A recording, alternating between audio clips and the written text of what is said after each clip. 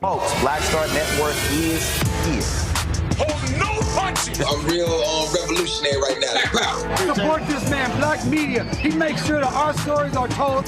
Thank you for being the voice of Black America, Roland. Stay black. I love y'all. All momentum we have now, we have to keep this going. The video looks phenomenal. See, this difference between Black Star Network and Black-owned media and something like CNN. You can't be Black-owned media and be scared. It's time to be smart. Bring your eyeballs home. You dig?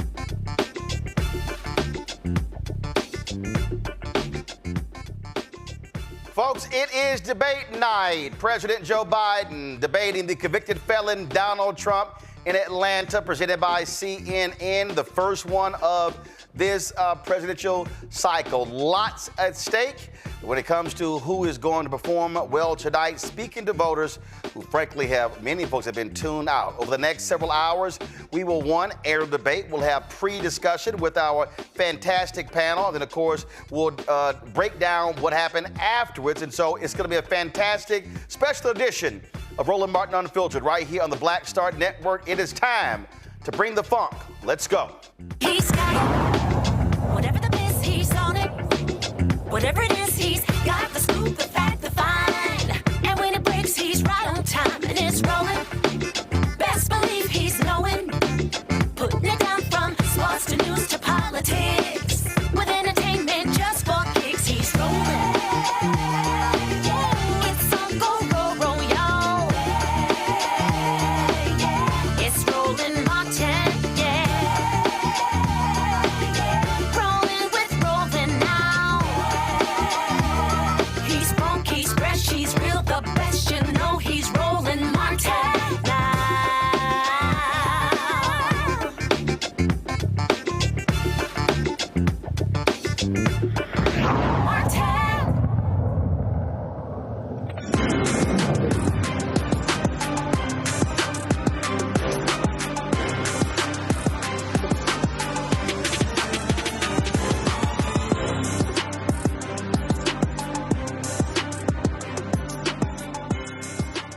Folks, welcome to the special edition of Roland Martin Unfiltered right here on the Black Star Network. It is debate night.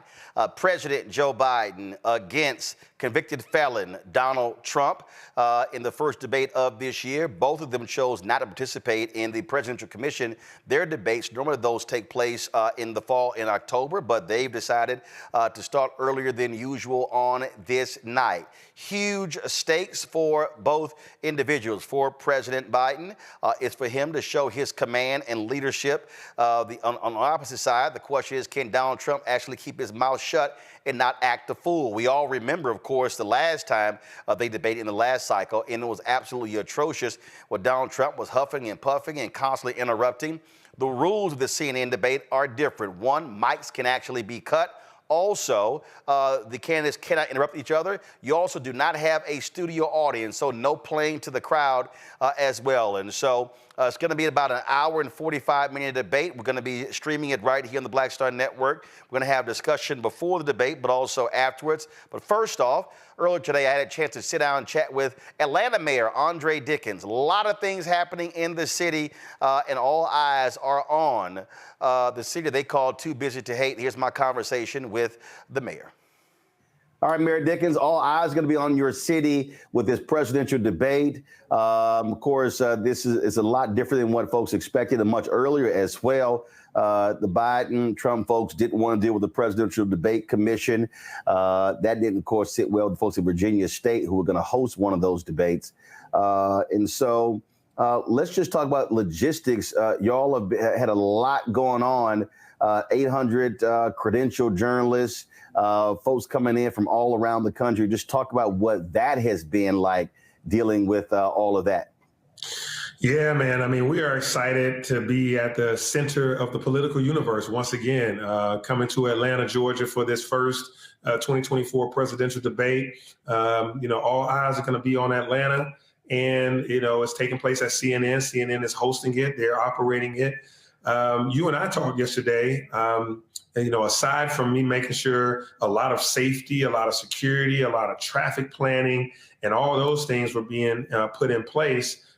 We talked about the fact that, I was very disappointed about CNN not credentialing Black media outlets. So you brought me up on game on that. I had no idea that that was even an issue. I thought that, all media outlets were allowed to attend, or that there was an easy credentialing process. And so, we have been dealing with that.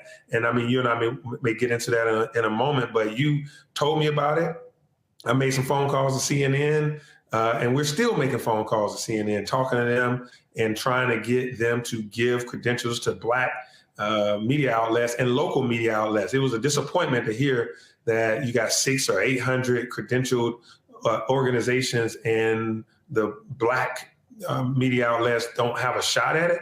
And, they gave explanations around the timing, saying that they had a chance to apply for credentials and many of them missed the time, and that there's other outlets that are not Black that also missed it.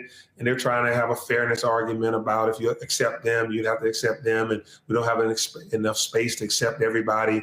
They talk about security, Secret Service, and timing of getting everybody those security clearances, et cetera, et cetera. But it's just a disappointment to hear all those excuses as I've made phone calls and even had an in-person conversation with CNN execs just yesterday, just last night, but still they haven't budged. They considered it. They considered the things that you gave me to think on, Roland, and to share. They said they considered it. They came back and said, can't do that for this reason. I just can't get over the fact that they're thinking that the Trump campaign would look at them as biased if they allowed this to happen because of the late entries. And I said, the Trump campaign always thinks that you're biased. That's part of their game plan, is to put you in a defensive posture. So anyway, Atlanta's going to be ready. We are ready to host, the people. We have a big international soccer match happening at 6 p.m. and then the debate is at 9 p.m. So we are busy all day. Indeed. And when we talk about, part of the whole point when you talk about the media coverage is because it is a critical election. It is a repeat of 2020.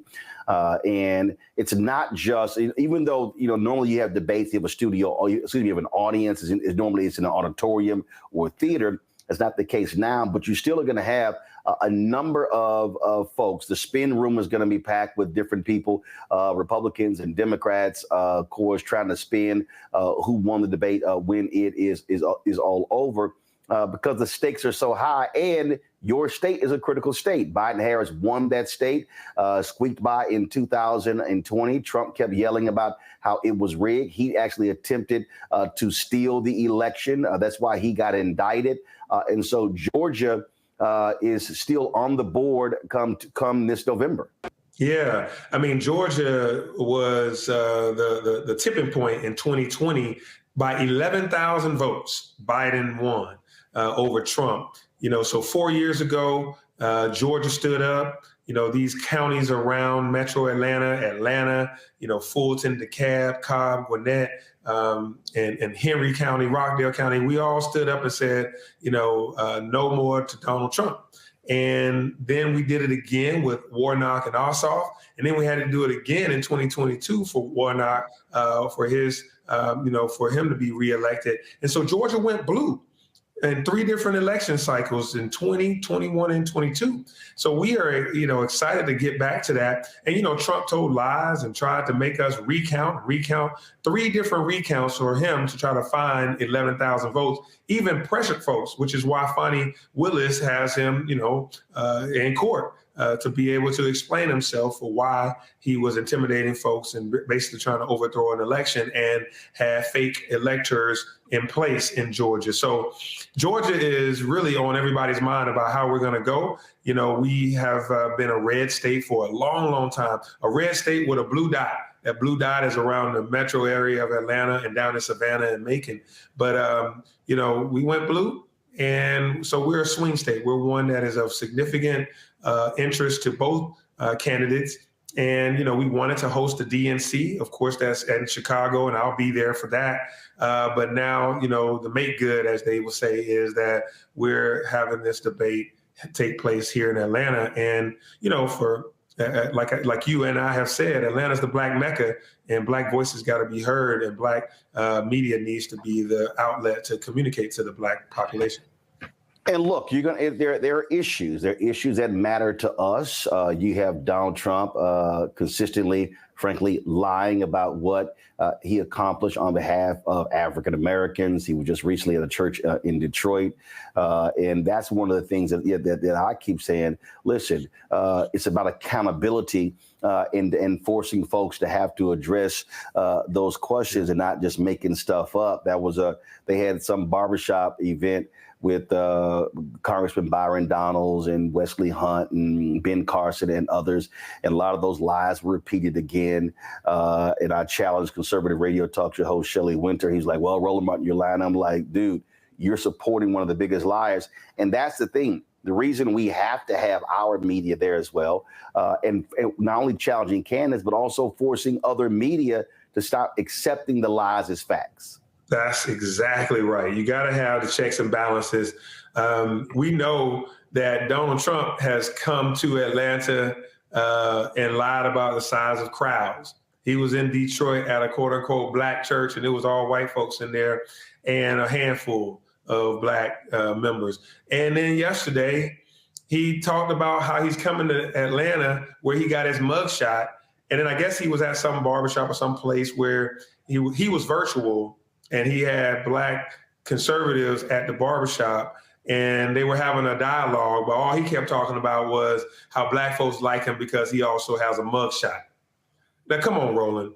Because you got a mugshot, Black folks like you. You basically equating being Black with being criminal, being Black with being incarcerated. He said Black and Hispanic folks are voting for him because he understands their plight. He does not understand our plight, and we're not a monolith. We're not, everybody isn't, as he thinks, getting a mugshot each and every day. So it's disrespectful, and he constantly disrespects us. And then what he's going to do is he's going to go out there and he's going to be on a revenge tour, a tour where he's going to cut his teeth on coming after anybody that disagreed with him in the 2020 election and disagree with him in this election. And so he's a narcissist. And what we know he's going to do is he's also going to go out there and make sure that he gives tax breaks to the ultra wealthy, his friends, the Mar-a-Lago crowd. And then he's also going to go and attack women's rights and also small businesses, minorities, and things that we hold dear. He's not going to look out for us. So I'm concerned, and I want to make sure that folks that have we had a lot of energy in 2020. It was a necessary time coming off of George Floyd, unfortunate situation where police brutality coming in the social justice movement. We were in the middle of COVID. We had to get Donald Trump out of there. And I'm concerned that people are only looking at tomorrow and not remembering how you felt in 2020. You felt about a president that was telling you inject bleach in your skin and that'll help with COVID. Somebody that didn't care too much about our rights and women's rights and minority rights and these things. And I'm just fearful that people have forgotten how they felt and why they went out to vote. And then that now we have this record low unemployment, why we have all these millions of jobs each year that keep coming out of this Biden-Harris administration, all the student loan debt that's been forgiven, the insulin costs gone down, all of these great things that have happened, and how cities have benefited from the American Rescue Plan. It really benefited Atlanta tremendously for our youth, for our public safety. It impacted how we went about helping small businesses and to bring down violent crime in our community. We utilize that money significantly, and I think that's what the Biden-Harris administration you can count on. Well, just a couple more questions. When you look at, obviously, I don't spend a lot of time focusing on polls because reality is June. And if I'm correct, I think you understand that when early on when you were running for mayor, you were not at the top of the polls. Right. Things change. There's a build up. People begin to tune in. But I do think what is important right now, and I've said this consistently to the Biden-Harris campaign, they need to be in what I call an education information stage. There are a lot of people who are still looking at high prices, inflation, who are feeling the pain. And I said, you have to explain to people, communicate to people, talk to people about the things that you have done and accomplished, and then lay out what the agenda is moving forward, which include, and I said, listen, you should have all across this country, black state reps, state senators, mayors, city councilmen, others holding weekly town hall conversations, talking to people about those things, because if you don't know, you don't know. Yeah, that's right. I just like you said, I know that a poll in June or July is nowhere near what the end result will be in November. You have a buildup. I was polling at 4% in March when I started my campaign to be the mayor of Atlanta. I think by June I was at 6-7%. And I ended up winning the election by 64%. And it's a buildup. You have to get the ideas out there. You got to go meet and greet people. You have to build up your volunteer base and your team. You have to go raise money, and you have to do all the things that's necessary to make sure the public has a awareness of what you're going to do. And so that's where Trump is right now. In certain polls, he's up by 2 or 3 points or 4 points over Biden. But I think once all the chips are counted, you'll see that on election day that Biden-Harris administration will win again. When I looked at some of the data from the recent poll that was taken in Georgia, it didn't have a large amount of people under 30 or under 25 in that voter pool. I don't know if they just called they called landlines and didn't call cell phones, or young folks that number. If you don't identify that number, they're not answering. And I also know that young folks are not a monolith, and some of them have apathy right now because they are concerned, and we all should be concerned about national affairs, the political challenges abroad, and about what's happening in our geopolitical landscape. And folks have strong feelings about that. But I also know that the message couldn't be clear that you don't get rid of Joe Biden to go to Trump, who's going to be worse on all international fronts and all domestic fronts. And you judge Joe Biden against the candidate that is running against him, not against the almighty. So we are in a political landscape where you're going to have to choose somebody. And we cannot let the couch get enough of a percentage to bring down Biden. If people stay home, that's a vote for Trump, essentially. If you stay home in this election, people that I'm talking to right now, you have essentially gave at least a half to a full vote to Trump. We need everybody to do like we did in 2020 and to show up. And even between now and then, make sure you get your voice heard. Share your ideas, share your concerns. And there's enough people that's going to be on the ground around here to make sure that you get heard. Well, I'll make it clear to folks that somebody is going to win. Let's be real clear. Somebody will win. And also, I've long said, if you don't vote, shut the hell up. Because the bottom line is you forfeited your right to complain because you didn't participate in the electoral process. That's right. That's right. You can say that. I can't say it exactly the same, but I can say you right. Well, trust me, I've been saying it for years, and people get mad. I'm like, I don't care. I don't want to hear you complaining about this, that, and the other if you didn't cast that ballot. Right. Mayor Dickens, I appreciate it. Thanks a bunch. All right, thank you, man. Keep the fight. And also, this is for Scott Bolden. He's always complaining. He says, "I don't let Kappas on the show." So this is I keep telling Scott. I said I allow a few. Thank you for allowing a Kappa on your show, brother. I appreciate it. That's why I had to put on my Alpha a voteless people's a hopeless people shirt just for you. Oh, see, I didn't even see that. I would have worn my Kappa stuff. I appreciate it. Thanks a lot. All right, man. Thank you. Take care. Be well. All right. All right, folks, that was Atlanta Mayor Andre Dickens. A lot of stuff to talk about, of course. Our panel is ready to go, so I'm about to walk over there and join them. But I figured, first, actually, before I go over there are a lot of watch parties going on right now. First of all, let's do a live look. The sisters, Higher Heights, they got a watch party going on, and so this is a live look at their watch party right now. They are on Zoom, so they got folks checking them out. Also, of course, this is a live look inside the Media Center in Atlanta, where more than 800 journalists are credentialed. Very few black-owned media there. You heard us talk about that whole drama there.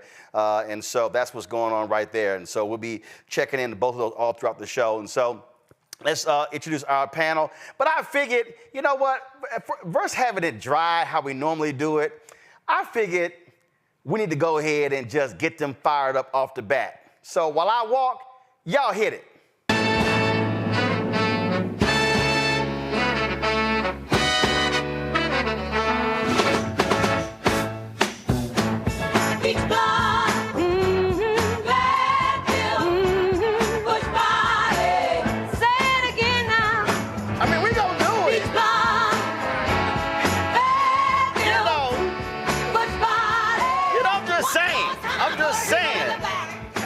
I'm just saying, so Congresswoman Jasmine Koenig is in Atlanta. She couldn't join us. So I said, let's go ahead and play Bleach Blonde, Bad Built, Butch Body, because Martin Taylor Greene is from Georgia.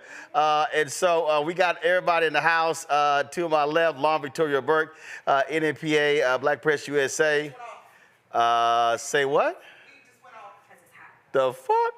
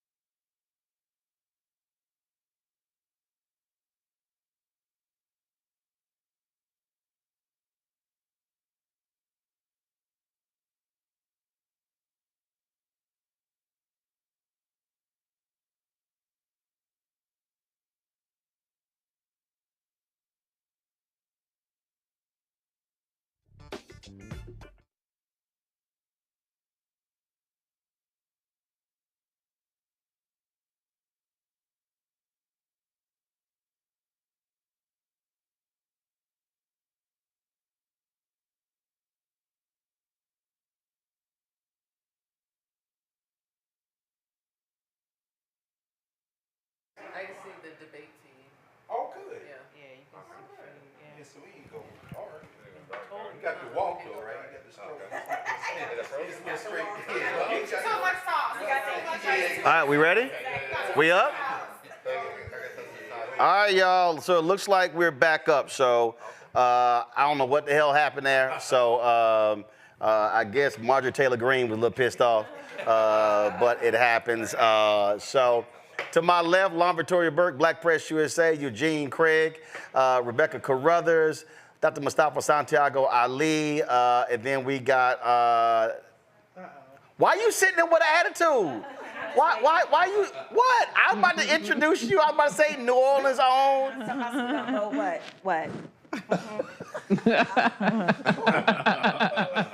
Do I need to turn the big ass fan back on to cool you down? Lord have mercy. Dr. Nola Haynes, you know, mama named after New Orleans. Reverend Mark Thompson joins us. Of course, Reese Colbert, Dr. Greg Carr, Howard University. All right, folks, it is first debate. And who actually think, how long is it going to take for Donald Trump to show his ass? 5 minutes. 5, that's it? Because the whole deal with the rules, so they can cut the microphone. Yeah. You can't interrupt. Right. So right there, so he gonna act the damn fool. It's gonna be open and bar. It's gonna be the opening line. Yeah. He's not. Oh, I'm sorry. I thought you said he was gonna have an open bar. Oh, no. I was like, they got an open bar in the studio? He's not gonna wait. He might. And it's a plethora where he can go with it, but he's not gonna wait. Biden speaks first, right? I don't know how. Look, I think Biden speaks first, and Trump gets the last to get. No, I'm just saying. Bottom line. Look, we already know what happened last time. We know when they had the debate. I mean, Trump interrupting, acting a fool, couldn't control himself. Right. I guess his depends were on fire. And then the Republicans have really been playing this silly little game of saying how feeble, dumb, old Joe Biden is. Now they realize, Rebecca, damn, we may need to change this. Expectations I mean, they lowered expectations like subterranean level, you know. As long as he shows up and is fluid and lucid, he wins. No, he hit with that two-piece. Yeah. Last time you here, you got a mugshot taken. Welcome back to Atlanta. I mean, just driving crazy. Yeah, spicy. Say it again. Yeah, give him that two-piece. He ain't no bitch. I don't know why everybody's acting like nobody's a bitch. Like he was handing it to Trump last time, calling him a clown. Will you shut up, man? You know, he was on his ass. Yeah. Like people expect Joe Biden to show up as Sleepy Joe, as they've been running with this narrative, he definitely gets spicy. He gets spicy with the media. He knows how to clap back. I'm expecting him to bring out the ballsy, I'm a white man, I'm fixing this shit, I'm running this shit energy that he brings that people have not been paying attention to because they're talking about he tripped over a sandbag or he old or whatever. I'm not gonna count him out. I'm not gonna count him out. When does he get spicy? I think at the second. No, but let me say, when does it happen historically? He goes to the State of the Union, where he was in the Senate for 40, 50 years. Yeah. When you're in that element, remember when 60 Minutes did the segment on Tony Bennett? He had dementia, didn't know where he was. When he went on stage, all those lyrics came back. When he went back, so this is him. He'll be back under the lights in that setting. He won't need the cocaine that Trump says he uses. Well, first of all, we know he doesn't, but he doesn't use it. But when he's in his element, then he's on, and he's the Joe Biden you described. But I think here's what I think happens, Rebecca. I think again, last time he ran, he was candidate. This time he's president. And so he's going to say, let me show you what a president looks like, how a president behaves. And so if you operate from a statesman standpoint, you say, I'm above this little childish stuff. And so I think that's the level that he stays on. He doesn't have to sit here and engage the craziness, because when you feed the crazy, it leads to crazy. He has to remain, Rebecca, I think, again, on statesman level, I'm the president, you not. You know, here's the thing. It's two old white guys, no matter what. That's what the nation's going to see. And for those who are tuning in for the first time tonight, it's going to be a lot. First of all, it's going to be a lot of people who've been watching all along. And then it's going to be a few new people who show up. It's two old white guys. So the thing that Joe Biden needs to do tonight is frame this as, you aren't just voting about me, but you're voting about two different types of governments. And that's what he needs to do to reframe this, because quite frankly, a lot of people want to see the circus. They don't care about statesmen. Yep. So Joe Biden has to bring it home and say it is a difference between a chaotic government or a government that's trying to move the country forward. I mean, his opening line literally can become, you know, since the last time we stood next to each other, I've been elected president. You've been convicted for 34 felonies. I was elected, and you lost, and Mustafa, you can't accept the fact that you lost. Yeah, he had a real difficult time with that. He always has throughout his career. Trump never wanted anybody to see him fail, even when he was failing continually. Right. The question is, yeah, it's two white guys, but there's one white guy that has been trying to uplift the country, who has put in place policies that have actually changed dynamics inside of our communities. Still a huge amount of work that needs to happen, but resources have finally made it to our community. Then you have, on the flip side, another old white guy, 3 years younger, who never had a policy that uplifted anyone in the black community. Now, they'll talk about opportunity zones, and then when you unpack that, you find out that there's no truth that's there. Nothing. So that doesn't mean that whether you're talking about Biden, the work that still needs to happen, and the mistakes that he may have made, but there is a huge difference between Biden and Trump.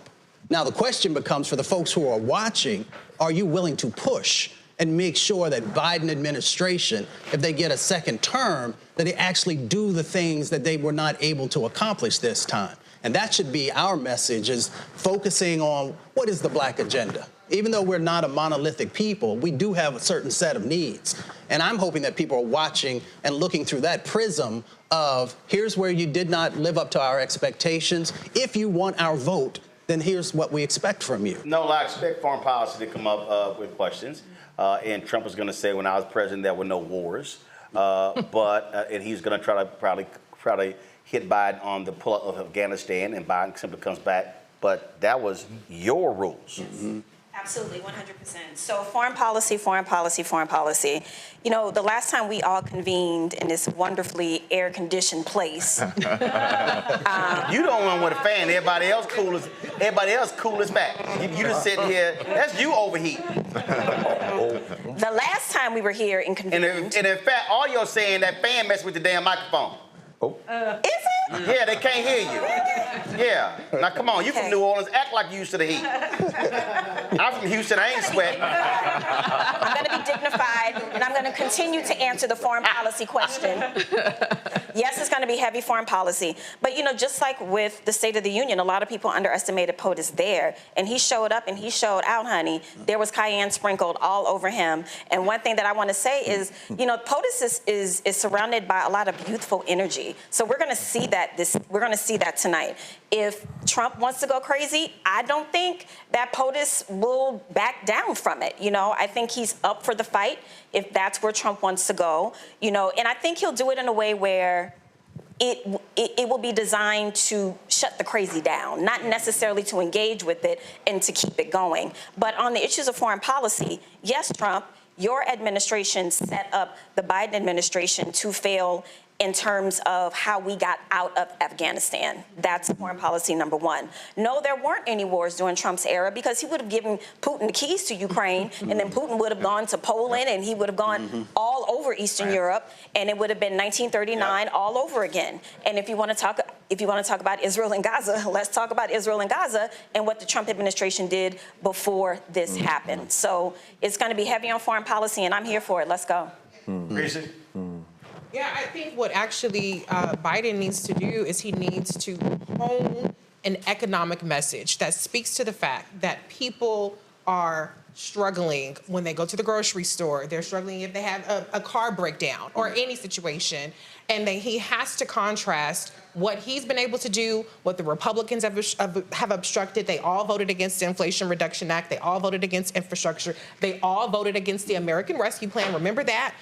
He has to refresh our memory about what he inherited, the mess that he cleaned up, how much the Republicans obstructed that, how any progress that we've made since Trump is entirely because of the Democrats. So I think that is the message that he needs to speak to. Yes, you can tout the unemployment numbers. Yes, you can tout the GDP growth. Yes, you can tout the fact that recession didn't happen that they've all predicted. But the reality is people are spending more on bread, on eggs, on meat, on gas, even though it's lower. And if you don't speak to those people, those are the people that are disillusioned, that are disaffected, that did vote Trump's ass out because they were scavenging for toilet paper and because we were wearing masks and we were stuck in the house. You need to bring those 8 million more people that voted for you last time back to the booth in the economic system. But you have to remind them, Lauren, who screwed it up. You got to remind them what the world was like during COVID. And I think part of the problem, I see even today, people act like we were just going to have a quick bounce back after COVID. And you got to remind folks, hey, it was every once in 100-year pandemic. So it's not like we're going to just be back to normal in 2 or 3 months. No, definitely not. He's got to hit him. Joe Biden cannot give up on the truth and the facts of what Donald Trump is and not let the media and everybody else intimidate him into thinking that you can't bring that stuff up. Not just the convicted felon, the attack on the U.S. Capitol, the out-and-out lying, which is what they're built on right now. All they do is lie. They'll lie in the spin room tonight. He's got to hit him again and again and again and again on the truth. And damn what everybody else says that he should be doing by not reminding them of that. Because the Republican Party has turned into a complete lie and a complete disaster under MAGA and Trump's leadership. And he's got to stand up there and say that and hit him again and again and again and again with that. If he does that again and again, I think he'll be fine. But this does come down to optics.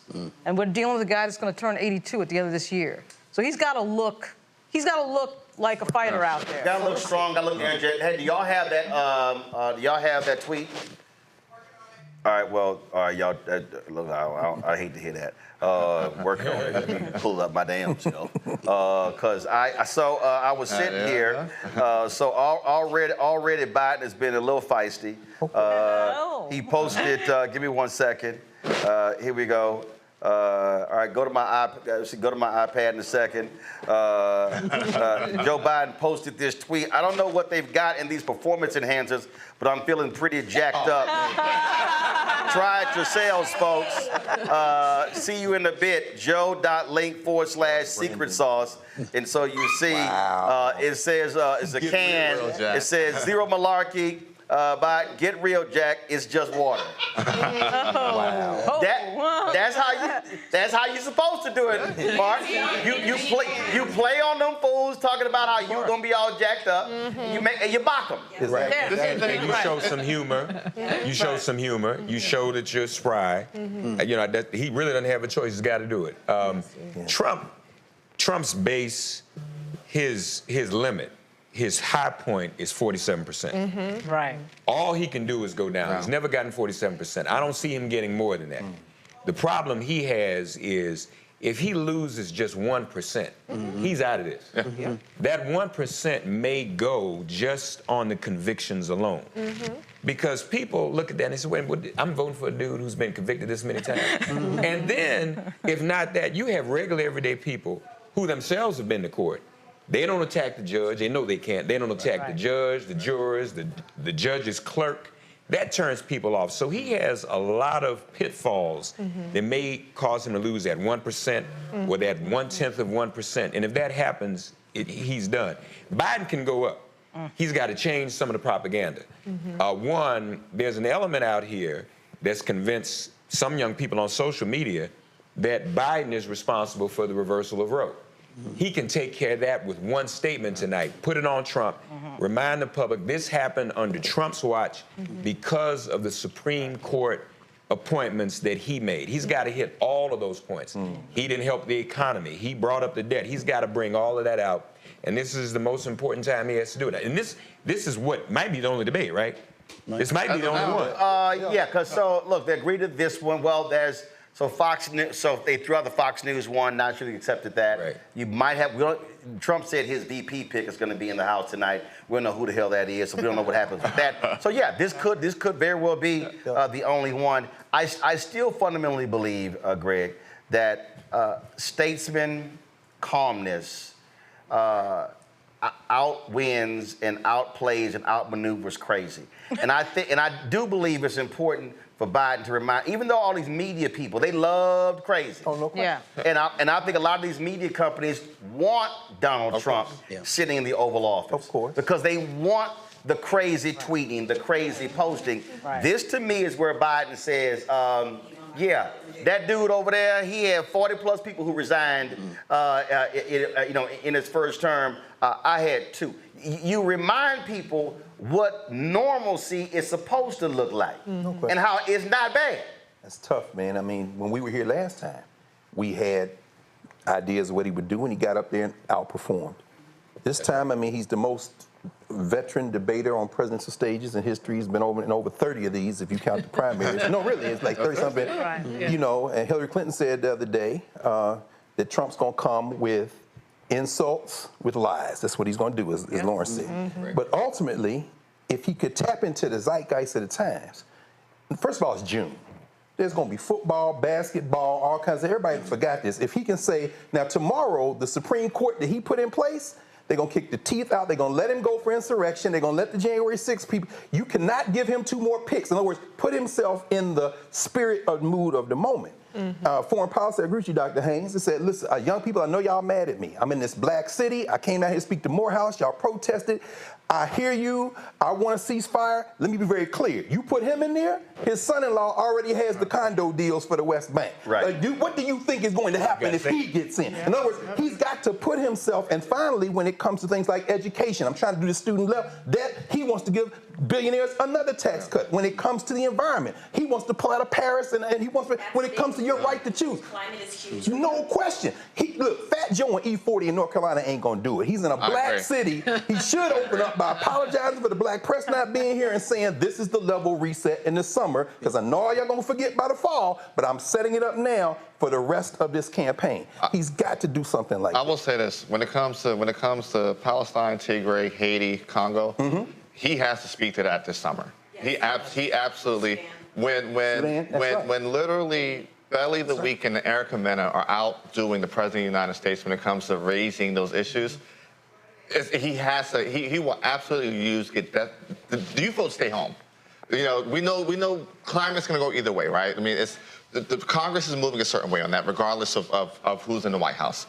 But when it comes to foreign policy, and I actually think foreign policy is probably on the higher ladder than the economic and climate right now when it comes to voters under 35. Right. If he's not going to speak to Palestine and demand a ceasefire, because at the end of the day, we can tell Israel tomorrow, hey, listen. Well, you can't. Well, it's to a degree, but when you're giving one side bombs and you're giving the other side a peer in which they may get aid. Young voters under 35 are looking at that on TikTok, on Twitter, on IG. But here's what you haven't had. You have not had side by side.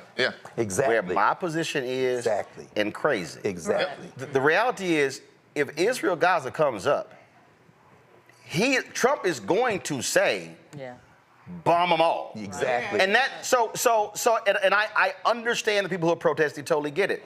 But you have to show the contrast between I am trying to be diplomatic. I am trying to negotiate. That's right. This fool ain't negotiating, and we all know, we already saw what happened when Netanyahu came out with his video complaining about y'all slowing arms down. They were like, yo, what the hell are you talking about?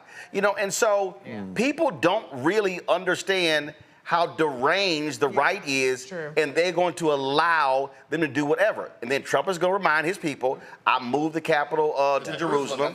He's going to do all of that, and now you're in the right position there. But I still think, for all the talk about foreign policy, I get that. The role is going to play in Michigan. I think it still comes down to economics. And when you look at this election, it still is 7 states, and frankly, it's only 3 states. I think when you talk about Arizona and Georgia is going to be extremely tough for them to win again. They barely lost North Carolina. That's going to be tough as well. This election, to me, comes down to Wisconsin, Pennsylvania, and Michigan. And the reality is, 2022.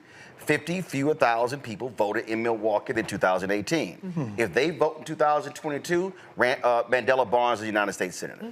Now, if you look at the voting margins of what happened in Pennsylvania, in terms of that margin there and the margin in Michigan, even if you talk about where Muslims are in Michigan, there's still room to work with there. Bottom line is, look, Trump only won in 2016 by 77,000 votes in those same 3 states.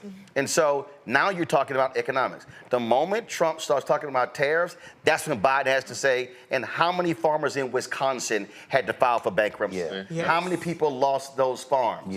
Boom, now you got to hit that. Then when he starts talking about, in terms of, again, reminding people what he said about the workers in Michigan, what he said about the courts in Pennsylvania, remind them how he constantly was lying, attacking democracy, and what he said about the people. And I won't be shocked if he says, let me remind y'all what that man tried to do in this very state, which is why he got indicted. You do that, you have to then, you have to then remind people of the chaos that he tried to institute.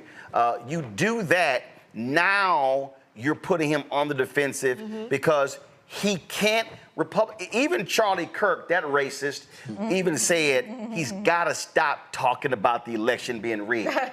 He cannot help himself. He won't stop. Lauren, He won't stop. I'm telling you, the moment Biden says you're in the place where you tried to steal, he's going to take the bait. Just like Mustafa said, one of his biggest Achilles, Donald Trump, is being reminded that he is a loser.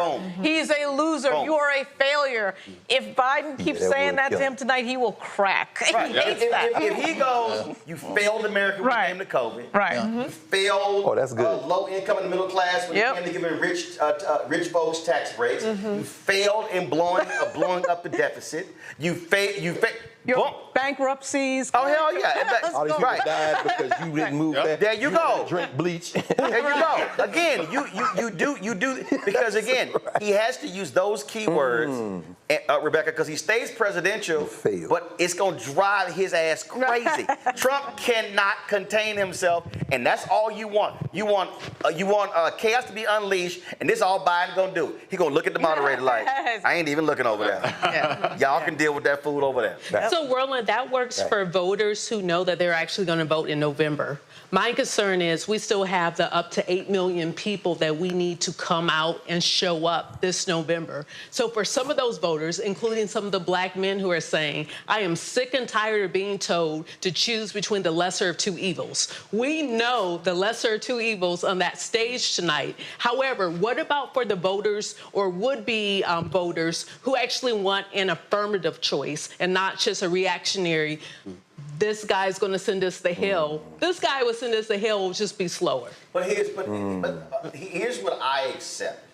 I accept the reality that people vote out of fear. We can sit here and talk about everything else. When people are scared to death, they vote. We can talk, and I get it. Mustafa, I hear people talk about, we got to accentuate the positive, lay out an agenda. People vote based upon the fear. You drive people to the polls. Listen, what did Latimer and those folks do to Bowman? Scary, anti-Jewish. They voted out of fear. What happened? He won by a wide margin. And so you have to accept that. You can spend a lot of time trying to convince somebody, but first what you got to do is you got to lock down your base. You got to lock down your base. Because one of the reasons why Biden polls numbers are low is because you got a lot of Democrats who still wish there was another candidate. So they got to accept the fact, ain't nobody else running, okay? Ain't nobody walking through that door. He is going to be the nominee. And then that then happens. Now all of a sudden I think you see a change in the poll numbers, but the key is competency. This is what we achieved. This is what we were handed.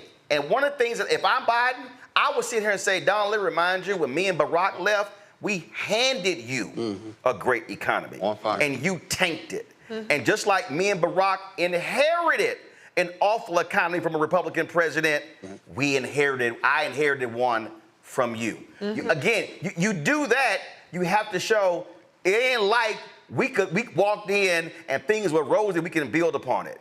That to me, you gotta hammer that home for the people who keep trying to blame Biden for all the economic problems as if you didn't walk in crisis. And I think you do a couple of other things as well. So I appreciate you bringing brothers into the conversation because we understand the dynamics that have now happened at the Department of Justice, right? And how the Department of Justice is now actually doing work that represents all the people. But they won't do it. It's killing me. I know.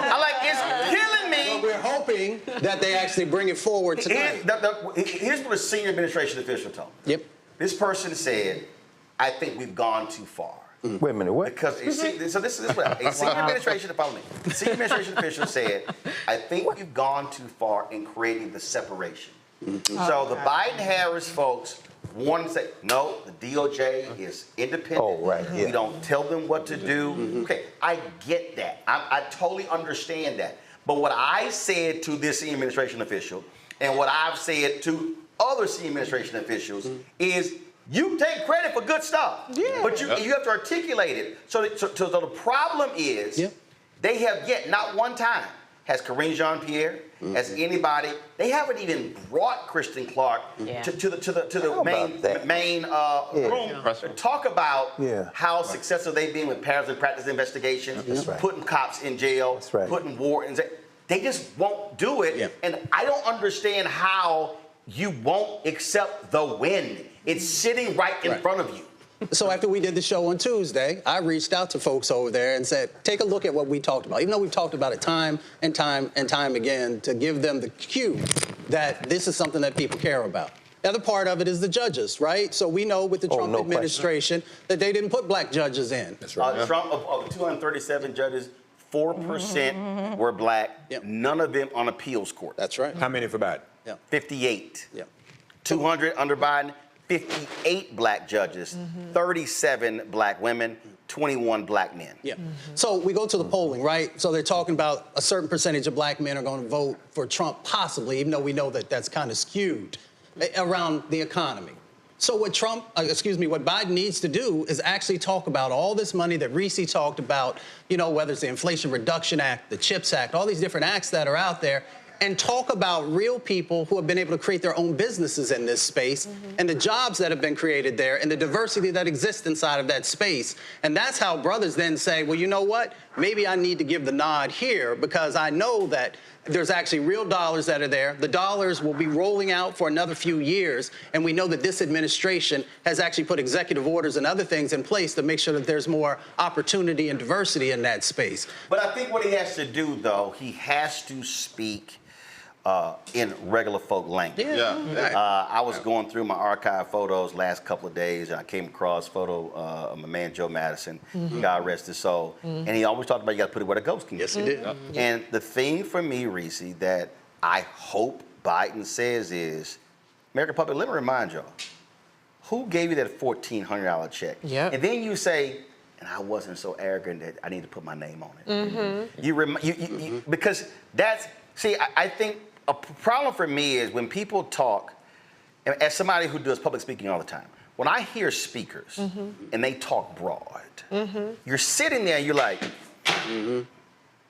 but when I can go specific, when I can go there, that's a different conversation. And now I'm speaking to you. To me, that's where you got to say, right, we increased unemployment insurance. They cut it. What we also did was we provided for y'all to have child care. How about that? We increased that. That's right. In the aftermath of COVID. This is what the American Rescue Plan did. This is what is being rebuilt. And I think you also work in this city, So one of the things that, you take Elkhart, Indiana, Obama never really did it right, even though he got it reelected. Basically, they rebuilt Elkhart, Indiana. With that initial stimulus package. Them folk in Elkhart, Indiana voted against Obama. I would have been reminding their ass. Let me remind y'all something.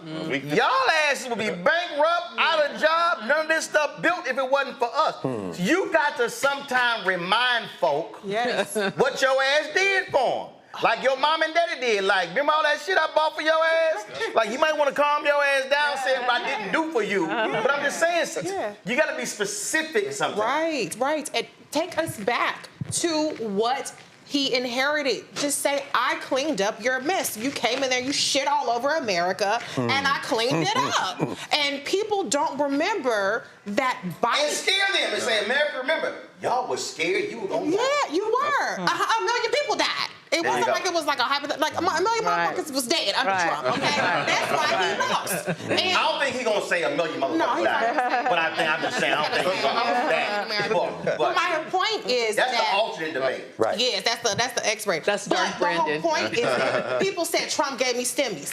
Biden and the Democrats gave you more stimmies with zero help from the Democrats. Not only did they give you stimmies, but if you had a kid and multiple kids, you was taking home extra $250 to $300 per child for an entire year. Right. So these are very tangible things. When they talk about their accomplishments, yes, CHIPS Act is good for manufacturing jobs. That's something that plays on the blue wall. But talk about the tangible things that a vast majority of Americans got the second that Biden took over. But even if you do use chips, what you do say is, remember when Fox, whatever they were supposed to come, when they were supposed to come and bring all the jobs, and that didn't happen. Don, that was under you. Yep. But under me, we're building there. They got jobs. I mean, you gotta say, not under you, did nothing happen. But I think it's even more simpler than that. He's in Atlanta. Yeah. It's literally becomes, you're speaking to black men, right? Yeah. It literally becomes, hey, we're sitting in Atlanta, the black Mecca, like literally the center of everything right now.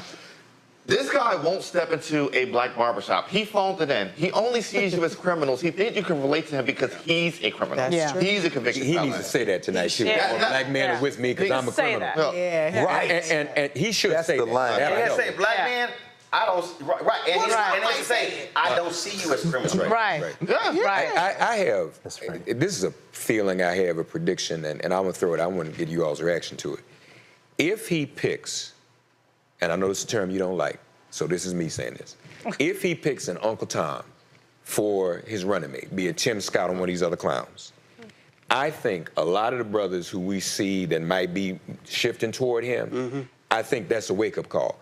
Because one thing, even brothers on the fence, nobody likes a sellout. Absolutely. Nobody likes a Tom. If he There's picks some Tim unanimity. Scott, that's a GOTV program for black men. Out of it. Black men will come So you agree with that? Yeah, black men will come out if he picks a Tim Scott or Byron Donalds. As that will be not just black men, but that's a GOTV campaign doing that for black voters. No doubt, because they're going to start running their mouth. You know what Tim Scott's going to say, and it's a disaster. They say that they like Trump's strength. They say that they like that Trump will just stand up, and it doesn't matter what's going on. He's going to keep talking his stuff. He's going to, his bluster. And that's what they seem to like about Trump. If he picks one of these brothers, that's, as a running mate, they don't represent that at all. All right, folks, the presidential debate airing on CNN is about to start right now. We will be right back after the debate with our post coverage. Let's go to Atlanta. Georgia, a key battleground state in the race for the White House. In just moments, the current U.S. president will debate the former U.S. president as their party's presumptive nominees, a first in American history. We want to welcome our viewers in the United States and around the world to our studios in Atlanta. This is the CNN presidential debate. This debate is being produced by CNN and is coming to you live on CNN, CNN International, CNN.com, CNN Max, and CNN Espanol. This is a pivotal moment between President Joe Biden and former President Donald Trump in their rematch for the nation's highest office. Each will make his case to the American people with just over 4 months until Election Day. Good evening, I'm Dana Bash, anchor of CNN's Inside Politics and co-anchor of State of the Union. I'm Jake Tapper, anchor of CNN's The Lead and co-anchor of State of the Union. Dana and I will co-moderate this evening. Our job is to facilitate a debate between the two candidates tonight. Before we introduce them, we want to share the rules of the debate with the audience at home. Former President Trump will be on the left side of the screen.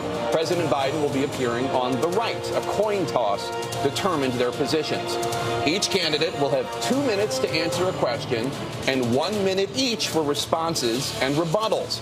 An additional minute for follow-up, clarification, or response is at the moderator's discretion.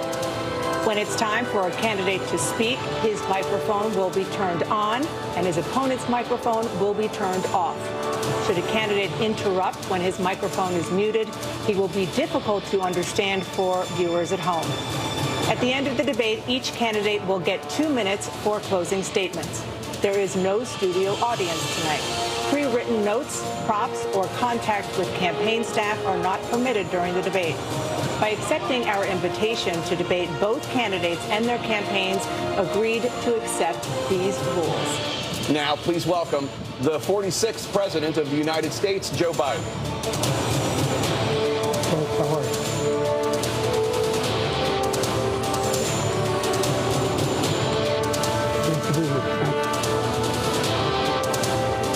And please welcome the 45th President of the United States, Donald Trump.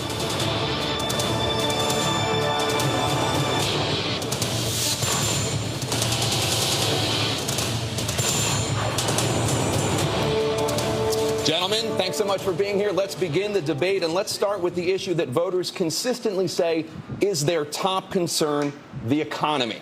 President Biden, inflation has slowed, but prices remain high. Since you took office, the price of essentials has increased.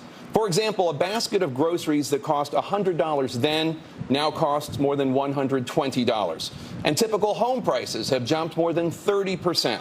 What do you say to voters who feel they are worse off under your presidency than they were under President Trump? We got to take a look at what I was left when I became president, what Mr. Trump left me. We had an economy that was in free fall. The pandemic was so badly handled. Many people were dying. All he said was, it's not that serious. Just inject a little bleach into your arm. You'll be all right. The economy collapsed. There were no jobs. Unemployment rate rose to 15%. It was terrible. And so what we had to do is try to put things back together again. And that's exactly what we began to do. We created 15,000 new jobs. We brought out a position where we have 800,000 new manufacturing jobs. But there's more to be done. There's more to be done. Working class people are still in trouble. I come from Scranton, Pennsylvania. I come from a household where the kitchen table, if the things weren't able to be met during the month, it was a problem. The price of eggs, the price of gas, the price of housing, the price of a whole range of things. That's why I'm working so hard to make sure I deal with those problems. That we're going to make sure that we reduce the price of housing. We're going to make sure we build 2 million new units. We're going to make sure we cap rents so corporate greed can't take over. The combination that I was left with in corporate greed is the reason why we're in this problem right now. In addition to that, we're in a situation where if you take a look at all that was done in his administration, he didn't do much at all. By the time he left, things were in chaos, literally chaos. And so we put things back together. We created, I said, those jobs. We make sure we had a situation where we brought down the price of prescription drugs, which is a major issue for many people, to $15 for an insulin shot as opposed to $400. No senior has to pay more than $200 for any drug, all the drugs they can include beginning next year. And the situation is and we're going to make that available to everybody, to all Americans. So we're working to bring down the price around the kitchen table, and that's what we're going to get done. Thank you. President Trump? We have the greatest economy in the history of our country. We have never done so well. Everybody was amazed by it. Other countries were copying us. We got hit with COVID, and when we did, we spent the money necessary so we wouldn't end up in a Great Depression, the likes of which we had in 1929. By the time we finished, so we did a great job. We got a lot of credit for the economy, a lot of credit for the military, and no wars, and so many other things. Everything was rocking good. But the thing we never got the credit for, and we should have, is getting us out of that COVID mess. He created mandates. That was a disaster for our country. But other than that, we had given them back a country where the stock market actually was higher than pre-COVID, and nobody thought that was even possible. The only jobs he created are for illegal immigrants and bounce-back jobs, the bounce-back from the COVID. He has not done a good job. He's done a poor job, and inflation's killing our country. It is absolutely killing us. Thank you. President Biden? Well, look, the greatest economy in the world, he's the only one who thinks that, I think. I don't know anybody else who thinks he had the greatest economy in the world. And, you know, the fact of the matter is that we find ourselves in a situation where his economy, he rewarded the wealthy. He had the largest tax cut in American history, $2 trillion. He raised a deficit larger than any president has in any one term. He's the only president other than Herbert Hoover who's lost more jobs than he had when he began, since Herbert Hoover. The idea that he did something that was significant. And the military, you know, when he was president, they were still killing people in Afghanistan. He didn't do anything about that. When he was president, we were still finding ourselves in a position where you had a notion that we were this safe country. The truth is, I'm the only president this century that doesn't have any, this decade, that doesn't have any troops dying anywhere in the world like he did. President Trump, I want to follow up if I can. Am I allowed to respond to him? Well, I'm going to ask you a follow-up. You can do whatever you want with the minute that we give you. I want to follow up. You want to impose a 10% tariff on all goods coming into the U.S. How will you ensure that that doesn't drive prices even higher? It's not going to drive them higher. It's just going to cause countries that have been ripping us off for years, like China and many others, in all fairness to China, it's going to just force them to pay us a lot of money, reduce our deficit tremendously, and give us a lot of power for other things. But he made a statement. The only thing he was right about is I gave you the largest tax cut in history. I also gave you the largest regulation cut in history. That's why we had all the jobs. And the jobs went down, and then they bounced back, and he's taking credit for bounce back jobs. You can't do that. He also said he inherited 9% inflation. No, he inherited almost no inflation, and it stayed that way for 14 months. And then it blew up under his leadership because they spent money like a bunch of people that didn't know what they were doing. And they don't know what they were doing. It was the worst, probably the worst administration in history. There's never been. And as far as Afghanistan is concerned, I was getting out of Afghanistan, but we were getting out with dignity, with strength, with power. He got out. It was the most embarrassing day in the history of our country's life. President Trump, over the last 8 years, under both of your administrations, the national debt soared to record highs. And according to a new nonpartisan analysis, President Trump, your administration approved $8.4 trillion in new debt, while so far, President Biden, you've approved $4.3 trillion in new debt. So, former President Trump, many of the tax cuts that you signed into law are set to expire next year. You want to extend them and go even further, you say. With the U.S. facing trillion-dollar deficits and record debt, why should top earners and corporations pay even less in taxes than they do now? Because the tax cuts spurred the greatest economy that we've ever seen just prior to COVID. And even after COVID, it was so strong that we were able to get through COVID much better than just about any other country. But we spurred, that tax spurred. Now, when we cut the taxes, as an example, the corporate tax was cut down to 21% from 39%, plus beyond that. We took in more revenue with much less tax, and companies were bringing back trillions of dollars back into our country. The country was going like never before, and we were ready to start paying down debt. We were ready to start using the liquid gold right under our feet, the oil and gas right under our feet. We were going to have something that nobody else has had. We got hit with COVID.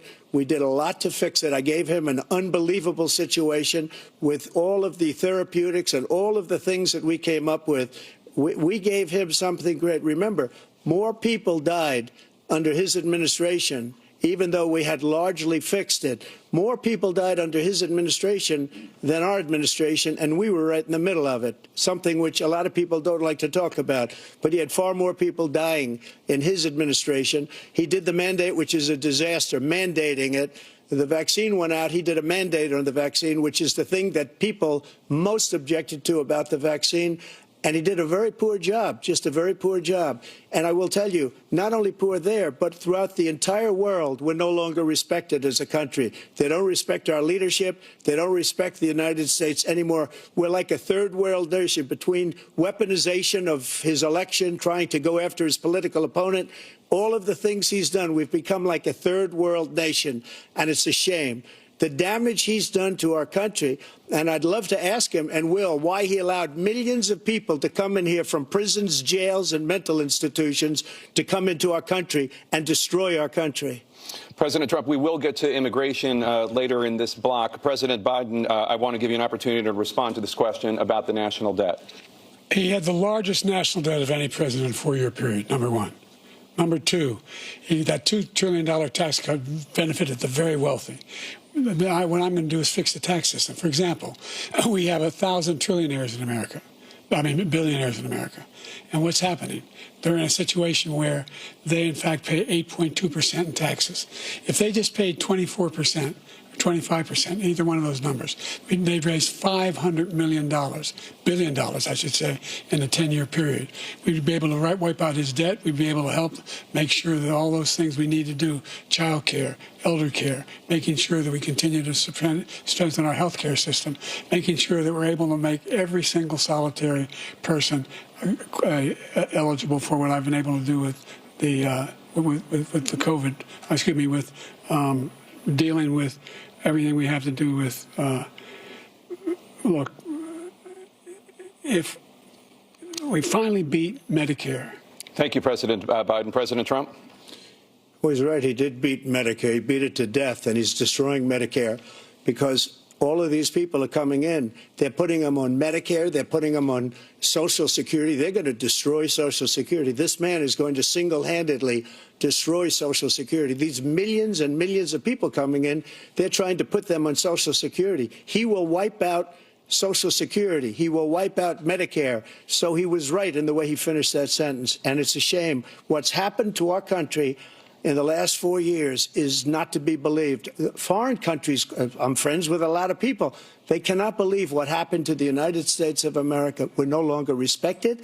They don't like us. We give them everything they want, and they think we're stupid. They think we're very stupid people. What we're doing for other countries, and they do nothing for us. What this man has done is absolutely criminal. Thank you, President Trump. Dana? This is the first presidential election since the Supreme Court overturned Roe v. Wade. This morning, the court ruled on yet another abortion case, temporarily allowing emergency abortions to continue in Idaho, despite that state's restrictive ban. Former President Trump, you take credit for the decision to overturn Roe v. Wade, which returned the issue of abortion to the states. Correct. However, the federal government still plays a role in whether or not women have access to abortion pills. They're used in about 2/3 of all abortions. As president, would you block abortion medication? First of all, the Supreme Court just approved the abortion pill, and I agree with their decision to have done that, and I will not block it. And if you look at this whole question that you're asking, complex but not really complex. 51 years ago, you had Roe v. Wade, and everybody wanted to get it back to the states. Everybody, without exception. Democrats, Republicans, liberals, conservatives. Everybody wanted it back. Religious leaders. And what I did is I put 3 great Supreme Court justices on the court, and they happened to vote in favor of killing Roe v. Wade and moving it back to the states. This is something that everybody wanted. Now, 10 years ago or so, they started talking about how many weeks and how many this, getting into other things. But every legal scholar throughout the world, the most respected, wanted it brought back to the states. I did that. Now the states are working it out. If you look at Ohio, it was a decision that was an end result that was a little bit more liberal than you would have thought. Kansas, I would say the same thing. Texas is different. Florida is different. But they're all making their own decisions right now. And right now, the states control it. That's the vote of the people. Like Ronald Reagan, I believe in the exceptions. I am a person that believes. And frankly, I think it's important to believe in the exceptions. Some people, you have to follow your heart. Some people don't believe in that. But I believe in the exceptions for rape, incest, and the life of the mother. I think it's very important. Some people don't. Follow your heart. But you have to get elected also. And because that has to do with other things. You got to get elected. The problem they have is they're radical because they will take the life of a child in the 8th month, the 9th month, and even after birth. After birth, if you look at the former governor of Virginia, he was willing to do this. He said, we'll put the baby aside and we'll determine what we do with the baby, meaning we'll kill the baby. What happened is we brought it back to the states, and the country is now coming together on this issue. It's been a great thing. Thank you. President Biden? It's been a terrible thing, what you've done. The fact is that the vast majority of constitutional scholars supported Roe when it was decided, supported Roe. And that's this idea that they're all against it is just ridiculous. And this is the guy who says the state should be able to have it. We're in a state where in 6 weeks, you don't even know whether you're pregnant or not, but you cannot see a doctor and have him decide on what your circumstances are, whether you need help. The idea that states are able to do this is a little like saying we're going to turn civil rights back to the states, let each state have a different rule. Look, there's so many young women who have been, including a young woman who just was murdered, and he went to the funeral. The idea that she was murdered by an immigrant coming in, they talk about that. But here's the deal: there's a lot of young women who are being raped by their in-laws, by their spouses, brothers and sisters, it's just ridiculous, and they can do nothing about it. And they try to arrest them when they cross state lines. Thank you. There have been many young women murdered by the same people he allows to come across our border. We have a border that's the most dangerous place anywhere in the world, considered the most dangerous place anywhere in the world. And he opened it up, and these killers are coming into our country, and they are raping and killing women. And it's a terrible thing. As far as the abortion is concerned, it is now back with the states. The states are voting. In many cases, it's frankly a very liberal decision. In many cases, it's the opposite. But they're voting, and it's bringing it back to the vote of the people, which is what everybody wanted, including the founders, if they knew about this issue, which, frankly, they didn't. But they would have. Everybody wanted it brought back. Ronald Reagan wanted it brought back. He wasn't able to get it. Everybody wanted it brought back, and many presidents had tried to get it back. I was the one to do it. And again, this gives it the vote of the people, and that's where they wanted it. Every legal scholar wanted it that way. Staying on the topic of abortion, President Biden, 7 states, I'll let you do that. This is the same topic. 7 states have no legal restrictions on how far into a pregnancy a woman can obtain an abortion. Do you support any legal limits on how late a woman should be able to terminate a pregnancy? I supported Roe v. Wade, which had 3 trimesters. The first time is between the woman and the doctor. Second time is between the doctor and an extreme situation. The third time is between the doctor, between the woman and the state. The idea that the politicians, that the founders wanted the politicians to be the ones making decisions about women's health is ridiculous. That's the last. No politician should be making that decision. A doctor should be making those decisions. That's how it should be run. That's what you're going to do. And if I'm elected, I'm going to restore Roe v. Wade. So that means he can take the life of the baby in the 9th month and even after birth, because some states, Democrat run, take it after birth. Again, the former governor of Virginia, put the baby down, then we decide what to do with it. So he's willing to, as we say, rip the baby out of the womb in the 9th month and kill the baby. Nobody wants that to happen, Democrat or Republican. Nobody wants it to happen. That is simply not true. The Roe v. Wade does not provide for that. That's not the circumstance. Only if a woman's life is in danger, she's going to die. That's the only circumstance in which that can happen. But we are not for late-term abortion, period. Period, period. Under Roe v. Wade, you have late-term abortion. You can do whatever you want, depending on the state. You can do whatever you want. We don't think that's a good thing. We think it's a radical thing. We think the Democrats are the radicals, not the Republicans. For 51 years, that was the law. 51 years, constitutional scholarship said it was the right way to go. 51 years, and it was taken away because this guy put very conservative members on the Supreme Court. He takes credit for taking it away. What's he going to do? What's he going to do, in fact, if the MAGA Republicans, he gets elected, and the MAGA Republicans control the Congress, and they pass a universal ban on abortion, period, across the board at 6 weeks or 7 or 8 or 10 weeks, something very, very conservative. Is he going to sign that bill? I'll veto it. He'll sign it. Thank you. Let's turn now to the issue of immigration and border security. President Biden, a record number of migrants have illegally crossed the southern border on your watch. Overwhelming border states and overburdening cities such as New York and Chicago, and in some cases causing real safety and security concerns. Given that, why should voters trust you to solve this crisis?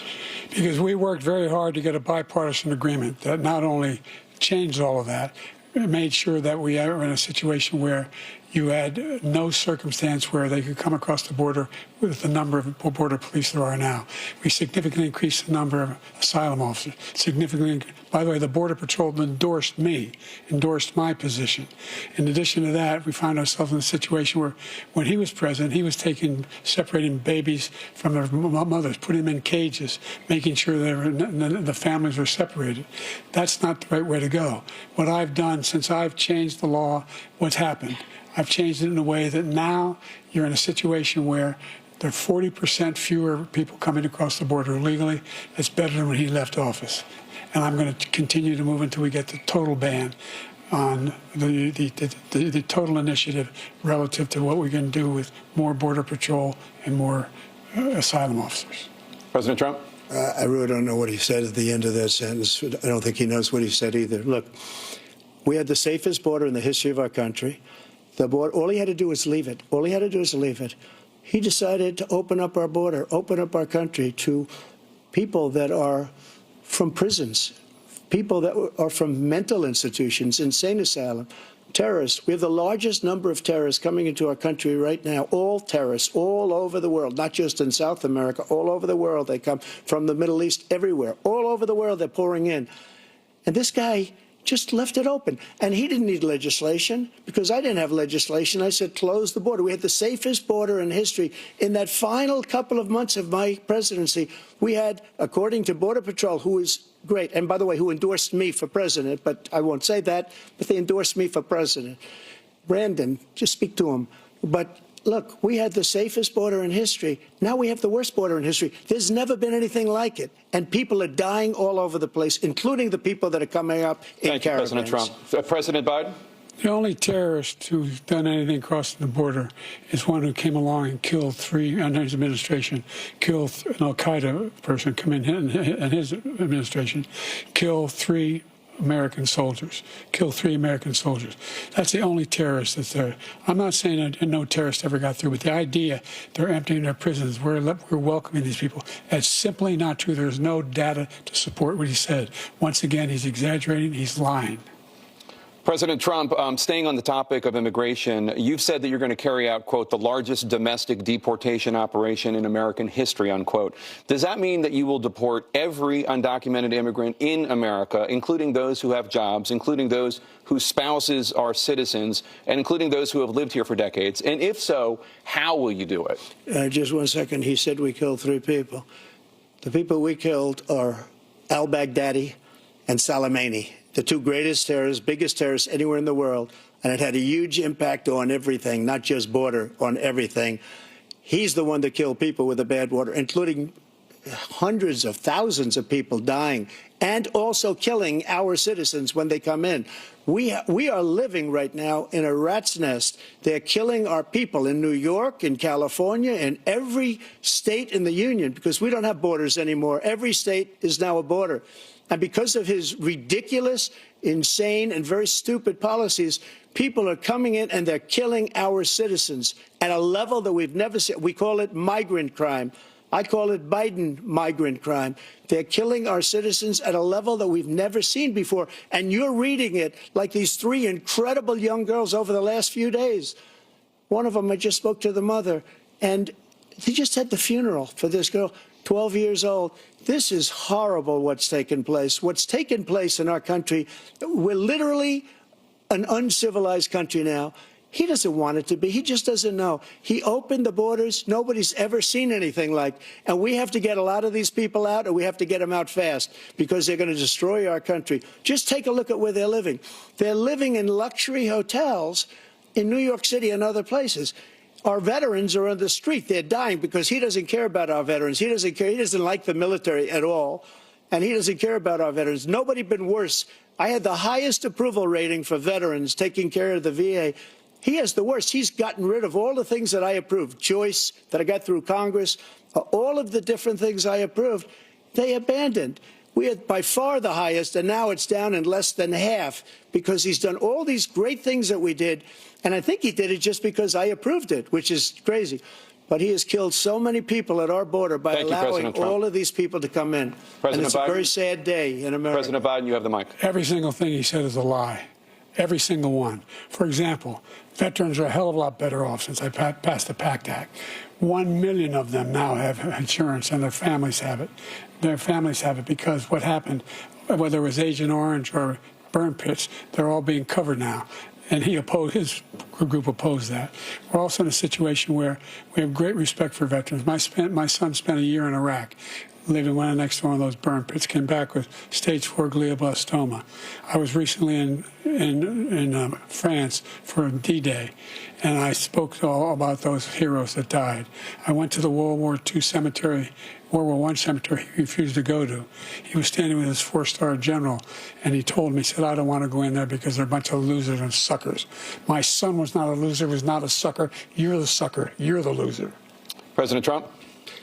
First of all, that was a made-up quote, suckers and losers. They made it up. It was in a third-rate magazine that's failing, like many of these magazines. He made that up. He put it in commercials. We've notified him. We had 19 people that said I didn't say it. And think of this. Who would say I'm at a cemetery or I'm talking about our veterans? Because nobody's taken better care. I'm so glad this came up, and he brought it up. There's nobody that's taken better care of our soldiers than I have. To think that I would, in front of generals and others, say suckers and losers. We have 19 people that said it was never said by me. It was made up by him, just like Russia was made up, just like the 51 intelligence agents are made up, just like the new thing with the 16 economists are talking. It's the same thing. 51 intelligence agents said that the laptop was Russia disinformation. It wasn't. That came from his son, Hunter. It wasn't Russia disinformation. He made up the suckers and losers, so he should apologize to me right now. 4-star general standing to your side who was on your staff who said you said it, period. That's number one. And number two, the idea that I have to apologize to you for anything along the line. We've done more for veterans than any president has in American history. And they now are in their family. The only sacred obligation we have as a country is to care for our veterans when they come home and their families and equip them when they go to war. That's what we're doing. That's what the VA is doing now. They're doing more for veterans than ever before in our history. All right, thank you so much. Let's move to the topic of foreign policy. I want to begin with Russia's war against Ukraine, which is now in its 3rd year. Former President Trump, Russian President Vladimir Putin says he'll only end this war if Russia keeps the Ukrainian territory it has already claimed and Ukraine abandons its bid to join NATO. Are Putin's terms acceptable to you? First of all, our veterans and our soldiers can't stand this guy. They can't stand him. They think he's the worst commander-in-chief, if that's what you call him, that we've ever had. They can't stand him. So let's get that straight. And they like me more than just about any of them. And that's based on every single bit of information. As far as Russia and Ukraine, if we had a real president, the president that knew, that was respected by Putin, he would have never invaded Ukraine. A lot of people are dead right now, much more than people know. You know, they talk about numbers. You can double those numbers, maybe triple those numbers. He did nothing to stop it. In fact, I think he encouraged Russia from going in. I'll tell you what happened. He was so bad with Afghanistan. It was such a horrible embarrassment, most embarrassing moment in the history of our country, that when Putin watched that and he saw the incompetence, that he should have fired those generals, like I fired the one that you mentioned. And so he's got no love lost. But he should have fired those generals. No general got fired for the most embarrassing moment in the history of our country, Afghanistan, where we left billions of dollars of equipment behind. We lost 13 beautiful soldiers, and 38 soldiers were obliterated. And by the way, we left people behind, too. We left American citizens behind. When Putin saw that, he said, you know what? I think we're going to go in and maybe take this was his dream. I talked to him about it, his dream. The difference is he never would have invaded Ukraine, never. Just like Israel would have never been invaded in a million years by Hamas. You know why? Because Iran was broke with me. I wouldn't let anybody do business with them. They ran out of money. They were broke. They had no money for Hamas. They had no money for anything, no money for terror. That's why you had no terror at all during my administration. This place, the whole world is blowing up under him. President Biden? I've never heard so much malarkey in my whole life. Look, the fact of the matter is that we're in a situation where, let's take the last point first. Iran attacked American troops, caused brain damage for a number of these troops, and he did nothing about it. Recently, not when he was president. They attacked. He said they're just having headaches. That's all it is. He didn't do a thing when the attack took place, number one. Number two, We got over 100,000 Americans and others out of Afghanistan during that airlift. Number three, we found ourselves in a situation where, if you take a look at what Trump did in Ukraine, this guy told Trump, do whatever you want, and do whatever you want. And that's exactly what Trump did to Putin, encourage him, do whatever you want. And he went in. And listen to what he said when he went in. He was going to take Kyiv in 5 days, remember? Because it's part of the old Soviet Union. That's what he wanted to reestablish. Kyiv, and he in fact didn't do it at all. He wasn't able to get it done, and they've lost thousands and thousands of troops, 500,000 troops. President Trump, I never said that. For 1 minute, I just want to go back to my original question, which is, are Putin's terms acceptable to you? Keeping the territory in Ukraine? No, they're not acceptable. But look, this is a war that never should have started. If we had a leader in this war, he led everybody along. He's given $200 billion now or more to Ukraine. He's given $200 billion. That's a lot of money. I don't think there's ever been anything like it. Every time that Zelensky comes to this country, he walks away with $60 billion. He's the greatest salesman ever. And I'm not knocking him. I'm not knocking anything. I'm only saying the money that we're spending on this war, and we shouldn't be spending, it should have never happened. I will have that war settled between Putin and Zelensky as president-elect before I take office on January 20th. I'll have that war settled. People being killed so needlessly, so stupidly, and I will get it settled, and I'll get it settled fast before I take office. President Biden, you have a minute. The fact is that Putin is a war criminal. He's killed thousands and thousands of people. And he has made one thing clear. He wants to reestablish what was part of the Soviet Empire, not just a piece. He wants all of Ukraine. That's what he wants. And then do you think he'll stop there? Do you think he'll stop when if he takes Ukraine? What do you think happens to Poland? What do you think of Belarus? What do you think happens to those NATO countries? And so if you want a war, you ought to find out what he's going to do, because if in fact he does what he says and walks away, and by the way, all that money we give Ukraine are from weapons we make here in the United States. We give them the weapons, not the money at this point. And our NATO allies have produced as much funding for Ukraine as we have. That's why we're strong. Thank you. Moving on to the Middle East. In October, Hamas attacked Israel, killing more than 1,000 people and taking hundreds of hostages. Among those held and thought to still be alive are 5 Americans. Israel's response has killed thousands of Palestinians and created a humanitarian crisis in Gaza. President Biden, you've put forward a proposal to resolve this conflict, but so far Hamas has not released the remaining hostages, and Israel is continuing its military offensive in Gaza.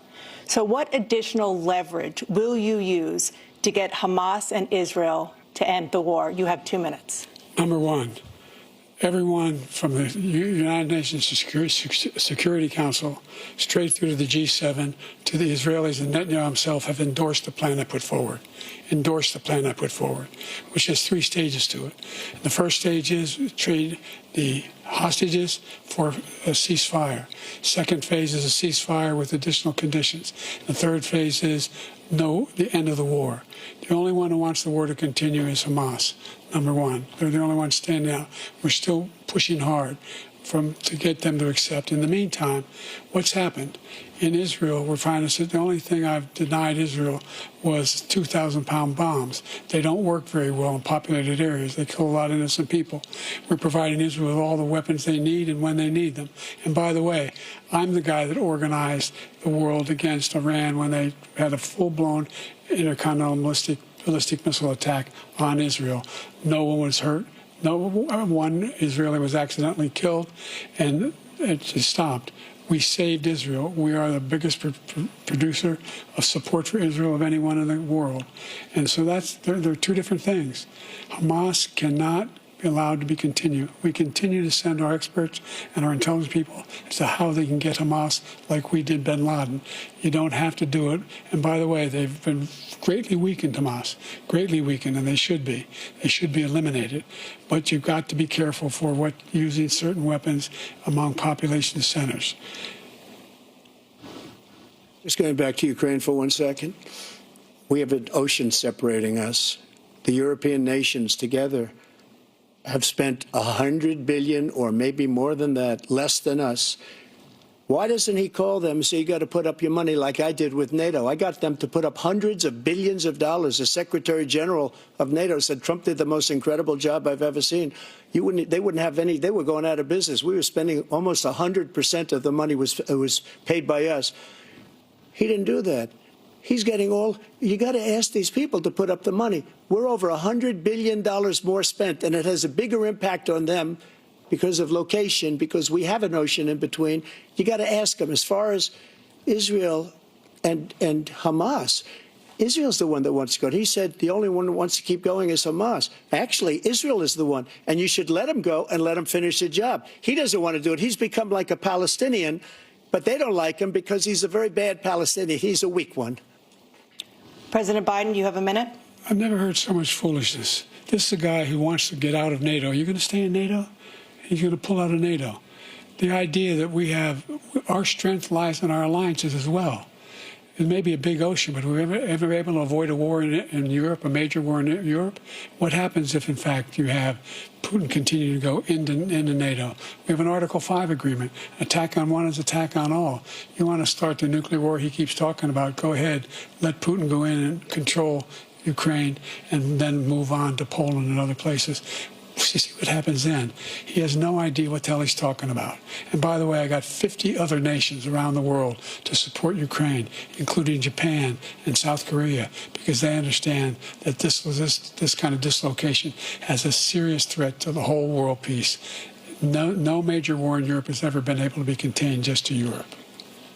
President Trump, just to follow up, would you support the creation of an independent Palestinian state in order to achieve peace in the region? I'd have to see. But before we do that, the problem we have is that we spend all the money.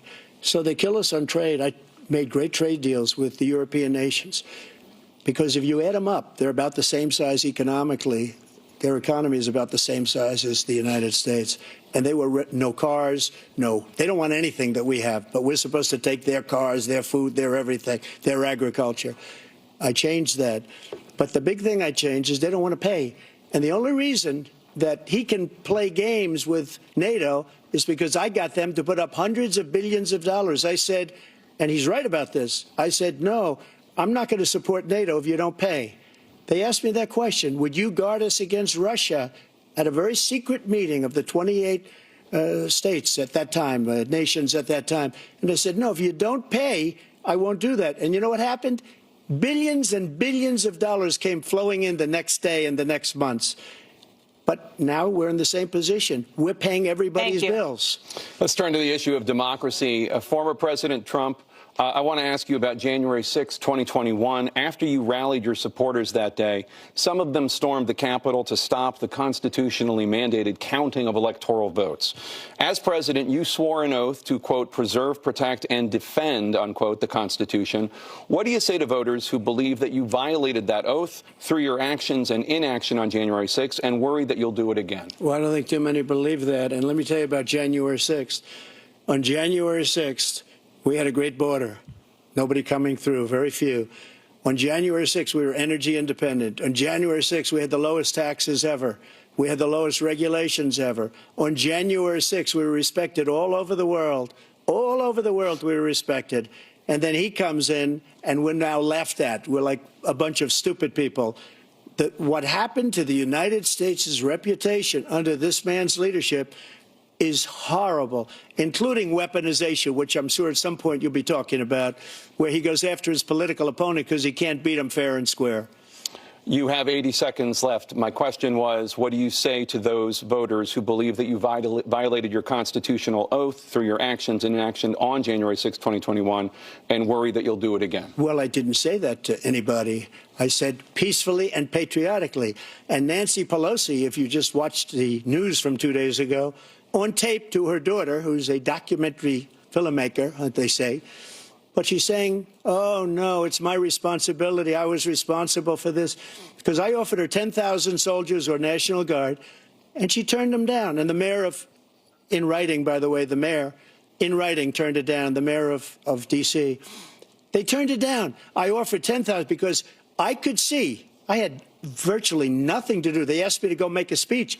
I could see what was happening. Everybody was saying they're going to be there on January 6th. They're going to be there.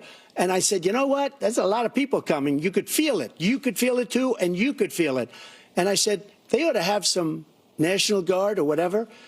And I offered it to her. And she now admits that she turned it down. And it was the same day she was, I don't know, she can't be very happy with her daughter because it made her into a liar.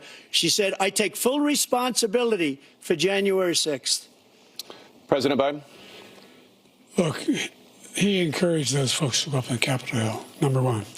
I sat in the dining room off the Oval Office. He sat there for 3 hours watching, begging, being begged by his vice president and a number of his colleagues on the Republican side as well to do something, to call for a stop, to end it. Instead, they talked about these people being patriots and great patrons of America. In fact, he says he'll not forgive them for what they've done. They've been convicted. He says he wants to commute their sentences and say that no. But he went to every single court in the nation.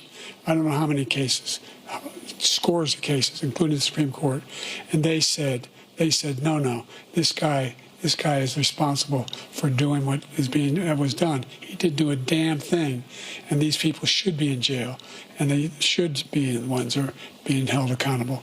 And he wants to let them all out, and now he says if he loses again, such a whiner that he is, that it could be a bloodbath. Thank you, President Biden. President Trump?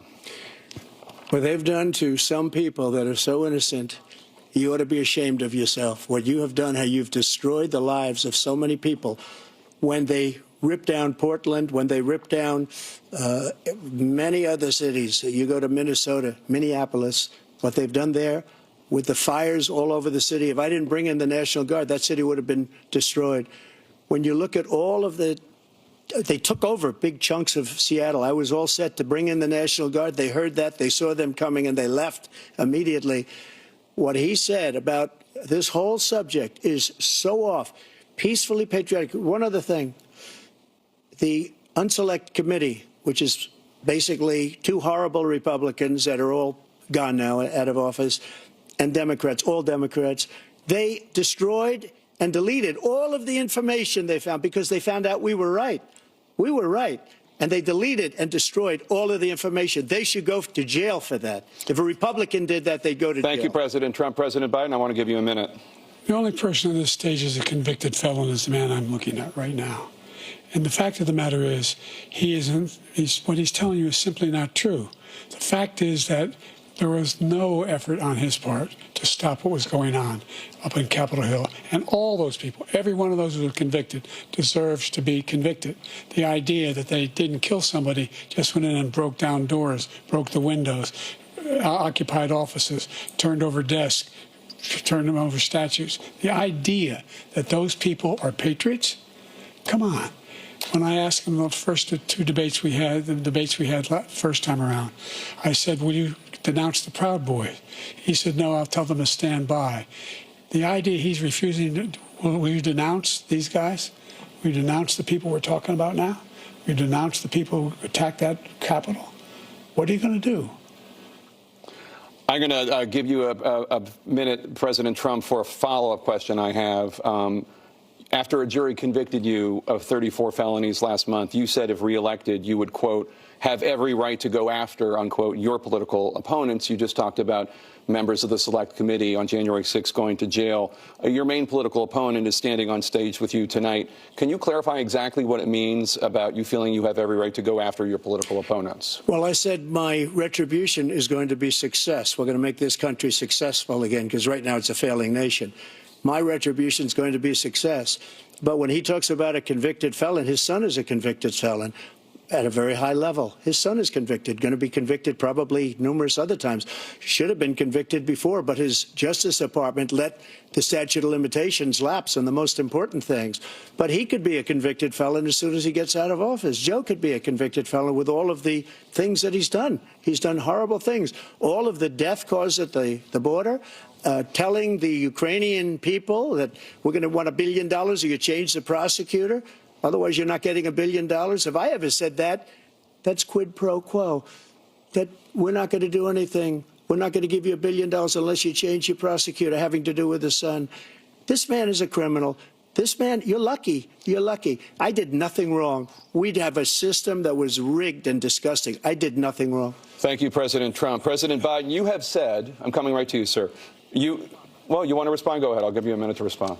The idea that I did anything wrong relative to what you're talking about is outrageous. It's simply a lie, number one. Number two, the idea that you have a right to seek retribution against any American just because you're president is wrong. It's simply wrong. No president's ever spoken like that before. No president in our history has spoken like that before. Number three, the crimes that you are still charged with, and think of all the civil penalties you have. How many billions of dollars do you owe in civil penalties for molesting a woman in public, for doing a whole range of things, of having sex with a porn star on the night while your wife was pregnant? I mean, what are you talking about? You have the morals of an alley cat. Give you a minute, sir. I didn't have sex with a porn star, number one. Number two, that was a case that was started and moved. They moved a high-ranking official, a DOJ, into the Manhattan DA's office to start that case. That case is going to be appealed and won. We had a very terrible judge, a horrible judge, Democrat. The prosecutor were all high-ranking Democrats, appointed people, and both the civil and the criminal. He basically went after his political opponent because he thought it was going to damage me. But when the public found out about these cases, because they understand it better than he does, he has no idea what these cases are. But when they found out about these cases, you know what they did? My poll numbers went up, way up. You know that because you're reporting it. And we took in more money in the last 2 weeks than we've ever taken in the history of any campaign. I don't think any campaign has ever taken. Hundreds of millions of dollars came pouring in because the public knows it's a scam, and it's a guy that's after his political opponent because he can't win fair and square. Thank you, President Trump. President Biden, you have said, quote, Donald Trump and his MAGA Republicans are determined to destroy American democracy. Do you believe that the tens of millions of Americans who are likely to vote for President Trump will be voting against American democracy? The more they know about what he's done, yes. The more they know about what he's done. And there's a lot more coming. He's got a lot of cases down the road coming around.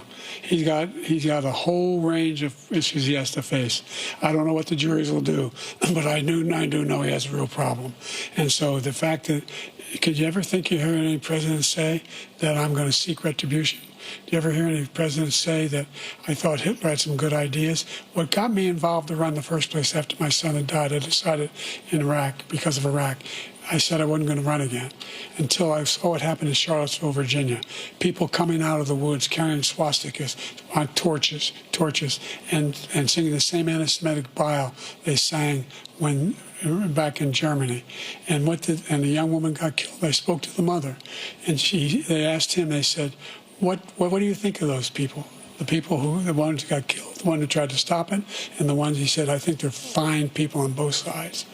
What American president would ever say Nazis coming out of fields carrying torches, singing the same anti-Semitic bile, carrying swastikas were fine people? And this is a guy who says Hitler's done some good things. I'd like to know what they are. The good things Hitler's done, that's what he said. This guy has no sense of American democracy. President Trump.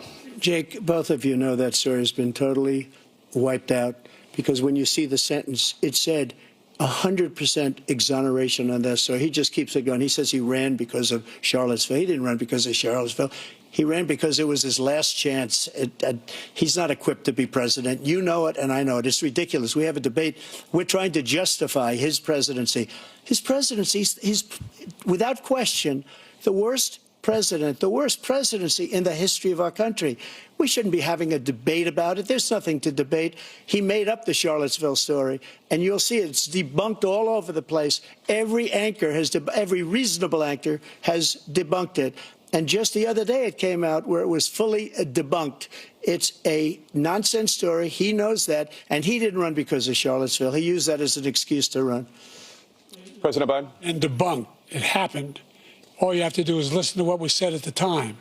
And the idea that somehow that's the only reason I ran because I was worried a guy like this guy could get elected. If he thought they were good people coming out of that forest, carrying those woods, carrying those torches, then he didn't deserve to be president. Didn't deserve to be president at all. And the idea that he's talking about all this being fabricated. We saw with our own eyes. We saw what happened on January 6th. We saw the people breaking through the windows. We saw people occupying his own vice president. Look, there's a reason why 40 of his 44 top cabinet officers refused to endorse him this time. His vice president hasn't endorsed him this time. So why? Why? They know him well. They serve with him. Why are they not endorsing him? Thank you, President Biden. We're going to be right back with more from the CNN presidential debate.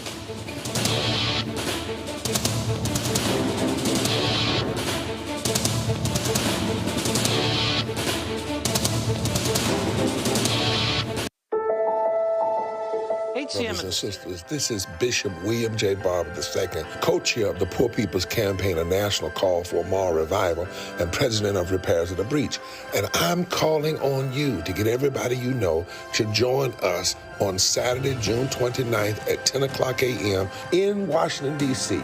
on Pennsylvania and 3rd for the mass Poor People's Low-Wage Workers Assembly and Moral March on Washington and to the polls, and the post effort to reach 15 million poor and low-wage infrequent voters who, if they vote, can change the outcome of our politics in this country. Our goal is to center the desires and the political policy agenda of poor and low-wage persons, along with moral religious leaders and advocates. Too often, poor and low-wage people are not talked about, even though in this country today there are 135 million poor and low-wage persons. There's not a state in this country now where poor and low-wage persons do not make up at least 30% of the electorate. It is time that the issues of poor and low-wage people be at the center of our politics. Living wages, health care, things that matter in the everyday lives. We will no longer allow poverty to be the fourth leading cause of death in this country. We must let our voices be heard. Join us. Go to our website, www.poorpeoplescampaign.org. RSVP. Get others to come. Get a bus. Get a van. Get on the train. Come and let our voices be heard and our votes be felt. Lift from the bottom so that everybody rises.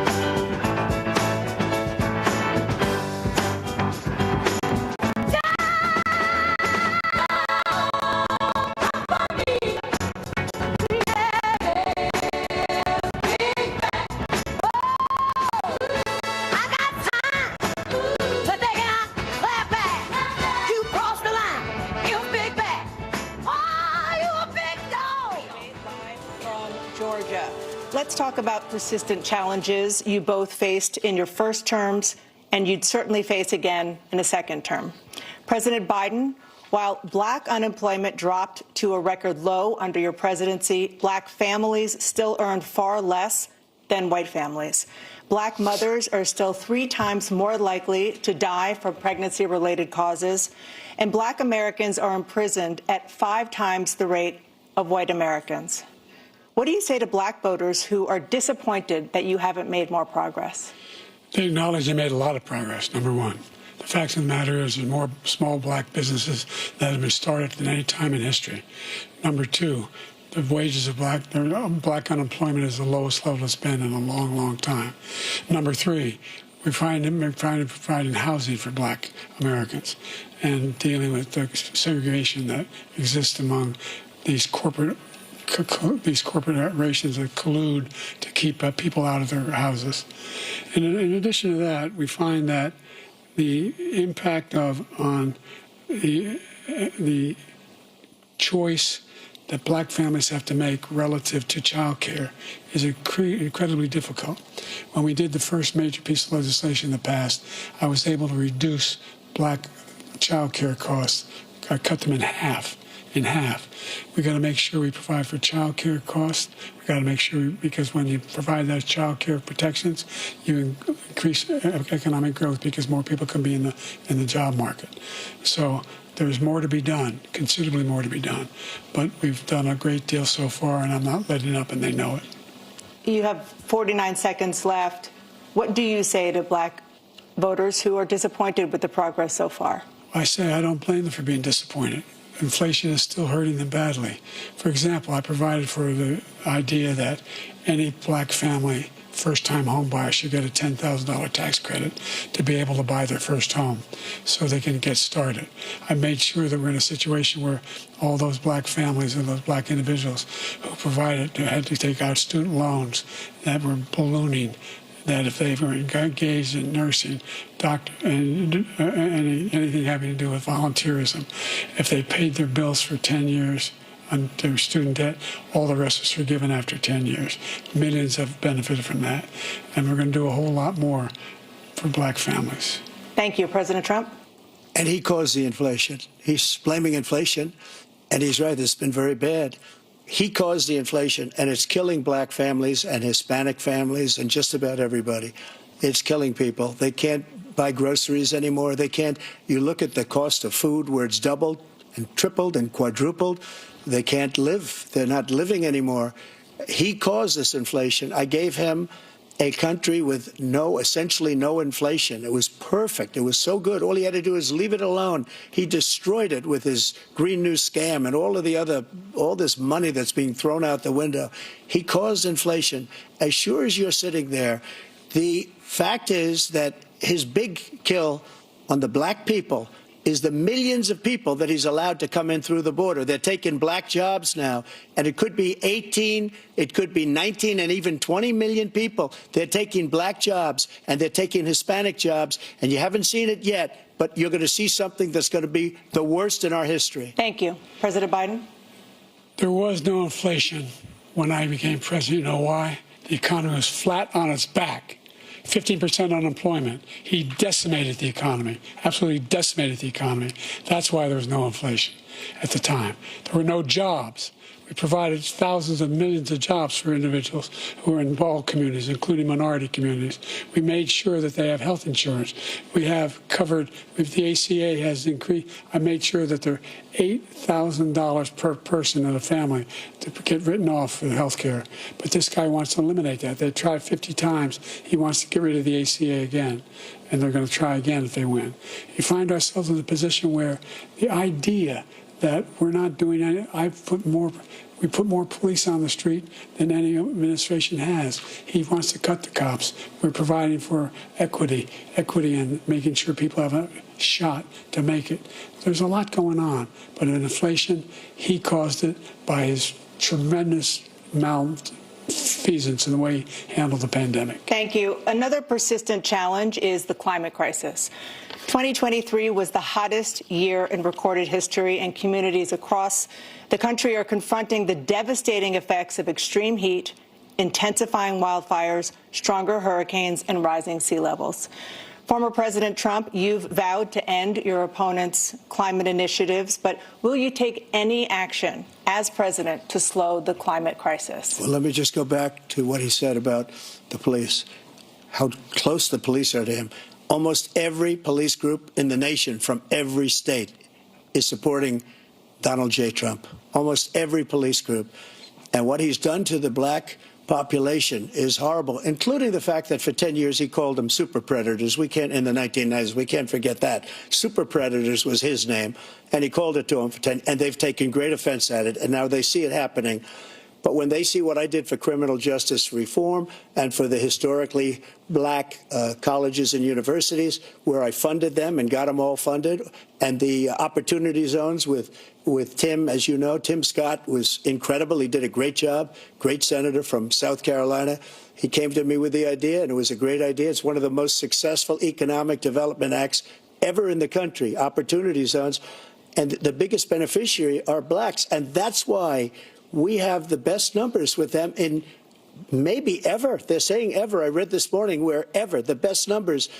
He's lost much of the black population because he's done a horrible job for black people. He's also done a horrible job for Hispanics. But wait till you see these millions of people pouring into our country, and they're going to take the jobs, and it's already started, and you haven't seen anything yet. It's a disaster. You've 38 seconds left. President Trump, will you take any action as president to slow the climate crisis? So I want absolutely immaculate clean water, and I want absolutely clean air, and we had it. We had H2O. We had the best numbers ever, and we were using all forms of energy, all forms, everything. And yet, during my 4 years, I had the best environmental numbers ever. And my top environmental people gave me that statistic just before I walked on the stage, actually. I don't know where the hell he's been. The idea that anything he said is true. I've passed the most extensive climate change legislation in history. We find ourselves, and by the way, black colleges, I came up with $15 billion for HBCUs, historic black universities and colleges, because they don't have the kind of contributors that they have to build these laboratories and the like. Any black student is capable in college of doing any white student can do. They just don't have the money, but now they'll be able to get those jobs in high tech. We're in a situation where the idea that he is claiming to have done something that had the cleanest water, he hadn't done a damn thing for the environment. He pulled out of the Paris Peace Accord, Climate Accord. I immediately joined it because if we reach 1.5 degrees Celsius at any one point, there's no way back. The only existential threat to humanity is climate change, and he didn't do a damn thing about it. He must undo all that I've done. The Paris Accord was going to cost us $1 trillion, and China nothing, and Russia nothing, and India nothing. It was a ripoff of the United States. And I ended it because I didn't want to waste that money because they treat us horribly. We were the only ones. It was costing us money. Nobody else was paying into it.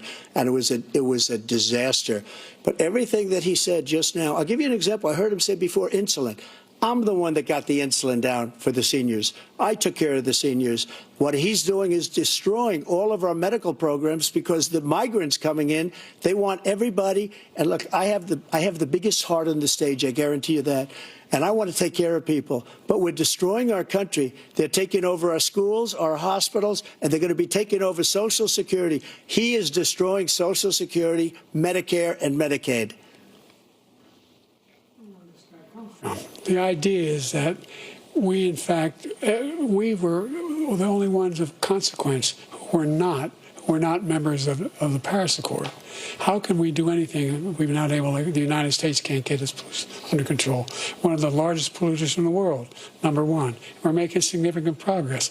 By 2035, we will have cut pollution in half. We have made significant progress, and we're continuing to make progress. We set up a climate corps for thousands of young people who learn how to deal with climate, just like the Peace Corps. And we're moving in directions that are going to significantly change the elements of cause of pollution. But the idea that he claims that he has the biggest heart up here and he's really concerned about pollution and about climate, I've not seen any indication of that. And by the way, with regard to prescription drugs, one company agreed that they would reduce the price to $35, which I was calling for, one, voluntarily. I made sure every company in the world, every pharmaceutical company, cannot have to pay. Thank you. And by the way, So every day, millions of Americans struggle just to make ends meet. For many older Americans, Social Security provides a critical lifeline. President Biden, if nothing is done to Social Security, seniors will see their benefits cut in just over 10 years. Will you name tonight one specific step that you're willing to take to keep Social Security solvent? Yes, make the very wealthy begin to pay their fair share. Right now, everybody making under $170,000 pays 6% of their income, of their paycheck, every single time they get a paycheck from the time the first one they get when they're 18 years old. The idea that they're going to, I've been proposing that everybody, the millionaires pay 1%. 1%. So no one I would not raise the cost of Social Security for anybody under $400,000. After that, I began to make the wealthy begin to pay their fair share by increasing from 1% beyond to be able to guarantee the program for life. So you still have 82 seconds left. Are there any other measures that you think that would be able to help keep Social Security solvent, or is that one enough? Well, no, that one enough will keep it solvent. But the biggest thing I'll do if we defeat this man, because he wants to get rid of Social Security. He thinks there's plenty to cut in Social Security. He's wanting to cut Social Security and Medicare both times. And and if you look at the program put forward by the House Republican caucus that I believe supports, is in fact want to cut it as well. The idea that we don't need to protect our seniors is ridiculous. And by the way, the American public has greater health care coverage today than ever before. And on the ACA, as I said, you're in a circumstance where 400,000 people, 40 million people would not have insurance because they have a pre-existing condition. Only thing that allows them to have that insurance is the fact that they, in fact, are part of the ACA.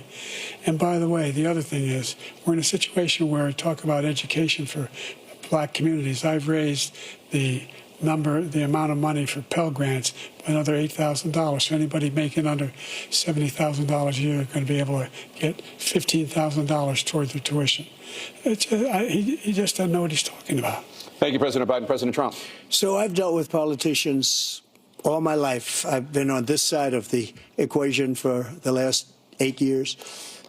I've never seen anybody lie like this guy. He lies. I've never seen it. He could look you in the face. About so many other things, too. And we mentioned the laptop. We mentioned Russia, Ukraine. Everything he does is a lie. It's misinformation and disinformation. The losers and suckers story that he made up is a total lie on the military. It's a disgrace. But Social Security, he's destroying it because millions of people are pouring into our country, and they're putting them onto Social Security. They're putting them onto Medicare, Medicaid. They're putting them in our hospitals. They're taking the place of our citizens. What they're doing to the VA, to our veterans, is unbelievable. Our veterans are living in the street, and these people are living in luxury hotels. He doesn't know what he's doing, and it's really coming back. I've never seen such anger in our country before. President Biden? The idea that veterans are not being taken care of, I told you before. And by the way, when I said suckers and losers, he acknowledged after that he fired that general. That general got fired because he's the one that acknowledged that that's what he said. He was the one standing with Trump when he said it, number one. Number two, the idea that we're going to be in a situation where all these millions and millions, the way he talks about it, illegal aliens are coming into the country and taking away our jobs. There's a reason why we have the fastest growing economy in the world, the reason why we have the most successful economy in the world. We're doing better than any other nation in the world.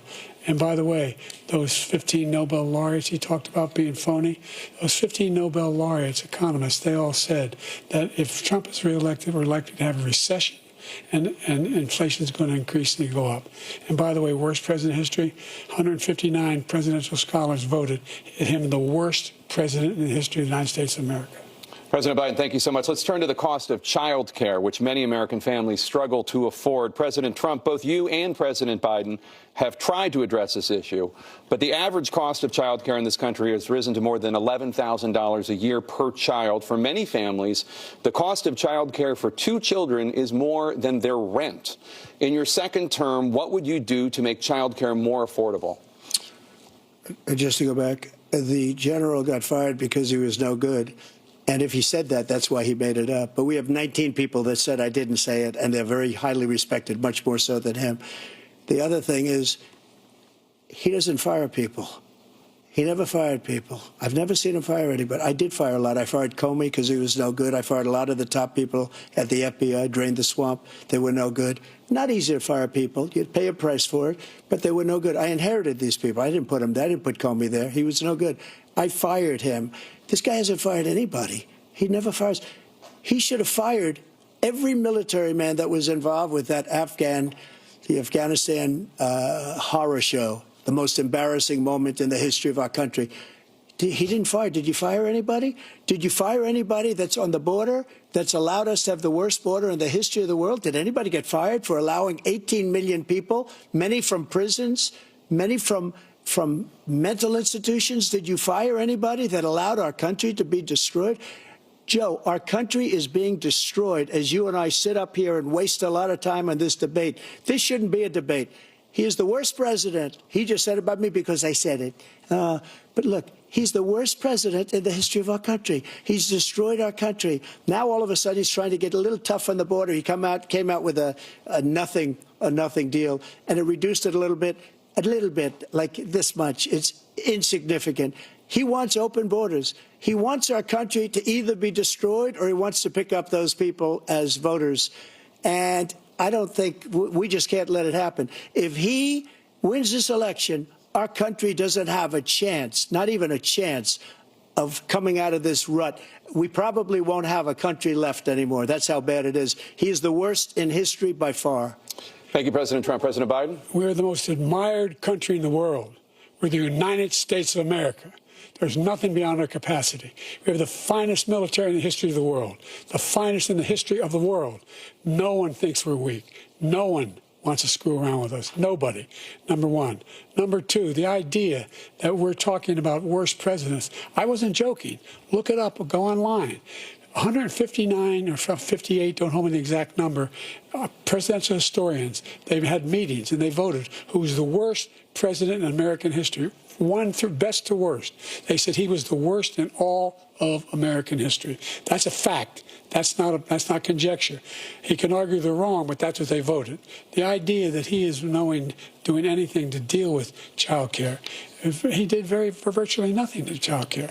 We should significantly increase the child care tax credit. We should significantly increase the availability of women and men or single parents to be able to go back to work, and we should encourage businesses to have. Thank you, President Biden. Facilities. President Trump, the question was about what would you do to make child care more affordable, if you want to take your minute. Just so you understand, we have polling, we have other things that they rate him the worst because what he's done is so bad. And they rate me, I'll show you, I will show you, and they rate me one of the best, okay? And if I'm given another 4 years, I will be the best. I think I'll be the best. Nobody's ever created an economy like us. Nobody ever cut taxes like us. He's the only one I know. He wants to raise your taxes by 4 times. He wants to raise everybody's taxes by 4 times. He wants the Trump tax cuts to expire. So everybody, including the two of you, are going to pay 4 to 5 times. Nobody ever heard of this before. All my life, I'd grow up and I'd see politicians talking about cutting taxes. When we cut taxes, as I said, we did more business. Apple and all these companies, they were bringing money back into our country. The worst president in history by far, and everybody knows it.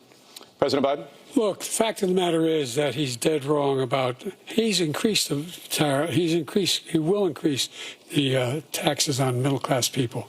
I said I'd never raise a tax on anybody making less than $400,000. I didn't. But this tariff is 10% tariffs. Everything coming into the country, you know what the economists say? That's going to cost the average American $2,500 a year more because they're going to have to pay the difference in food and all the things that are very important. Number two, he's in a situation where he talks about how he has not raised, he's somehow helped the middle class. Middle class have been devastated by you.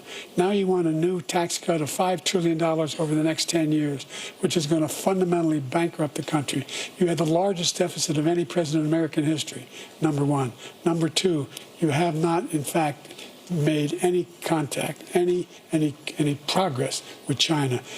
We are the lowest trade deficit with China since 2010. Thank you, President Biden. You lost. Thank you, President Biden. Let's discuss an epidemic impacting millions of Americans that both of you have made a top priority in your first term, the opioid crisis. And for both of you, the number of overdose deaths in this country has gone up. Under your term, it went up. Under your term, it has gone up. Former President Trump, despite the efforts that both of you have made, more than 100,000 Americans are dying from overdoses every year, primarily from fentanyl and other opioids. What will you do to help Americans right now in the throes of addiction who are struggling to get the treatment they need? To finish up, we now have the largest deficit in the history of our country under this guy. We have the largest deficit with China. He gets paid by China. He's a Manchurian candidate. He gets money from China. So I think he's afraid to deal with them or something. But do you notice he never took out my tariffs because we bring in so much money with the tariffs that I imposed on China. He never took them away. He can't because it's too much money. It's tremendous. And we saved our steel industries, and there was more to come, but he hasn't done that. But he hasn't cut the tariffs because he can't, because it's too much money. But he's got the largest deficit in the history of our country, and he's got the worst situation with China. China's going to own us if you keep allowing them to do what they're doing to us as a country. They are killing us as a country, Joe, and you can't let that happen. You're destroying our country. So, President Trump, you have 67 seconds left. The question was, what are you going to do to help Americans in the throes of addiction right now who are struggling to get the treatment they need? Jake, we were doing very well at addiction until the COVID came along. We had the 2.5, almost 3 years of like nobody's ever had before, any country, in every way. And then we had to get tough, and it was the drugs pouring across the border it started to increase. We got great equipment. We bought the certain dog that's the most incredible thing that you've ever seen, the way they can spot it. We did a lot, and we were getting very low numbers, very, very low numbers. Then he came along. The numbers, have you seen the numbers now? It's not only the 18 million people that I believe is even low, because the gotaways, they don't even talk about gotaways. But the numbers of the amount of drugs and human trafficking in women coming across our border, the worst thing I've ever seen, at numbers that nobody's ever seen under him because the border's so bad. But the number of drugs coming across our border now is the largest we've ever had by far. President Trump, thank you. President Biden? Fentanyl and the byproducts of fentanyl went down for a while. And I wanted to make sure we use the machinery that can detect fentanyl, these big machines that roll over everything that comes across the border. And it costs a lot of money. That was part of this deal we put together, this bipartisan deal. More fentanyl machines, more be able to detect drugs, more numbers of agents, more numbers of all the people at the border. And when we had that deal done, he called his Republican colleagues, said, don't do it. It's going to hurt me politically. No, he never argued it's not a good bill. It's a really good bill. We need those machines. We need those machines. And we're coming down very hard in every country in Asia in terms of precursors for fentanyl. And Mexico is working with us to make sure they don't have the technology to be able to put it together. That's what we have to do. We need those machines. Thank you, President Biden. President Trump, and again, the question is about Americans in the throes of addiction right now struggling to get the treatment they need. Well, because this does pertain to it. He ended Remain in Mexico. He ended catch and release. I made it catch and release in Mexico, not catch and release here. We had so many things that we had done, hard negotiations with Mexico, and I got it all for nothing. It's just like when you have a hostage. We always pay $6 billion for a hostage. Every time we say a hostage. Now we have a hostage, a Wall Street Journal reporter, I think a good guy, and he's over there because Putin is laughing at this guy, probably asking for billions of dollars for the reporter. I will have him out very quickly as soon as I take office. Before I take office, I said by literally as soon as I win the election, I will have that reporter out. He should have had him out a long time ago, but Putin's probably asking for billions and billions of dollars because this guy pays it every time. We had 2 cases where we paid $6 billion for 5 people. I got 58 people out, and I paid essentially nothing. Thank you, President Trump. Dana? Let's turn to concerns that voters have about each of you. President Biden, you would be 86 at the end of your second term. How do you address concerns about your capability to handle the toughest job in the world well into your 80s? Well, first of all, I spent half my career being criticized being the youngest person in politics. I was the second youngest person ever elected to the United States Senate, and now I'm the oldest. This guy's 3 years younger and a lot less competent. I think that just look at the record. Look at what I've done. Look how I've turned around the horrible situation he left me. As I said, 15 million new jobs, 800,000 manufacturing jobs, more investment in America, over billions of dollars in private investment in enterprises that we are growing. By the way, we brought an awful lot of people. The whole idea of computer chips, we used to have 40% of the market. We invented those chips, and we lost it because he was sending people to find the cheapest jobs overseas and to bring home a product. So I went to South Korea. I convinced Samsung to invest billions of dollars here in the United States. And guess what? Those fabs, they call to build these chips, those fabs pay over $100,000. You don't need a college degree for them. And there's billions, about $40 billion already being invested and being built right now in the United States, creating significant jobs for Americans from all over the world. President Biden, you have 40 seconds left. Would you like to add anything? Yeah, I would. The idea that somehow we are this failing country. I never heard a president talk like this before. We're the envy of the world. Name me a single major country president who wouldn't trade places with the United States of America for all our problems and all our opportunities. We're the most progressive country in the world in getting things done. We're the strongest country in the world.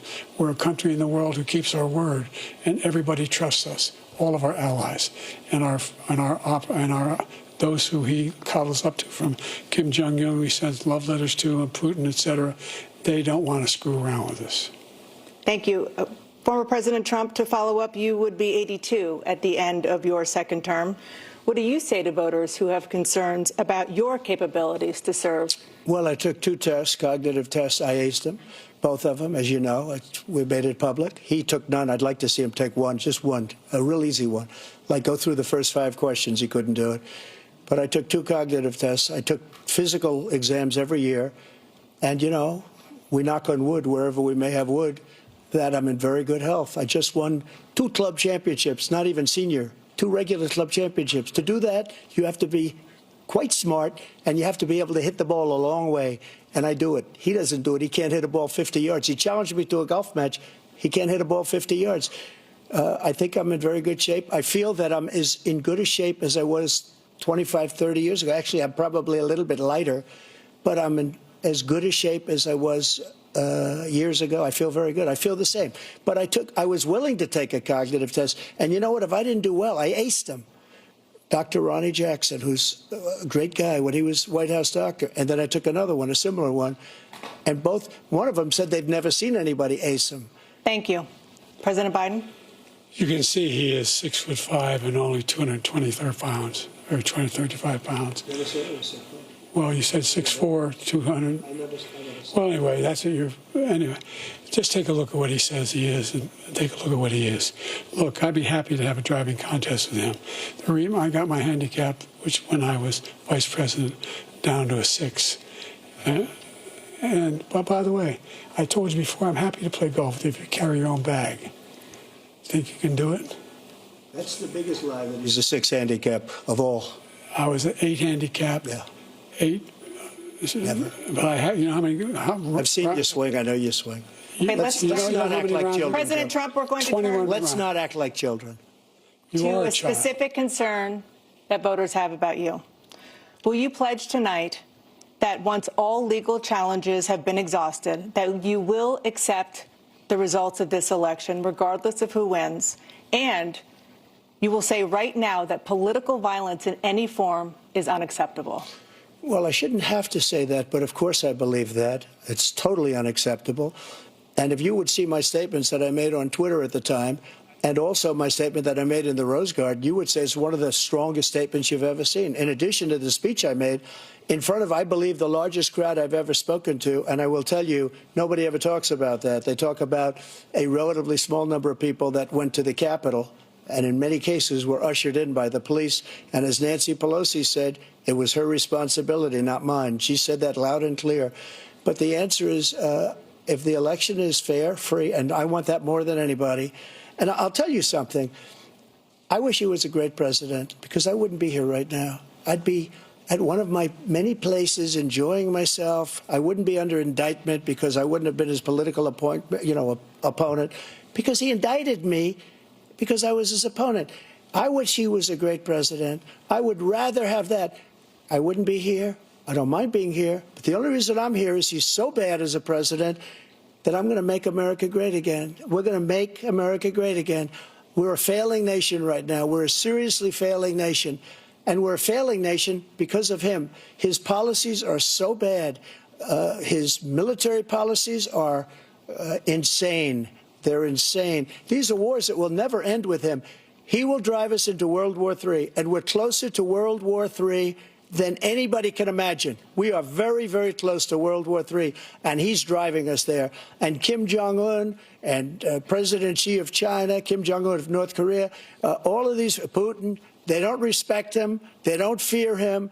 They have nothing going with this gentleman, and he's going to drive us into World War III. You want a World War III, let him follow and win, and let Putin say, do what you want, NATO. Just do what you want. There's a thing called Article 5. An attack on one is an attack on all, and required response. The idea, I can't think of a single major leader in the world who wouldn't trade places with the job I've done and what they've done. Because we are a powerful nation. We have wonderful people. It's because of the people, not me. It's because of the American people. They're capable of anything, and they step up when they're needed. And right now, we're needed. We're needed to protect the world because our own safety is at stake. And again, you want to have a war, just let Putin go ahead and take Kyiv, make sure they move on, see what happens in Poland, Hungary, and other places along that border. Then you have a war. President Trump, as I come back to you for a follow-up, the question was, will you accept the results of this election, regardless of who wins? Just to finish what he said, if I might, Russia, they took a lot of land from Bush. They took a lot of land from Obama and Biden. They took no land, nothing from Trump, nothing. He knew not to do it. He's not going to play games with me. He knew that. I got along with him very well, but he knew not to play games. He took nothing from me. But now he's going to take the whole thing from this man right here. That's a war that should have never started. It would have never started, ever, with me. And he's going to take Ukraine. And, you know, you asked me a question before, would you do this? He's got us in such a bad position right now with Ukraine and Russia, because Ukraine's not winning that war. He said, I will never settle until such time. They're running out of people. They're running out of soldiers. They've lost so many people. It's so sad. They've lost so many people, and they've lost those gorgeous cities with the golden domes that are 1,000 years old, all because of him and stupid decisions. Russia would have never attacked if I were president. President Trump, the question was, will you accept the results of the election, regardless of who wins? Yes or no, please. If it's a fair and legal and good election, absolutely. I would have much rather accepted these. But the fraud and everything else was ridiculous. And if you want, we'll have a news conference on it in a week, or we'll have another one of these in a week. But I will absolutely, there's nothing I'd rather do. It would be much easier for me to do that than I'm running again. I wasn't really going to run until I saw the horrible job he did. He's destroying our country. I would be very happy to be someplace else, in a nice location someplace. And again, no indictments, no political opponent stuff, because it's the only way he thinks he can win. But unfortunately, it's driven up my numbers and driven them up to a very high level because the people understand it. Well, let's see what your numbers are when this election is over. Let's see. You're a whiner. When you lost the first time, you continued, you appealed and appealed to courts all across the country. Not one single court in America said any of your claims had any merit, state or local, none. But you continue to provoke this lie about somehow there's all this misrepresentation, all this stealing. There is no evidence of that at all. And I tell you what, I doubt whether you'll accept it because you're such a whiner. The idea, if you lose again, you accepting anything, you can't stand the loss. Something snapped in you when you lost the last time. We'll be right back with more from the CNN presidential debate live from Georgia.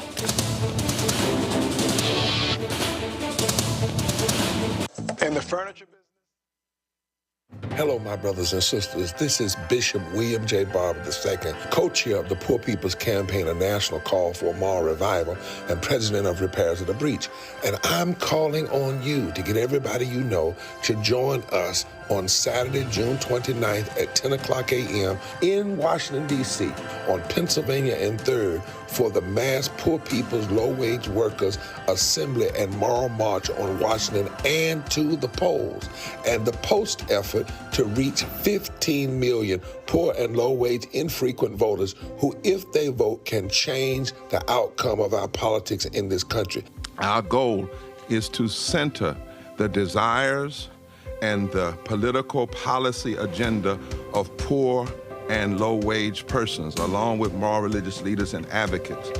Too often, poor and low-wage people are not talked about, even though in this country today there are 135 million poor and low-wage persons. There's not a state in this country now where poor and low-wage persons do not make up at least 30% of the electorate. It is time that the issues of poor and low-wage people be at the center of our politics. Living wages, health care, things that matter in the everyday lives. We will no longer allow poverty to be the fourth leading cause of death in this country. We must let our voices be heard. Join us. Go to our website, www.poorpeoplescampaign.org. RSVP. Get others to come. Get a bus. Get a van. Get on the train. Come and let our voices be heard and our votes be felt. Lift from the bottom so that everybody rises.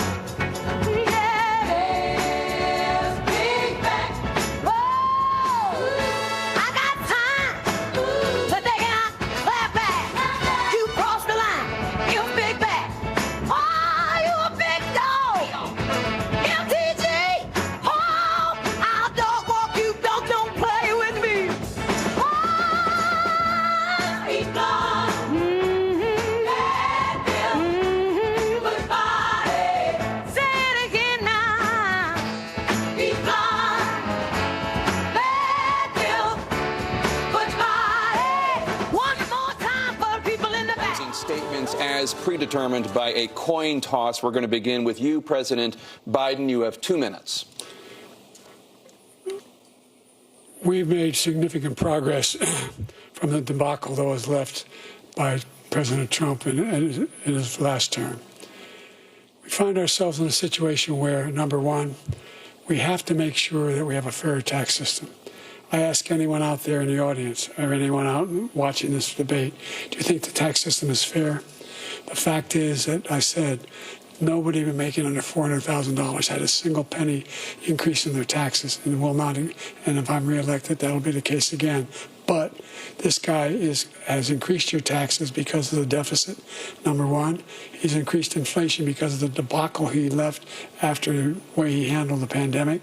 And he finds himself in a position where he now wants to tax you more by putting a 10% tariff on everything that comes into the United States of America. What I did when, for example, he wants to get rid of the ability of Medicare for the us to be able to negotiate drug prices with the big pharma companies. Well, guess what? We got it down to $35 for insulin instead of $400. No more than $2,000 for every senior, no matter how much prescription they need. You know what that did? That reduced the federal debt by $160 billion over 10 years because the government doesn't have to pay the exorbitant prices. I'm going to make that available to every senior all along, it's happening now, and everybody in America. He wants to get rid of that. I'm going to make sure that we have child care. We're going to significantly increase the credit people have for child care. I'm going to make sure we do something about what we're doing on lead pipes and all the things that are causing health problems for people across the country. We're going to continue to fight to bring down inflation and give people a break. Thank you, President Biden. President Trump, you now have 2 minutes for your closing statement. Like so many politicians, this man is just a complainer. He said, we want to do this, we want to do that, we want to get rid of this tax, that tax. But he doesn't do anything. All he does is make our country unsafe by allowing millions and millions of people to pour in. Our military doesn't respect him. We look like fools in Afghanistan. We didn't stop Israel. It was such a horrible thing that would have never happened. It should have never happened. Iran was broke. Anybody that did business with Iran, including China, they couldn't do business with the United States. They all passed. Iran was broke. They had no money for Hamas or Hezbollah, for terror, no money whatsoever. Again, Ukraine should have never happened. He talks about all this stuff, but he didn't do it. For 3.5 years, we're living in hell. We have the Palestinians and we have everybody else rioting all over the place. You talk about Charlottesville. This is 100 times Charlottesville, 1,000 times. The whole country is exploding because of you, because they don't respect you, and they have to respect their president, and they don't respect you throughout the world. What we did was incredible. We rebuilt the military. We got the largest tax cut in history, the largest regulation cut in history. The reason he's got jobs is because I cut the regulations that gave jobs, but he's putting a lot of those regulations back on. All of the things that we've done, nobody's never seen anything like, even from a medical standpoint, right to try, where we can try space-age materials instead of going to Asia or going to Europe and trying to get when you're terminally ill. Now you can go and you can get something. You sign a document. They've been trying to get it for 42 years. But you know what we did for the military was incredible. Choice for our soldiers, where our soldiers, instead of waiting for 3 months to see a doctor, can go out and get themselves fixed up and readied up and take care of themselves, and they're living. And that's why I had the highest approval rating in the history of the VA. So all of these things, we're in a failing nation, but it's not going to be failing anymore. We're going to make it great again. Thank you, former President Trump, President Biden. Stay with us because we have full analysis of this debate. Anderson Cooper and Aaron Burnett starts now on CNN.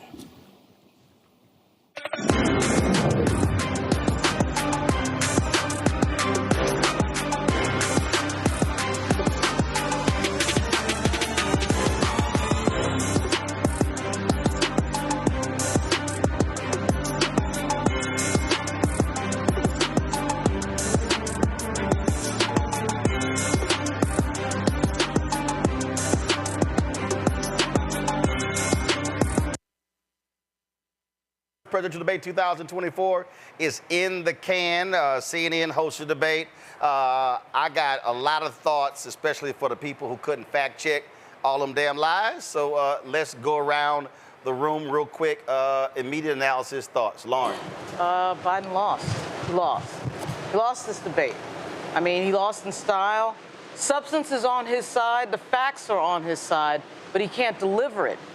And he stumbled badly right in the beginning, and he stumbled on his close, and he stumbled on what should have been the easiest thing of the night, which was the abortion issue, which he then came back and recovered on. But the problem is, there's no way you could look at what we just saw. We're watching this. If you're a Democrat watching this thing, you are watching on pins and needles. You're watching hoping that he doesn't mess up on the next line. That is not what this is supposed to be. So it was not good. I'm just going to say that. It was not good. I'm going to say this. Biden cooked them, but they both look old. Biden looks old. Biden let them know, listen, you're a convicted felon, you commit sexual assault, you cheat on your pregnant wife with a porn star, but he has a stutter and he's old. Trump lied his whole way through. The debate, I mean, this isn't ESPN. This isn't like First Take with Stephen A in the morning. Like, it's not, Skip Bayless like hating on LeBron. Like, this isn't everybody's personal facts. Like, Biden presented actual facts. Trump lied his way through it. I think on the actual substance, yes, Biden won this thing. He cooked him. I mean, it's out the window. But the issue is this. Biden looks old. He's 80. He looks like an 80-year-old man. He talks slow. He has a stutter, which is, makes his talking slow that much worse. He freezes. He pauses. He's 80, but he still processes. He understands the questions. He has authority on everything. And the thing is this, by that standard, for me, Biden cooked him tonight. I mean, Biden got his zingers in. I mean, we're all walking away tonight knowing that, hey, look, Biden looked a convicted felon in the face and told him, listen, I'm president, you're a convicted felon. I'm a man of morals, you cheating your wife with a porn star. Rebecca. So Jack Lemmon, Walter Matthau, Grumpy. That's what I saw tonight. Isn't just that Biden is old and looked old. Trump looked old, looked constipated, and is also old. So what we saw tonight was two people going back and forth. We saw a bunch of people punching in the air, but none of the punches landed. And so I've been texting people all night saying, especially black men, I've been texting, what is it that you want to see? Do you see yourself? Do you hear yourself in anything that was said? And finally, America lost. CNN looked bad. Because quite frankly, if you're not going to moderate a debate, at that point, facts don't matter, which means each question that is asked is an opportunity for the candidate just to say whatever they want. And that's what we saw Trump do tonight. Mustafa. Tennessee Williams has this quote that says, the only thing worse than a liar is a liar and a hypocrite. And when you heard Trump share about veterans, people forget that he ran when he had the opportunity to serve, and all the things, the cuts that he's made. When he talks about wanting to make life better in America, if you go back and look at his budgets, he cut many of the programs that everyday people, Reese talked before about keeping the lights on and putting food on the table. His cuts that he proposed, not Congress, but that he put forward, made American families weaker. So if that's the type of individual that you're looking for, he's shown you before who he is and the types of things that he cares about. When he talks about he wants clean air, the cleanest air and the cleanest water, and underneath of his administration, I thought he forgot about Scott Pruitt, whose whole job was about trying to slash regulations. And we know. Yeah, I know that probably just drove you crazy. I was incensed, right? I had to bring out an SAT word up there just for a second. So it's just ridiculous. So I understand Lauren's point. But I also hope that folks actually are looking for substance. And substance means that we have to do just a little bit of work and actually do a little bit of research to understand what types of policy this person's going to put forward. The other missed opportunity was actually calling out Project 2025 and all the things that they've said. So if you don't want an environmental protection agency that is actually going to protect folks from all of these chemicals that are killing black and brown and indigenous and lower wealth white communities, then Trump's your person. If you don't want to make sure that there's housing vouchers in place, if you don't want to make sure that there's actually sets of assistance and resources when the temperatures are now over 100 degrees and we know it's going to continue to happen, so you can't cool your house because you don't have enough resources, then you believe the lies that this individual is told instead of the sets of actions that you can see with your eyes. So yes, Biden needs to do a better job in being able to articulate and move forward on those messages, but we also have a responsibility, if we truly care about our communities, to understand who is it who's putting forward things that can help and who has a track record of actually deconstructing and weakening our communities. Noah. So we are sitting here in a D.C. bubble, and we are having a very beltway conversation. For most of America, it is about perception. You ain't got to me yet, but go ahead. Oh, Jesus, Lord, and Christ. Okay. I want her to call on all of them. Lord and man. Go ahead, all of them. Jesus, Lord. We are sitting here in a beltway, and we're having a very beltway conversation. What most Americans saw tonight was perception. And unfortunately, Trump, through all of his lies on top of lies on top of lies, his lies were clear, and he seemed very strong and very confident in his lies. And unfortunately, POTUS is on the election trail. Let's not forget that. We are talking about an 80-year-old man who is literally out there banging the pavement day after day after day because he is trying to get reelected. That hoarseness in his voice is because he's having fundraisers, he's having phone calls, he's meeting with the teams, and there are tons of teams, let me tell you. So what we saw tonight, it's not about the policy, it's not about details, it's not about facts, it's about perception. And for me as a foreign policy girl, I wanted him to go hard about Iran. When we're talking about Iran, how did we get here? What happened to the Iran nuclear deal? Let's talk about that.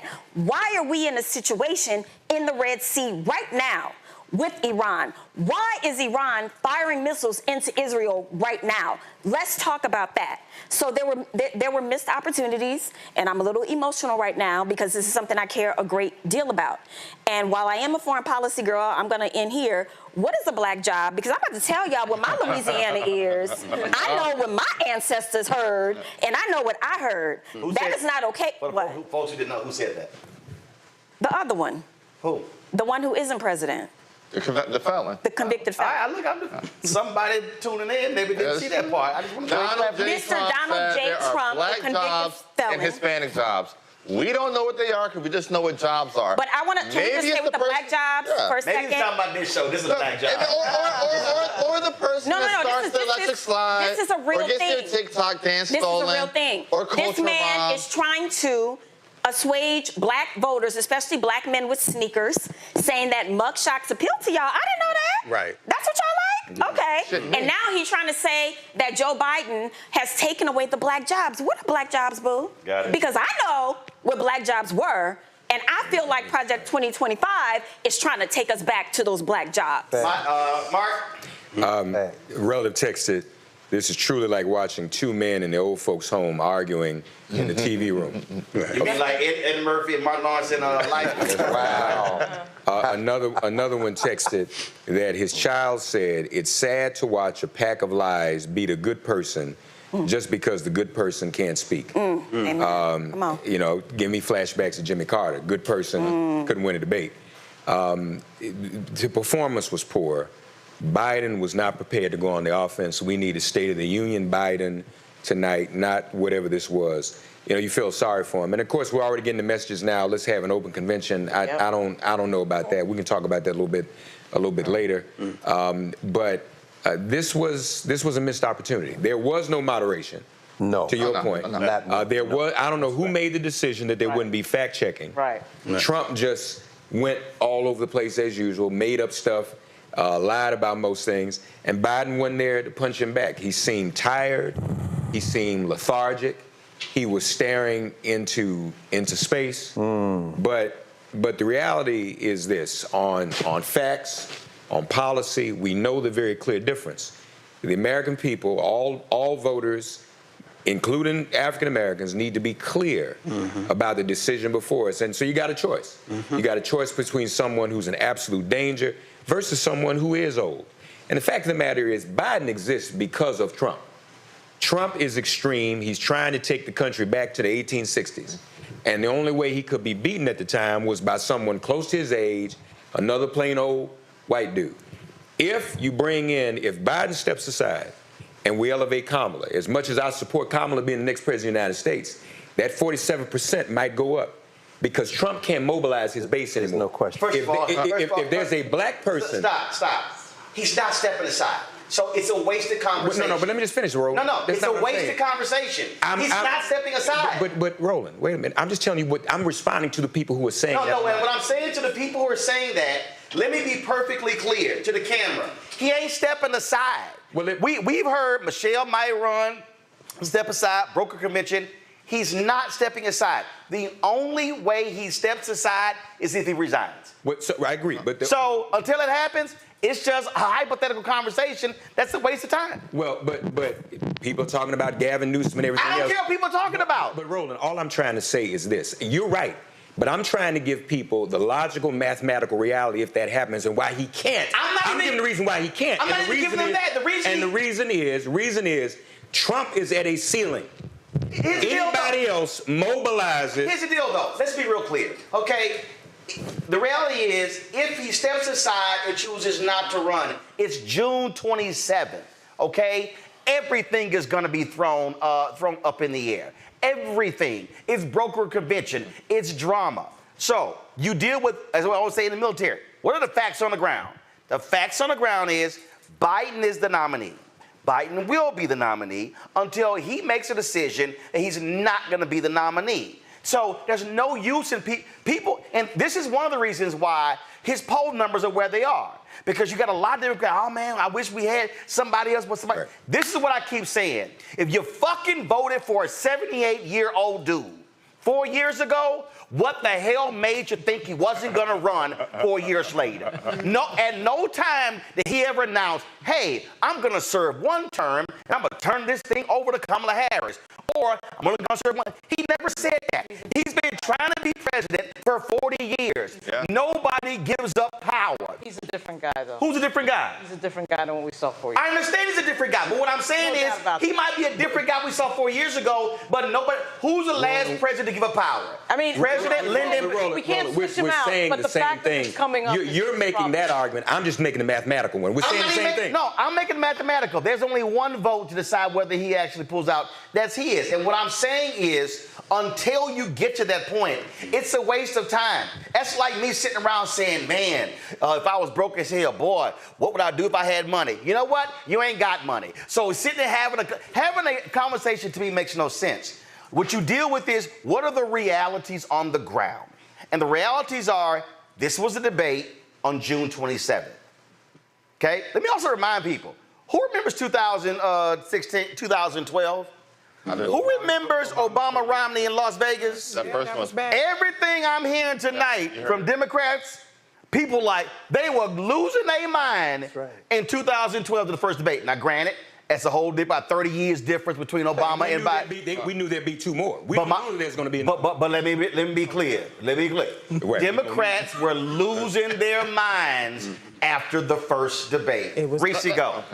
This was a 90-minute Trump propaganda rally. It was a fucking disgraceful excuse for a presidential debate because the moderation was non-existent.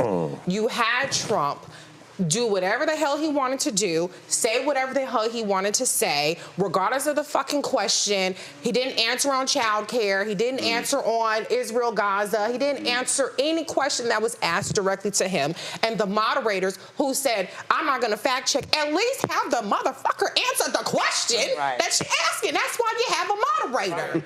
And so, based on that, Biden was drastically ill-equipped to go up against Trump tonight because Biden, like Democrats always do, they abide by the rules. What Biden should have done, at least by the commercial break, okay, fine, maybe you're getting your bearings around you and say, fuck the rules, I gotta interrupt him. They're not fact-checking. He's not answering the question. He's using his time to attack me and spew nothing but lies. And what people are underestimating about these lies, they were disorienting, yes, for people that know the truth.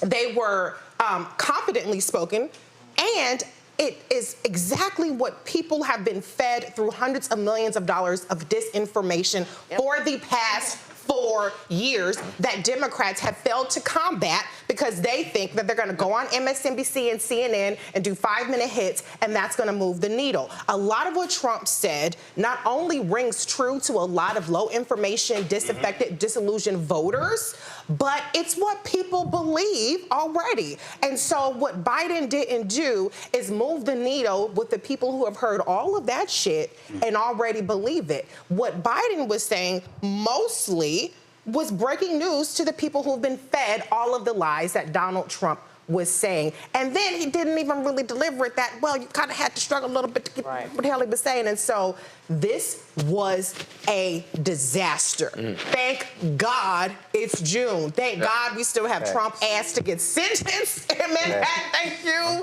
Alvin Bragg. Thank God we still have the news story could be the Supreme Court by tomorrow. Bronny James was the #1 trending topic on Twitter today. Hopefully nobody was paying attention to this shit show. And what people will see is the good zingers that Biden did manage to get in. Package it really well, Democrats. Please package it. Put some shit to make people believe that they didn't see any of this other stuff, because CNN's gonna package it. Freezing and all kind of shit. It's gonna be bad. But we got to do something else. But all I got to say is, 4th of July is next week. Just do a big fireworks display. Let's have some other shit. Change the subject, because the more we talk about this, the worse. But the good news is everybody already knows he's old. Everybody already thought he was old. Facts. And so that did not change tonight. Yeah. Facts. Yeah. Yeah.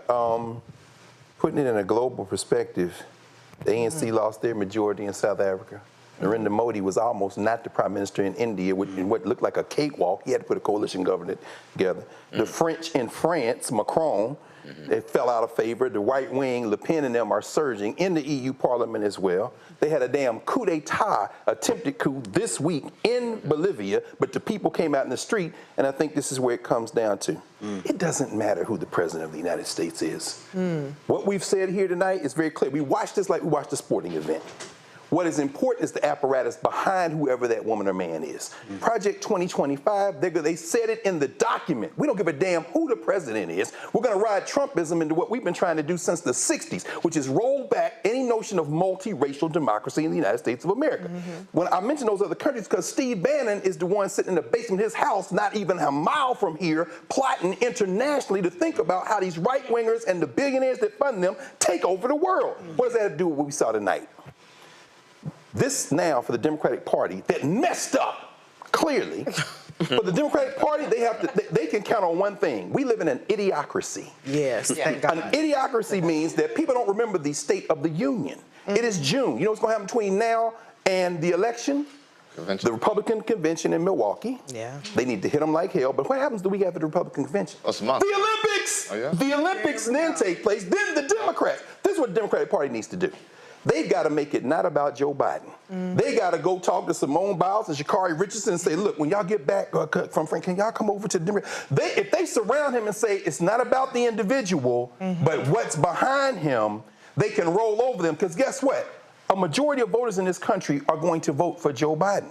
They voted for Hillary Clinton. Yes. The problem is the Electoral College. They're getting it close enough to steal. And as you said before we went to the debate, finally, Roland, he's got to speak to these targeted places, to Milwaukee, to Detroit, to Atlanta.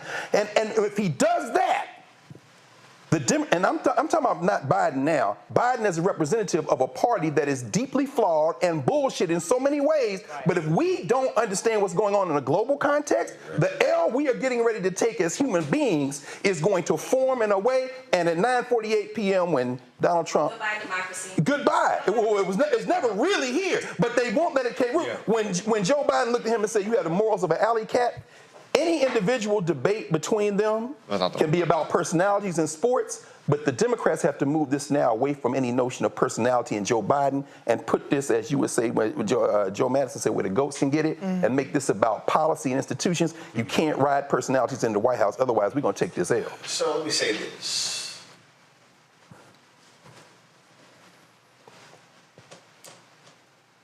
Earlier, Mark, you mentioned Jimmy Carter.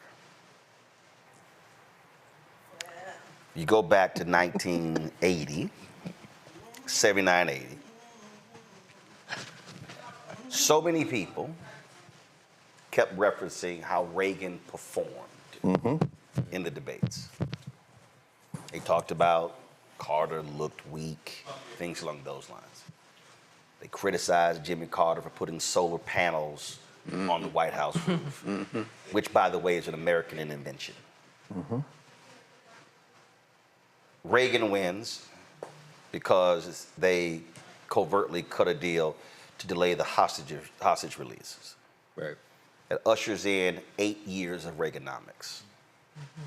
Another 4 years of Reaganomics with President George H.W. Bush. That's right. All because folks were wrapped up in how Reagan performed. That's right. Michael Deaver was Reagan's image maker. Michael Deaver was the guru in terms of how they packaged Reagan, how they packaged their policies. In San Francisco in 1984 at the Democratic National Convention, Reverend Jesse Jackson Sr. said, I would rather have FDR in a wheelchair than Reagan on a horse. That's right. America always wants John Wayne in the White House. What Gil Scott-Heron said. But if folk knew John Wayne, he was one of the most violent racists in American history. That's right. And so Democrats naturally are spastic.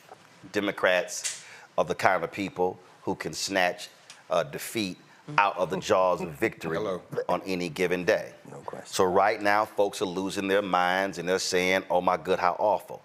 Was Joe Biden strong tonight? No. Was Joe Biden, was he speaking authoritatively? No. The moment he opened his mouth, he was hoarse. He was trying to get his throat. So right there, again, as somebody who's a public speaker, there's nothing worse than trying to speak when you don't have your voice. And so that also makes you timid. Now, Kelly O'Donnell sent a tweet out saying a couple sources close to Biden said he has a cold. That's immaterial. It's what they saw. When you see the split screen in terms of how he looked. And so people were like, oh, although Trump is lying, he sounds authoritative. He sounds assertive. Well, any dictator always going to sound authoritative and assertive. That's right. And so the reality is, are there going to be people freaking out in the next 24 hours about Biden's debate performance? Yes, which is why if you are talking about the next election, your issue cannot be his debate performance. It has to be what has been his Oval Office performance. That's exactly right. The reality is we get so hooked up into what was the speech, what was the presentation, when we can get so enamored with somebody, man, they gave a killer speech, but they can't do jack on policy. Somebody could sit here and just, oh my God, they were fantastic on television, but they were awful at the negotiating table. And so what Biden was trying to do, which again, when that's not what a debate is about television performance. Kennedy, Nixon, Nixon would not take makeup, Kennedy did. The key here is if you are a Democrat, if you're a Biden supporter, you don't spend your time entertaining anybody going off about, oh my God, his voice, he sounded weak. No, what you do is say, Trump lied about veterans when he took credit for a bill that Obama signed. That's right. Trump lied about the economy. That's right. He lied about the condition of the economy when Biden-Harris took over. He lied about, you lay out and you say, now, this is what you heard. So what do I have over here? I have an 82-year-old man over here who has a history of stuttering, stumble over his words, but then I had a man over here who spoke with lies with full clarity. Now, which of the two are you down for? That's really how folks have to be operating. That's right. Last point before we continue the conversation. This is June 27th. This is not September 27th. Exactly. So by this being June 27th, you still have lots of time. I don't say it's a lot of time, but you still have lots of time where you still can lay out in terms of what the narrative is. But if you are anybody on Biden-Harris, what you have to say, America, what you saw tonight was a president who, did he stumble over some words? Yes. Did he not finish some thoughts? Yes. But what did he say? What did he say?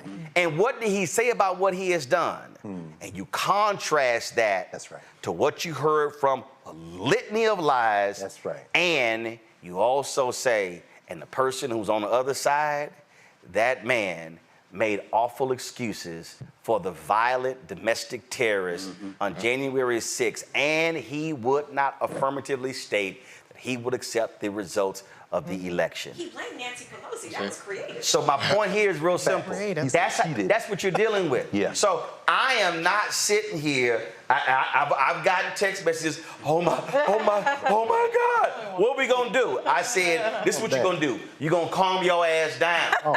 Because again, that's what you're dealing with.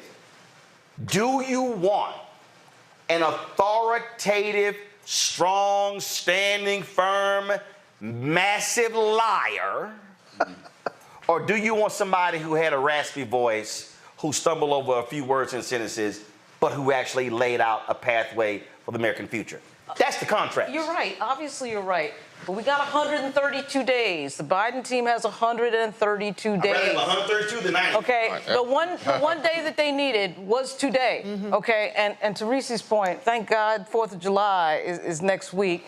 To Nola's point, you know, we are inside the Beltway having an inside the Beltway conversation. But most people, when they look at that screen and see what they saw, are going to vote on the theatrics. We know that. They're going to vote on the shallow theatrics. They're not voting on June 28th. Okay, I know it, but they're going to vote on that appearance that we saw tonight. Factor in people who won't vote at all. Exactly. This is something that does not generate enthusiasm. It does not generate the record turnout that we saw in 2020 that propelled them to the White House. I get your point, Roland. If we were up here having a political spin conversation, what we say if we were a surrogate, that would be a different conversation. We're having a what the hell did we just watch conversation. How Trump's team is going to use it. They are going to dine out on this. They are going to dine out on this. I agree with Roland. 100%. It's 13,000 people on the YouTube channel.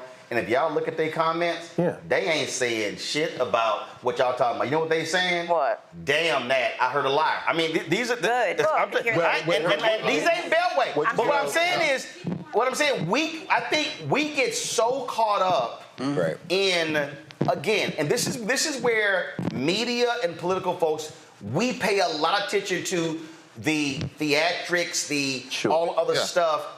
But the question still becomes, what did Trump say about Roe v. Wade? Right. What did Biden say about education? What did Trump say about Russia and Ukraine? What did he say about NATO? I mean, the reality is that was some stuff said in between. The question about whether or not Trump is a liar has been answered. We know he's an unhinged lunatic and a liar. That is done.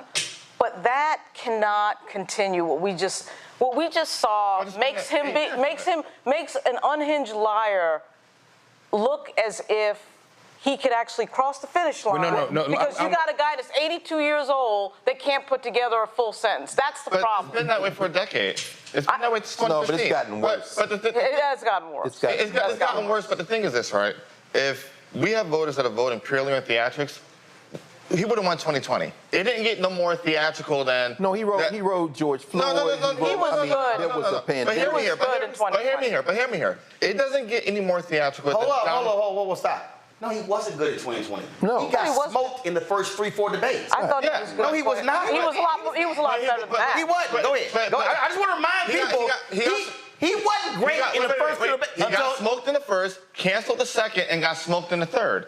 That's what happened. But the thing is this, if we're talking theatrics... I'm talking about primary. Go ahead. Well, I'm just saying... But my point is, Biden was bad in the first several primary debates, and then you go to South Carolina, and then he runs the table. So my whole point is, being strong in debates don't necessarily mean you win. Go. You then I agree. So my thing is this, if this is about Trump's theatrics and who could put on the better show, Trump would have been reelected in 2020. It would have been like re-elected 2020. Yep. The American voter, the black American voter, is a very astute voter, a very tuned-in voter, a very issues-driven voter. It's in our blood. It is not honest. It is in this. It's literally why they are not like us. It's literally why, the backbone of this country, win or lose. Biden had an okay night. I'm going to give him an okay night based off of my own metrics. Your grade, A, B, C. A through F, what's your grade? B. Okay, go ahead. I give him a B. But the thing I think you're great on the curve, but go ahead. I am. But the thing is this, right? I think both campaigns and both parties made a very smart decision having this debate in June instead of October. Yeah. I think Dave Bossie, who's doing a part of our RNC, and I don't know who's doing the DNC side, them making that decision to have this in June, which is earlier than ever, before they're even nominated, was smart on both ends. This is in October. I think it's actually probably a free for all. Mark. So, Lauren, I hear what you're saying, but just again, I want to throw some math out there. Most of their supporters are locked in. No question. There, meaning Trump. Both of them. Okay. Yeah. And as I said, Trump's never gotten more than 47%. The point you raise is more valid, I think. The low turnout point. Right? The low turnout helps the Republicans. You got to keep in mind, wait, before you go forward, Mark. Wait, hold on. Finish the thought, then I'm gonna come back. So that's the highest he's ever gotten. Right. He's not going to go above that. I think Reese's point is valid in the sense that how many on our side are going to be discouraged from voting? Not like people on our side are going to go vote for Trump, but they're not going to vote on the basis of this. So it is good this is in June, because I think people come to this sense that, wait a minute now, do I really want to enable this? To your point, if we look at the global piece. So I think that's the challenge for the Biden people. They've got to keep people who would be disaffected, who might look at this and say, this guy's old and he can't run. People have to be reminded, well, okay, but the alternative is 10 times worse. That is the key. I don't think, the point is, Lauren, I don't think Trump picks up a single vote. I agree. He's got his base. He's got them locked in. It's not like independents who were mad because he got convicted and go, so I'm going to vote for him now. It's not like Democrats are going to shift over and vote for Trump. Right. I don't think Trump picks up another vote. This is still It's not about votes. It's about Wisconsin and Michigan. Well, it's about Wisconsin and Michigan. And that was close. So one second. Biden's got to lock those votes in Wisconsin. But again, you mentioned math, Rebecca. Again, I'm looking at math. That's how Hillary lost. It's June 27th. The reality is, you got the whole month of July. Folk go on vacation. You got convention, RNC next month. You got DNC in August. The question then becomes, again, will there actually be a September 10th debate? We don't know. I bet no. And then the next question then becomes, what is the race that you run? And again, I go back to the Democratic primary in 2020. Very few people were just jumping up and down excited about then Vice President Joe Biden. No. They weren't. But guess what happened? Sure didn't. The other candidates, were they truly breaking through? They were not. What did people vote on? People said, all right, he ain't exciting me. He ain't making me feel great. He not inspiring me with hope and change. But that is experience. That is even keel. That is somebody who's a grown-up. That's who I'm voting for. That's how he won in 2020. I still fundamentally believe. Primaries in 2020. No, the primary, but that's also how he won the general election. He won the general election. It was a pandemic and people. Right. No. I understand that, but what I'm saying is, when they voted even for the pandemic, they were voting for, I need a grown-up who's in charge. Right. And not against Biden? I mean, not against Trump? Right. No. They were voting against Trump. But what I'm saying is, I got Trump over here. I got crazy, but I got a grown-up over here. Good point. And what he then does is, so he's never going to excite you. Sure. So the issue, how they have to frame this is, let that still be unhinged. Right. And y'all have concerns over here, but I still go back to what Reverend said. I'd rather have FDR in a wheelchair than Reagan on a horse. Hold on one second, Rebecca. Then I'm coming to you. Here's the thing. We're 131 days till Election Day. We are about 95-ish days until the first ballot can be cast in this country. That's a good point. Full stop. That's a good point. About 95 days until the first set of ballots get mailed out and Americans start to vote, right? So that's the clock that we're against. So now if we're looking at Wisconsin, Michigan, Pennsylvania. Pennsylvania is going to be decided on technicality. For those of you all who are watching and catching up, let me tell you what's happening in Pennsylvania. Last year, Pennsylvania redesigned the outer envelopes for their vote by mail, right? The Secretary of State sent an advisory out to every single county, because remember, Pennsylvania is a Commonwealth. They told every county official who actually handles elections, hey, people have to put the date on that outer envelope. Even if they put November, whatever, October, whatever, when they're voting by mail, if they put 2023 versus 2024, accept it because it's still a current ballot. Guess what? Counties like Lancaster just said, we're not going to do that. They don't put the correct year on their ballot, on the outer envelope for their ballot if they're voting by mail. We will throw out their ballot. That's right. So Pennsylvania is going to be decided by thousands of votes on technicality. And luckily, luckily, what you have is you have a state Supreme Court that is almost the same as it was in 2020. And what were they mad about? The state Supreme Court in 2020 said, no, you're counting the balance. So you're going to have legal challenges there. But remember what Alito said in that Pennsylvania case. They wanted the vote sequestered in case it was close enough for them to be the determining factor. I agree with you. They set it up. Alito already tipped the hand, and he got 2 more seats on the court, 3 more seats on the court. Yeah, this is very important, and it was a state issue. They should have had no business interfering with that state court. That's right. That's right. As much as we hate what happened tonight, yes, we have to talk about what's going to happen in November. That's right. What's going to determine the presidency. When we get to Wisconsin, we've seen a lot of people, we've seen voter purges, where a lot of people were dismissed, taken off of the voter rolls in Wisconsin. In order for Wisconsin to fall in the W column for Joe Biden, then local groups like in Milwaukee, like Block, has to be funded to do what they do to turn out black voters in Milwaukee. But also the other advantage that you now have in Milwaukee, Democrats put the state Supreme Court. That's exactly Democrats won that critical race. They now have a 4-3 majority. And guess what? They made the ruling on state gerrymandering. That's right. Then they still are going to rule on congressional gerrymandering. Right. And they're going to do a different ruling on ballot drop boxes as well. So the state Supreme, this is where Supreme Courts matter. So that's going to be huge in Wisconsin. Very good. I'm going to quickly go to Mustafa, then I'm going to go to our guest via Skype. So, you know, I've worked in over 1,000 communities. So instead of just this inside the Beltway conversation, I'm actually talking to people all across the country. Folks want to know, am I going to be able to keep my house? Or am I going to be able to get an apartment? People want to know, with the food prices, like we talked about before, is somebody going to be able to do something about that? You know, the Farm Bill, I don't know anything about the Farm Bill, but what I do want to know is that if I'm going to be able to actually go to the grocery store and actually get some food, right?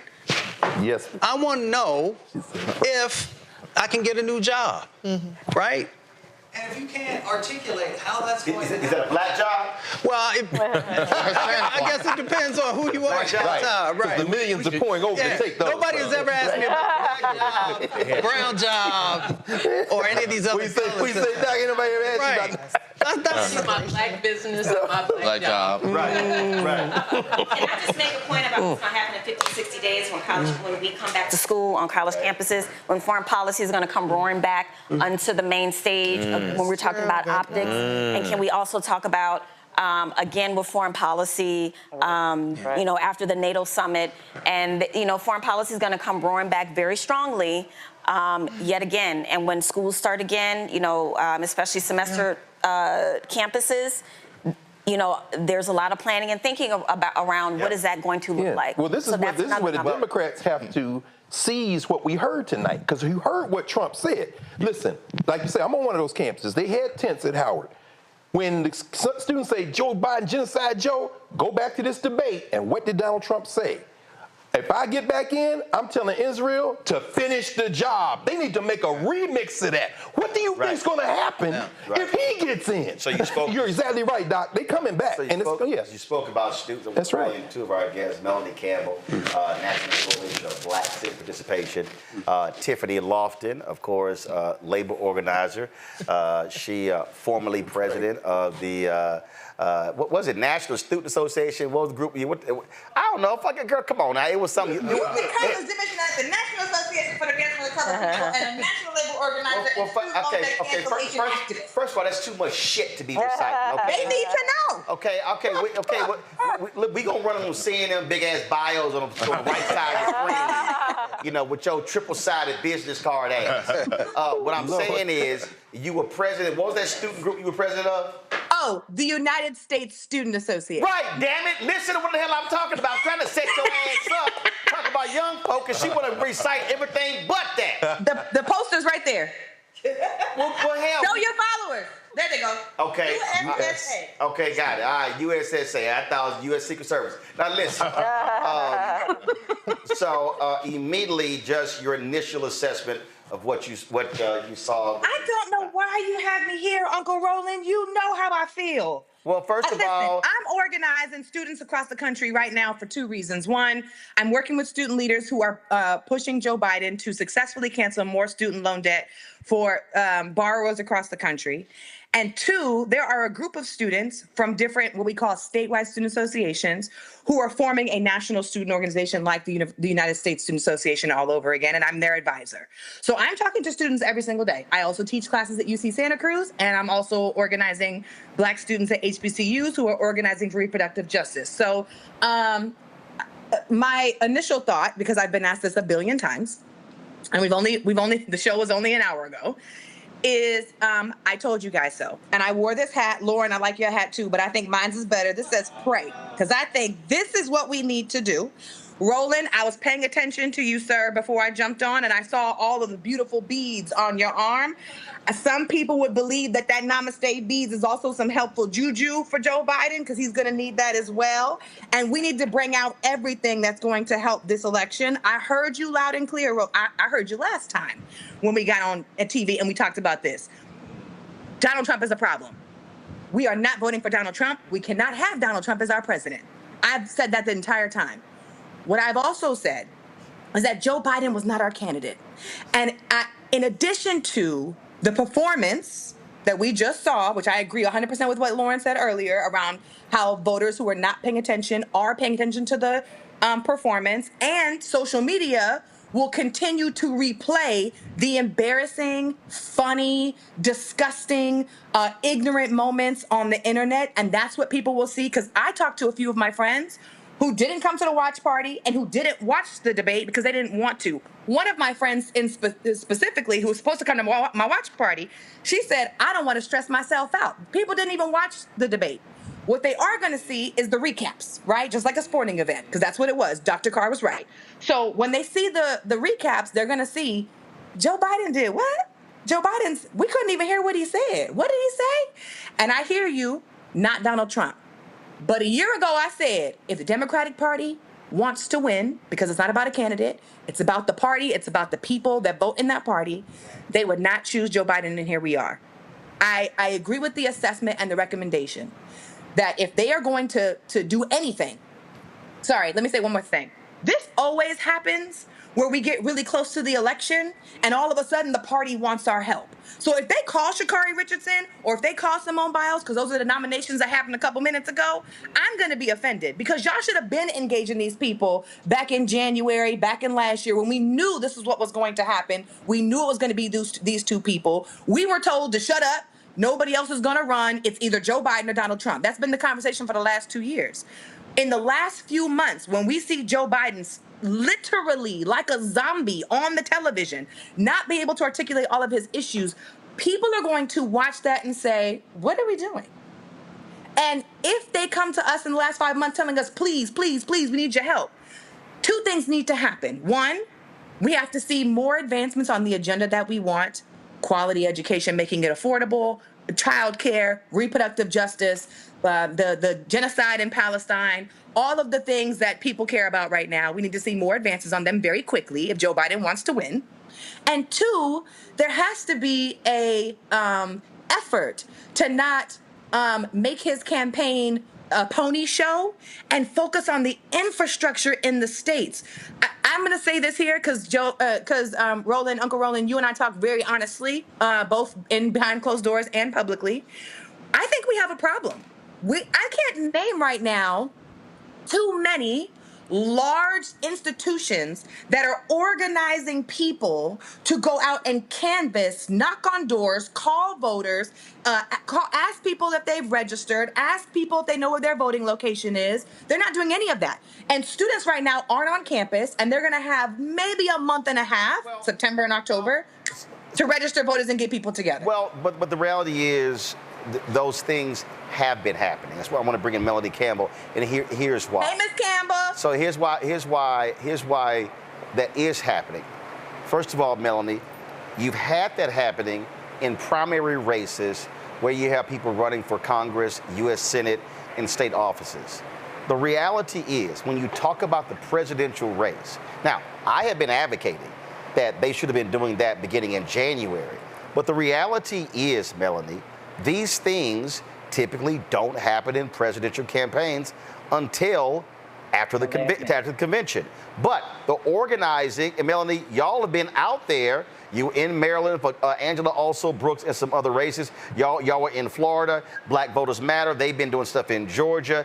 There were 40 grassroots groups who met in St. Louis last Saturday. I went to St. Louis for the OJ's, Frankie Beverly, Whispers concert. Ran into a brother who said what they were doing there. They're doing what Tiffany's talking about around the Cori Bush, Wesley Bell race there as well. So those things are happening. What then happens is, as you get closer, it then begins to also happen around the presidential race. Your thoughts? Well, first of all, my voice is gone tonight, right? So shit happens, right? Excuse my French. Shit happens. So that was the first thing. I was like you, Roland. When I first heard his voice was not there, I said, "Oh Jesus," okay, and that was my honest response. But just like 4 years ago, we had to do what we had to do. Because we know the bigger picture is what won't happen what will happen, if we don't show up. That's what I saw. In spite of the theatrics or non-theatrics, history is a teacher. Hell, President Obama bombed in his first debate in the second term. So it is what it is. We're gonna have two old white men, and at the bottom line is we know enough. We are politically savvy enough. We are not the kind of people who vote. Granted, we have to worry about those who will be disenchanted, but it is also our job to make sure that they are at least able to find a way. Tiffany, we need you all to find a way for young people to not get distracted by what they're going to see on Twitter or Instagram or any of that, because most of it is being under attack with the lies and misinformation, disinformation. That is a reality. We've got to find a way for folks to be able to just look at it, look at what this one said he's going to do and what this one said they're going to do, and what is it you want from one of these two old white men? Because the reality is, this doggone election is going to determine people's futures. I'm old enough. I'm 6 decades around the sun. I'm old enough to understand that if we let this thing go down the wrong way, it will affect us for 20, 30 years. And that's the reality of how we've got to make sure our people have that information. And our young people, we can't wait for them to come back from summer break. We got to be talking to them now, wherever they are. They got summer jobs. They got all kinds of stuff. They got internships, fellowships. We got to use every opportunity, but not to wait for that, but talk to them throughout the summer as well. So I think that, and again, as I look at all of these, all the comments, first of all, let's be real clear. Twitter is not real world. So let's deal with that.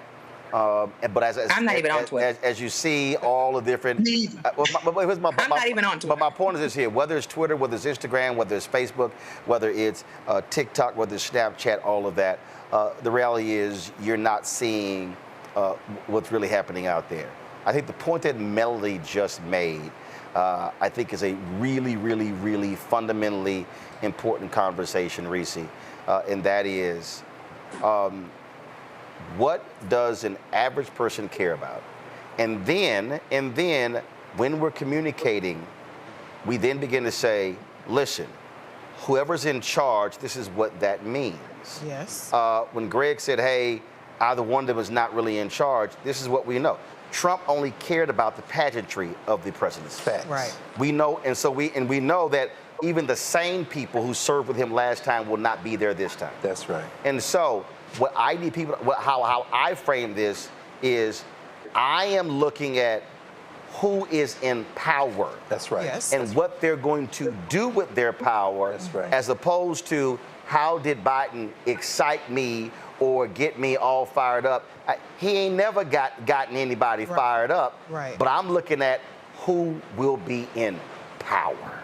Right. I agree with you on that, and that's why I've been trying to recognize what the average person is looking for. I'm not just talking about a debate, but I'm talking about in the election. We can't look at the vote blue no matter who people as the average person. Right. Just like the MAGA people. I'm not saying they're the equivalent because they're obviously diametrically opposed in terms of what they want. But the average person is not a MAGA person. The average person is not a vote blue no matter who person. So what do you do to reach the average person? You have to get to the heart of what affects the average person's day-to-day life. It's groceries, it's gas, it's housing, it's debt, whether that's student loan debt, whether that's mortgages, interest rates, et cetera, et cetera. You have to get to the heart of that. The reason why Donald Trump lost in 2020 is because the economy was fucked up and Trump could not get a handle on COVID. Biden came in and fixed those things. There's more work to be done. What the Democrats need to spend as much time as humanly possible is trying to get an economic message together that will get to the heart of the people who ain't really that tapped in. They didn't watch the debate. They're going to see some highlights.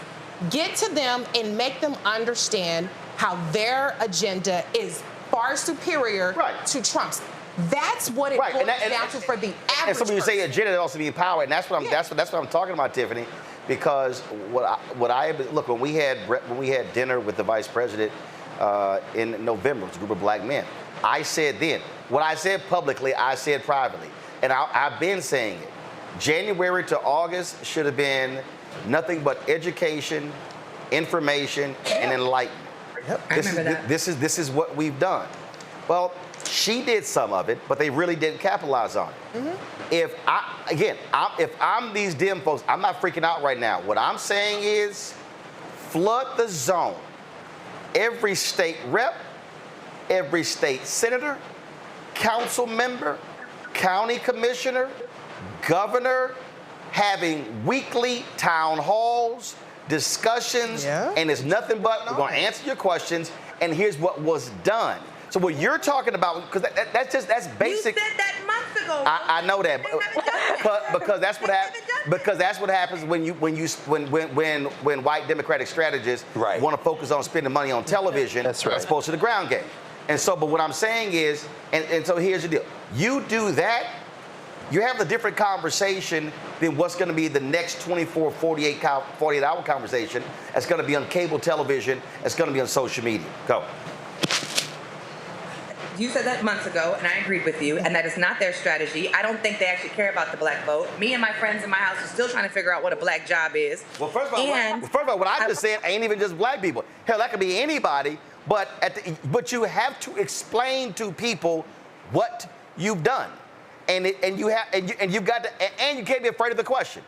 I mean, I've done panels with people like, well, I'm pissed off. Okay, why are you pissed? Well, I want to see something done.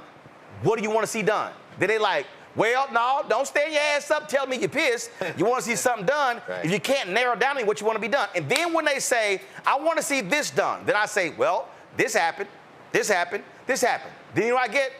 Oh, damn, I ain't know that. Right, you walking around pissed about something that you didn't get done, and you had no idea what actually got done. But you got to actually hear their pain and then explain to them, this is actually what got done. The only thing I'll say, Roland, is, I just left the 60th anniversary of the Student Nonviolent Action Coordinating Committee Freedom Summer Anniversary. It was in Indianola, Mississippi. There was maybe 250 people there. Most of them were elders because they were veterans and volunteers for Freedom Summer. We had a conversation there that I think was very empowering. And the conversation was, every single time we come to an election, young people, there was a generational divide in the room. Young people are saying, of course it was. Young people changes over time, because I'm 35, so I'm not the youngest person in the room no more. And whoever those people are, they're not going to be young. So young is changing, right? There was a generational divide, not on the agreement, are we going to vote? Because we all agreed on that. Not that Donald Trump can't be president. We all agreed on that. What they said is, young people said, we are sick and tired of having to choose between the lesser of two evils. And the elders in the room were saying, you ought to be scared, I'm paraphrasing, you ought to be scared of what Donald Trump is capable of doing. And I just want us to not forget, as organizers, activists, and as Black leaders in the community, I just don't want us to forget that we can only use that line and that tactic. Can I answer a question? So long. After a while, that's going to run out, and there has to be a different strategy. And I would just venture to say hold on, Melanie. That I think we are watching the fall of that with young people across the country, on college campuses everywhere. Young people who don't have summer jobs, don't have internships right now, are living back at home with their parents because the rent is too damn high. We have to address, as you all said, the issues that people care about right now. Yeah, and what I'm gonna say, and it's not talking down to young people, I'm gonna say to millennial and Gen Z generation, which is the largest demographic in the country, you can't keep complaining about the old people running when the old people vote more than you do. And the reality is, listen, I've taken over organizations because I counted. And I've said this to numerous young people across the country. You can actually change the direction of the country. Not when you only have two terrible. No, wait. Somebody in the comment section on your YouTube page said we're voting between a sleepwalker and a liar. Hold up. I'm coming to you, Melanie. But the person who right now is 22, they were 18 in 2020. Right. Let me remind people, Biden was running. Right. Warren was running. Sanders was running. Booker was running. Harris was running. And they all split the vote. Wait. Buttigieg was running. Buttigieg, they was all splitting the vote. Keep going. No. Klobuchar was running. Tom Steyer was running. Bloomberg jumped in. Marianne Williamson, that's 10. There was like 13 of them. No, right. And so, and guess what? You had folk who were not voting. Guess what happened? When they went to South Carolina, and for every young person listen, y'all, this is math. The highest voting group in America is 65 plus. Yep. Can I say something? Wait. I ain't done with the math. The second highest voting group in America is 55 to 64. Why, Roland? Why? Because they understand power. And what I'm saying to young people, if you have power, and that is hot in this studio, if I didn't plug that fan up, it would be hotter. Young people, your shit is unplugged. You are not going to get power if you don't plug it in. And so I get frustration, but if you don't use your power, guess what? Somebody else is going to vote. I know, Greg. I got to go to Melody because Melody wanted to get something said. That was a good one. You should have let me respond. Okay, go ahead. No, you can go get to respond. Go ahead, Melody. Oh, well, I'm going to say this. How many days we said we got?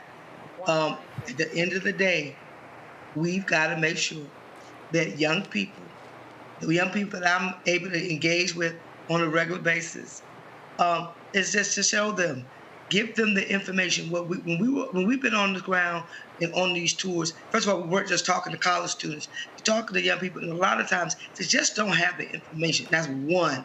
And so that if you give folks information, I have no problem with young people saying they don't want to vote for the lesser of two evils. They really don't, right? I get that. I said that when I was 20 years old.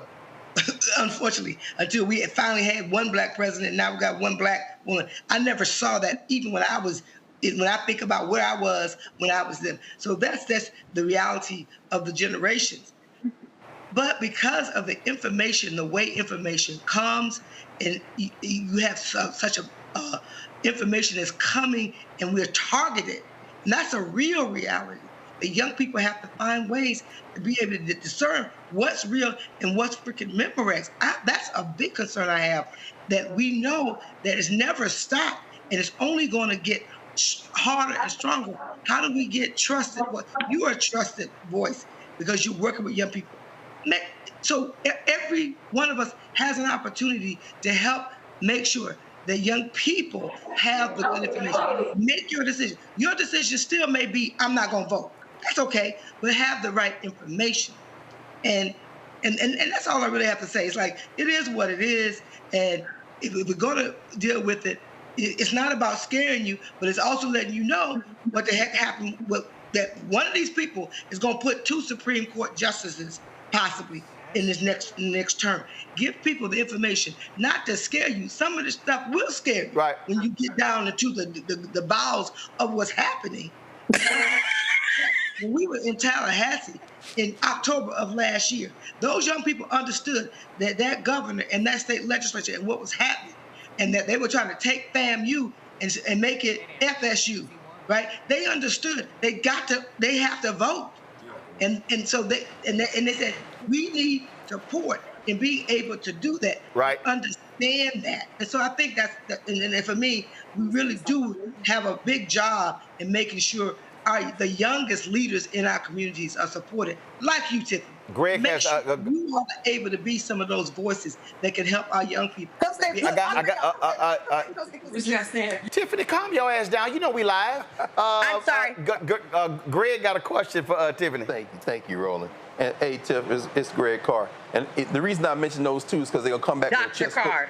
Thank you. No, the reason I mentioned those 2 Olympians because they're gonna come back with a chest full of gold medals, and in a nation of low information voters, it beats Fat Joe and E40. But it wasn't because and I'm offended too. But the point is this: when you were with those elders, and I'm sorry I couldn't make it because my friend Cortland Cox and all of them were down there, Karen Spellman, all those SNCC folk, as we know, Tim Jenkins, Joyce and Dory Ladner, they were a decade and a half younger than you are right now when they faced down the Citizens Council in all those Mississippi. In 2024, when the hillbilly Secretary of Education in Oklahoma says you got to put the Bible in your curriculum, when the hillbilly governor of Louisiana says the 10 Commandments got to go in every classroom, how do we educate voters generally, particularly young people, to understand that we can't understand anything in real time without putting it in the long arc of perspective? Because those elders you were talking to, it seems to me, they weren't talking to you as 80-year-olds. They were talking to you as 19 and 20-year-olds who saw what that looked like in '64 and can trace that full arc now to 2024 and understand that our actions now aren't in a vacuum. How do we integrate education? Because I don't see Cortland Cox talking to you as an 80-year-old. I see him talking to you as a 19-year-old. Right, and I'll add that before you answer. I'll add that before you answer. Those same 19, 20, 20-year-olds were mad as hell, pissed off in Atlantic City in 1964 when Dr. King and Bob Rustin brokered the deal. That's right. And they said, we didn't come here for only one black. And, they didn't say we didn't come here for 2 seats. And King said, Danny Lehman said that, but keep going. But he said, but it will be fully integrated in 1968. This is very important. And it was. Now, so again, so I somebody who's always like, no, we can't wait, but I also understand the reality of if any young person tells me, I don't want to vote for 2 old people, this is what I'll say. One of them go in, and then you can pick whoever the hell you want in the next election. Because here's the deal. Come 2028, if Trump wins, God forbid, he can't run again. If Biden wins, he can't run again. So this is one of those elections where how you vote. It's the last one. Well, no, how you vote in 24, you gonna get to pick who you want in 28. But if there's a country, if you don't vote in 24, we don't know what the hell 28 gonna look like. Tiffany, go. Hold on, I'm gonna come back to you. Okay. Tiffany, go. Yeah. Because Greg had I missed my response already to the fan analogy. But when you said hold on, you young, you can't remember. Not too much when you're young. We was drinking over here having a good time. No, I'm just kidding. So what happens is if you're saying the young people's fan is unplugged, in that analogy, Uncle Roland, all I'm saying is we are trying to tell you, you don't need to use a fan. You can use the air conditioner and the thermostat. That is what we are trying to upgrade and say. And young people, and all I'm saying, hold on, wait, Uncle and if you got a window unit, you still got to plug it up. Ask on the Uncle Roland, stop. Look, Uncle Roland, I did have a watch party at my house, and they're off to the side, but I want to introduce y'all very quickly. And then you can ask them, because y'all looking, I mean, I know I'm talking about the young folks that I work with, but I just want you guys to know that there was a consensus in the House. We know we're going to do the right thing. Let me turn the camera so I'm going to put y'all on blast. Okay, there they go. All three of them. There we go. So I know that we are going to do the right thing. And in November, when we have this panel discussion, because you have me on in November, mark me in the calendar, please. We are going to talk about how young people showed up and did the right thing. But just like Fannie Lou Hamer said, we didn't come for no 2 seats in Atlantic City. We are saying we are sick and tired of being sick and tired of voting for the same 2 old people at the same time. But wait. Dr. Carr asked me a question. Yes, you did. Dr. Carr asked me a question. Yeah. And the answer to your question, Dr. Carr, is my entire career. Wait, hold on. No. She's answering. Go ahead. Answer, go. My entire career so far has been rooted, praise God, in building organizations for young people and building organizations where political homes train and mentor and hold safe spaces for people who want to be civically engaged and better citizens in this country. And right now, we are experiencing defunding those organizations. We are experiencing leadership get removed from positions of executive directors and presidents of those organizations. We're watching the NAACP made a pledge at the SNCC convention. Y'all know I don't work there no more. They made a pledge and they said, we're going to register 15 million people with 300,000 voters. And I said, where? How? That's 25,000 volunteers a month that you have to get. And we are talking about things that might not be realistic leading up into November. So to answer your question, if we had that infrastructure, if we had the funding, we are going to continue to organize in the streets. Young people have been doing that regardless whether we have money or not. But these organizations, we need more than just the great work that Ms. Campbell's doing, which I've been a part of and I'm a huge fan of. We need more than just Black Lives Matter. I love Latasha Cliff and April. They're doing great work, but we need more. Scale. Nola. Thanks. I want to make a point. Greg and I, we teach on college campuses. And what I want to say is what a lot of my students are failing. I taught 2 classes this past semester, International Relations and Race and Space Security. And none of my students missed a day in either one of those classes while protesting was happening on campus. And I want to make it very clear, when we're talking about students, the same way we kind of talk about Black as this kind of monolith, it is not a monolith. Most students want to go to class. Most students want to graduate. I mean, that is simply the truth. I can't tell you how many conversations I've had, especially with Black students, who are scared to get involved in any of this because they are going to be targeted the hardest. It's not just the Black students, it's Black staff, it's Black faculty, and let's not even get started on adjuncts. We don't have that power to be secluded and insulated within the institution to go out and do those things. So when we're talking about students, we're talking about a very specific group of students that are out protesting, that are out building these camps. It is not all of them. And I can tell you right here, right now, a lot of these students are pissed that they are involved in this kind of monolithic explanation of students. It is not all of them. Before I go to Mark. Especially the babies that were caught in COVID. Right. Especially the babies who wanted to just graduate with their family and their friends. So before I go to Mark, I hear that not just with students. I hear that with grown folks who say, "Look, I got kids and I got to go to a job." No question. But this is what I say, and again, I go by numbers. Numbers don't lie. The lowest voting group is 18-29. The second lowest voting group is 30 to 44. Yeah, that's true. And what I say, so everything you just said. So when a college student says to me, when I hear, "Look, man, I just want to go to school." How you gonna get a Pell Grant? Who wants to cut Pell Grants? Come on now. Who wants to increase Pell Grants? Who increased Pell Grants for summer school for the fall and the spring? So again, that's not, who's in charge determines that. That's true.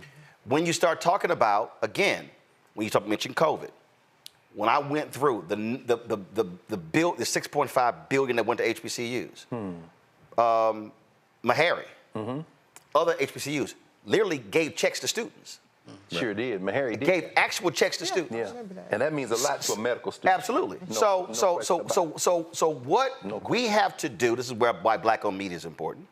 What we have to do is, I go back to connect the dots. Yes. To your point, when you say what those folks are saying, to Reese's point, others, we have to literally use every mechanism possible to walk people through to say, I know you say I don't care about these things, but who is in charge has an impact on your very existence as a student. Right. And so who's in charge in your state can determine, if you go to a public institution, whether you can use your student ID to actually vote. My God. And so I think what often happens is, and again, this is not denigrating anybody who's young. What often happens is people somehow say, I can't worry about that kind of stuff without realizing that the stuff they actually worrying about, the policymakers have a direct impact on their very lives. But my point is they are. So that's what I wanted to say. Like the students that aren't being talked about, they are talking about what's important for their lives. You know, like somebody very dear to me, Victor Shee, who's working in the, you know, Victor, that's my little baby. And not just because he's a Bruin, go Bruins, go Bruins. But what I'm saying is young people do care about their political lives and they do understand what's at stake. And I, you know, and it may be not as, you know, sexy to talk about those nerdy students who just want to go to class and understand what's at stake for them and their futures, but they do exist. And I just want to make sure that we are uplifting them and talking about them. Before I let Melody go, but the point is, y'all are on the ground. I've been at a lot of things that y'all do. And again, when we're talking to people, it's a significant number of people who just don't know. And when we talk about the couch being an option, this is what we're talking about. We have to be spending inordinate amounts of time walking folks through policy. It ain't the sexy in the world. It's okay. People can sit here and they can talk about what 50 Cent talking about, what Plies talking about, Sexy Red talking about. But, and in fact, mention I'll give Plies credit. He's talking about policy and connecting the dots. I just think that what often happens is people say, ain't nobody doing nothing, so therefore I'm not going to vote, when it's also a lie, but we have to educate people. I didn't say just black people. That's right. Educate people on public policy. Melody, your final comment, so you can go rest your voice. Thank you. The other thing, Roland, you talk about all the time, there's more on the ballot than the president and the vice president, right?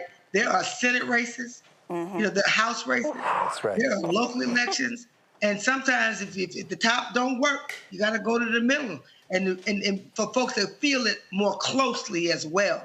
But one thing that was really, really motivated me as far as these last few months was being in Maryland, and when we had, because you always want to say brothers don't get involved.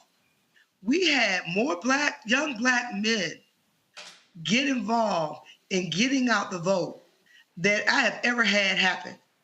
And they showed up every day. Yes, we had sisters. We had more young black men who some had, never experienced anything like it, didn't know how they could get involved. A lot of them were from Southeast and Prince George's County. And so that we would be able to have those conversations on the bus and being able to have brothers talking about what's important and why this election was important. And so that's the part of, I think, what we also have to lift up, that there are young people, there are black men who want to be involved. And I think we have to lift that up and not say, well, black men are just being bamboozled and they just gonna vote for Donald Trump for this, that reason, the other. But to make sure, because peer-to-peer works. I could talk till I'm blue in the face to my nieces and my great nieces and nephews. But if the young man who leads our Black Youth Vote program, Daryl Coles, talk to him, they're gonna listen to Daryl before they're gonna listen to me. Right. So that's the reality, and that we have to, and what we're attempting to do, and what we have to do over these next few weeks. I think somebody said it, and I can't remember which one around the table, but election is not November. It's about what's going to happen in September. And when people start getting those applications in for absentee ballots and the things and the laws in states like Georgia, because our folks are 24/7 on the ground. Right. The Deborah Scotts and folks like that, and the Helen Butlers and folks like that, they're grinding. More resources are needed, but I think we also have to find a way to go down ballot for people to understand those races and how that matters as well. So that may be the reason we can get them to show up not for the two old white guys. All right, Melanie Campbell, we appreciate it. Thanks a lot. Tiffany Lofton, you can go back to drinking. Good night, y'all. Tiffany, you can go back to drinking. We was drinking pineapple soda and ginger ale. You lying. I'm not lying. Yeah, okay. Yeah, all right. Okay, as we say, believe that. Bye. Bye, Aunt. Bye. So I want to come back, folks in the room. And again, I go, the numbers don't lie. They don't. 65 plus vote at a higher rate than anybody else. That's true. As you go down, the numbers get lower and lower and lower. That's true. Now, the other thing that I don't think, because we were talking about it earlier, you mentioned turnout. You've seen a decreasing black turnout at its, obviously the high 2008 and 2012, but it's dropped 14, 16, 18, 20, 22 now. Yep. When you were talking about Trump getting the 14%, him getting 14% black male vote is a bigger deal when it's a lower vote turnout. Because so that 14 basically looks bigger than it actually is. Yep. But when you so the key here, it comes down to not percentage, but turnout. Margins. What are your numbers? I keep saying this election is going to be a margins election. 11,000 votes in Georgia in 2020. Yep. 11,000 in Arizona. Okay, extremely razor-thin margins. Right. And so this has to be about how are you going to drive on the ground, and how do you now drive engagement? So the question for folks here, and Mark, I'm gonna go to you first, and I'm gonna go to Rebecca. If you are Biden-Harris, how do you now, based upon what happened tonight, completely go into overdrive with a different narrative and strategy? Well, that's kind of what I wanted to address. You do exactly everything we've been talking about tonight, but I throw a question back on you, because sometimes when we're on the air and off the air, we talk about how this consultant class sabotages everything. See, everything here makes sense. Even people who don't do this for a living, everything that's been said makes sense. But we know that there's a consultant class that has infiltrated the Democratic Party, and they blow it. We've seen black candidates go down in flames. Yes, sir. Listening to that class. Oh, wow. And so, frankly, if I'm Biden-Harris, I'm calling everybody after this in this room. We're gonna go we walk down the street. We can literally walk down the street and have an all-night session. Yeah, we're 2 blocks away. 2 blocks away. But you just mentioned. Hold up. You mentioned, hold up, because you mentioned 2 names. You mentioned sabotage. That's what it is? You mentioned sabotage. Jesus. Here's what I'm about to throw out. I gotta get all y'all take. Damn. Huh? Guess just like who do I believe? I believe this. I know Reese feel this way. For the last 3.5 years, there have been Democratic forces who have been sabotaging Vice President Kamala Harris. That's right. But here's the deal though. Guess who right now is the most important person? Kamala. That's right. So, all of these folks who have been fighting her going out, if I'm any of them, I'm shutting my ass up, and I'm telling you right now, she gonna be somewhere on the road, Lauren, 5 days a week. Everybody's talking about she's going on MSNBC now. Everybody's like, Kamala's up next. I have a friend that used to be a reporter for TMZ. She tweeted out she's on there now. The most important thing she thought on that was Kamala going on MSNBC. Yeah. But I do want to Did she go on? Did she ever go on?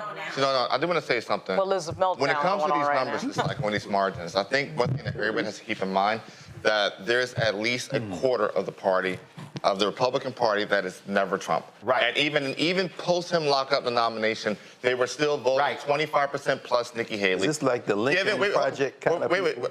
More than that. No. I'm gonna tell you why more than that, right? I got texts from some of them tonight. The debate was in Georgia tonight, right?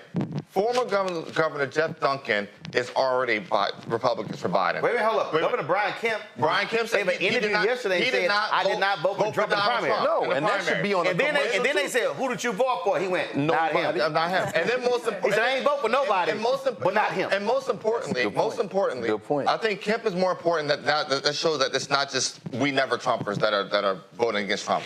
But more importantly, Governor Kemp has already shown that when it comes to Trump and Trumpism, he's willing to put the GOP on the sidelines. We saw Herschel Walker. He's going to vote for him in the fall. That's what he said.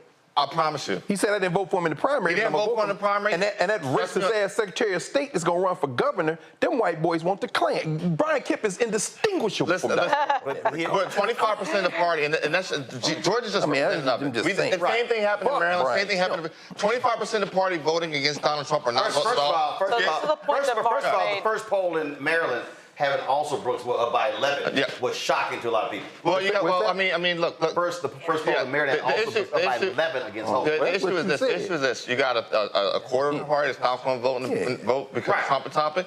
Then you got another third of the party that's never Hogan. But here's what I'm saying. Here's what I'm saying when I talk about the importance of the vice president. Because the conversations that she's been having, a lot of mainstream media hasn't been covering, haven't been focused on, but the black media has. But they have been effective. Yeah. But the point I'm making is there have been people on the inside, like for instance, when she made the comments about Israel, Gaza, in Selma, it got a very positive reaction. There were folks in the White House who were pissed. Yep. And it was like, really? Yeah. No, right. First of all, it got watered down, but because they were thinking not gonna be well received, it got well received and they were mad. I'm like, oh, that y'all knew what she was gonna say because y'all approved it. But the whole point is, you can't. To the people who are thinking about 28. Let me be real clear.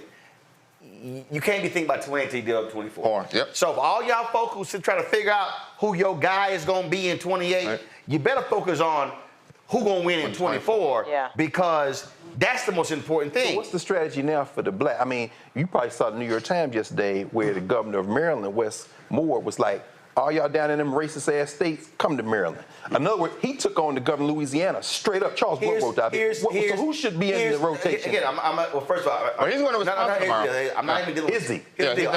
I'm not even dealing with 28. Here's what has to be happening right now. Democrats have a very deep bench. You utilize your bench. You utilize your governor in Michigan. What's happening? Your Democratic governor in Pennsylvania. Your Democratic governor in Maryland. And you don't need to use Wes Moore in Maryland. You need Wes Moore in North Carolina. You need him in Georgia. But what I'm saying is, it can't be Blacks for Biden roll out in Pennsylvania and you got all of them there and none of them speak. No, I know. No, you've got to activate them, and not just the black folks, but the white folks as well. You have a constellation of stars around Biden.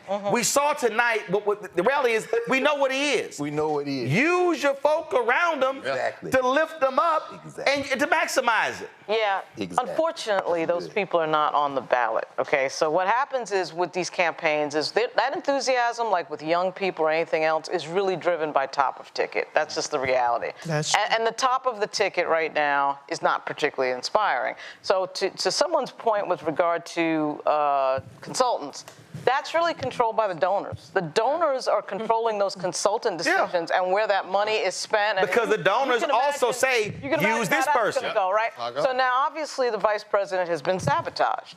And I can tell you that from reading what I'm reading, not just from my text, but social media and commentary, there's a sort of a meltdown going on. I mean, there's like a Goldwater-Nixon conversation going on here about Joe Biden that to me is not something that can just be dismissed. Now, maybe it goes away with the holiday, July 4th coming up. But I'm saying there's some serious discussion here about brokered conventions and open conventions and all sorts of I'm not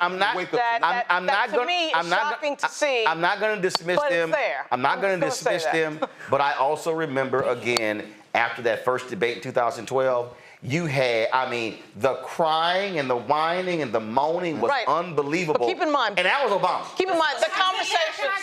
Social media wasn't what it is today, though. The way that but the Democratic whining was is weaponized today is vastly different. I mean, it is weaponized on a level that is just. But keep in mind, Biden, as long as Biden's people, so it doesn't matter. As long as Biden's people are in control of the decisions, they're in control of sabotaging the vice president and keeping her under wraps and all that other nonsense. I understand. And so people want to change in the leadership and the decision making when they want to change the candidate. But the people who have not been wanting to use her or now I'm going to be like, oh shit, we better use a receipt, Rebecca. Let's speak two truths here. Number one, there are forces that are willing to sacrifice 2024 for 2028. That's why the race in 2020. They'll get paid for 5 years. Absolutely. Black people gonna get fucked. But they'll be paid for 5 years. But wait. The race against Kamala Harris started the moment that Biden got inaugurated. The best thing that Biden did was finally, after 2 years, say he was running, and then the chatter about Vice President Kamala Harris went away. People know that if Biden gets reelected and he steps aside, then Vice President Kamala Harris has the advantage of incumbency. You still have people that are resentful that a black woman went first, even though they had all kinds of Or if they win re-election, she's in a stronger position to run 28 as vice president. Exactly, either one. But, so there's one side of the coin. Right. The other side of the coin, let's speak more truth, is that the Biden people don't want anybody to outshine Obama. Exactly. So that means that Vice President Kamala Harris has been sidelined. The Biden people don't want anybody to outshine Obama. No, I'm sorry. They don't want anybody to outshine Biden. Okay, I was like, I'm sorry, I said that wrong. No, that's cool. Let's speak truth. Okay. The Biden people are hardcore Biden loyalists. They do not want anybody to outshine Biden, which is very easy to do. First of all, so that's why, hold on. So that's why Vice President Kamala Harris has been sidelined for all these years, and that's why they're not maximizing the surrogates, and that might be why Vice President Kamala Harris might not have a problem with that, because it's easy for her in 2028 if you don't have all these superstars shining right now. So there's a lot of forces at play, and we have to be honest about that. First of all, the reality is they have to win 24 if she got any shot in 28. That's true. Bottom line. Yeah, Bottom that's line. true. They don't win in 24. Then she's not a No shot in 28. By 28. Should I not think What? She would, yeah. Okay, she not white. Okay, I'm dealing with reality. I ain't dealing with hypothetical. She not. So I'm just saying. But Rebecca. It's the same racism that sabotaged I got that. I'm just making statements. Look, I'm telling you right now. 28. Do you know who's going to be the darling in 28? Newsom. No. Westmore. Westmore. I'm telling you right now. Yeah. I'm telling you right now. You can go ahead, even if he wins, but go ahead and write it down. Here's the thing to me, Rebecca, that's stupid. What Reese said. Okay, you got folks say, I don't want to outshine Biden. That's stupid. No, Biden doesn't. No. What I'm saying is, if your thought process is, we don't want anybody to outshine Biden, it's called winning. Yeah. Now, I don't give a damn. This is like in sports. I don't give a damn if you got 30 carries and I only got 5. Did we win the national championship? Come on. Yep. Did we win? If anybody is tripping about outshining anybody, no, I need everybody shining. I need everybody. Because the point is to win. And that's why I'm not freaking out on what happened tonight. I understand the pure evil that is coming. I understand the literal evil we're faced with. So I'm not freaking out again because, he stumbled over some words. I'm not freaking out because what was on the other side was a devil worshiper. Yes, sir. Lie with a straight face. Did I hear you say?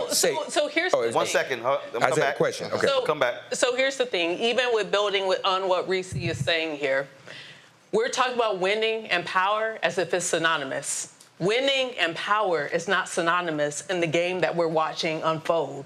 The thing about Biden getting reelected is Article 25. If you think Biden is feeble today, imagine what he's going to be like in the next 4 years. Right. So there are Democrats who do not want Kamala Harris to become president because of Article 25, because that means 2028 she's running for her re-election or for her first term technically. Right?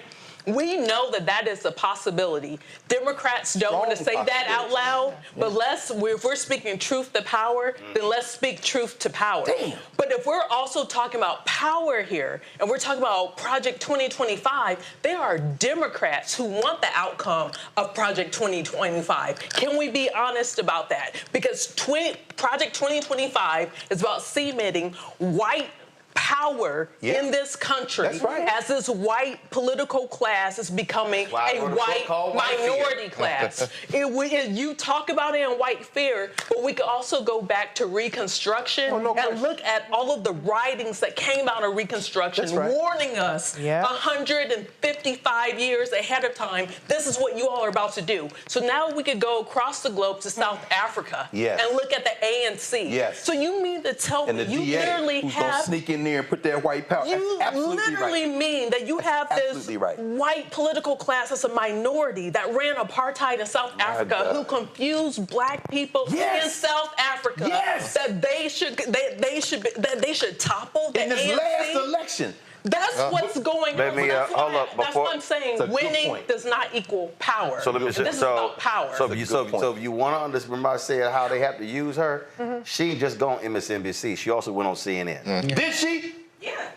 Yeah, she's been on Twitter is like, that's the whole conversation. You saying this is the Democrats saying shit? Easy. This is called. Yeah, they have it on Trump now. This is called. So what was with Key and Peele? They had the Obama translator. No. What this was, that was fucked. Get the VP out there. They have no choice now. Yeah. Yeah, right. Now it's 4 years. Right. So now it's like, oh, now we got, because they could have cultivated listen, this entire time. Look, I'm telling y'all. Look, the economic empowerment tour, she's driving that. That was her idea. Okay, that was not, and so what you're dealing with, you're dealing with people who want to play all these different games. And what I'm saying for us, I ain't no strategist. I ain't in the White House. I ain't never identified as a Democrat. I'm a black man. And my deal is, I don't give a damn about nobody's personal agenda. My personal agenda is black people. And I ain't nowhere in hell, Mustafa, I want the devil worshiper holding the keys to power. No question. And so that's why I'm not sitting here freaking out. I'm not sitting here like some of these other black people. I know evil when I see evil. And that man is pure as evil. No question. Yeah. I mean, that's true.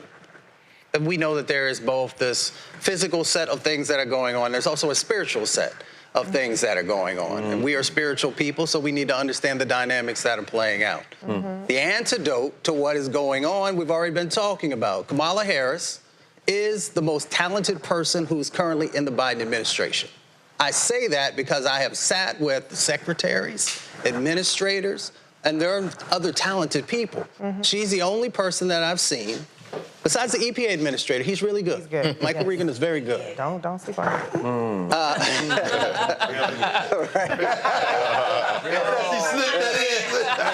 She did. Hot mic. And I want to make sure. Right.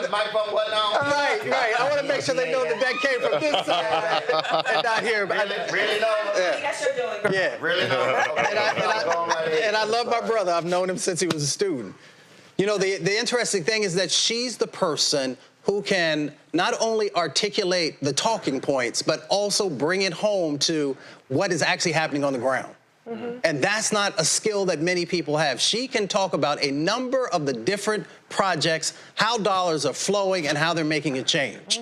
And if you can't do that, then people are not going to see themselves reflected in the billions of dollars that went out there. And that's the winning formula. And I don't know why people don't get it. So if you want to talk about Wisconsin, you want to talk about Michigan, you want to talk about Pennsylvania, you want to talk about these states, then give real world examples of how those dollars have gotten to the hands of people. Who started their own businesses because they got those resources?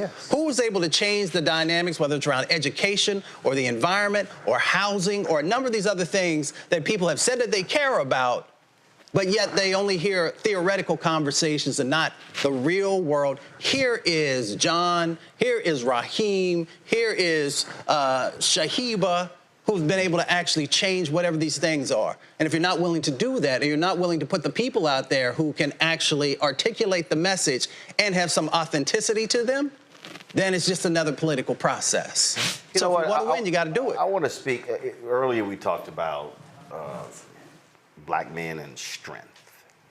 And I've seen that, I read that. And I remember seeing an article in 2000. It was a barbershop in Philadelphia. And one of the brothers said, yeah, I like George W. Bush because he projects strength. Even though I don't like what he's going to do, he's strong. And I think what people have to understand, first of all, anybody who thinks that's not an issue doesn't understand men, okay?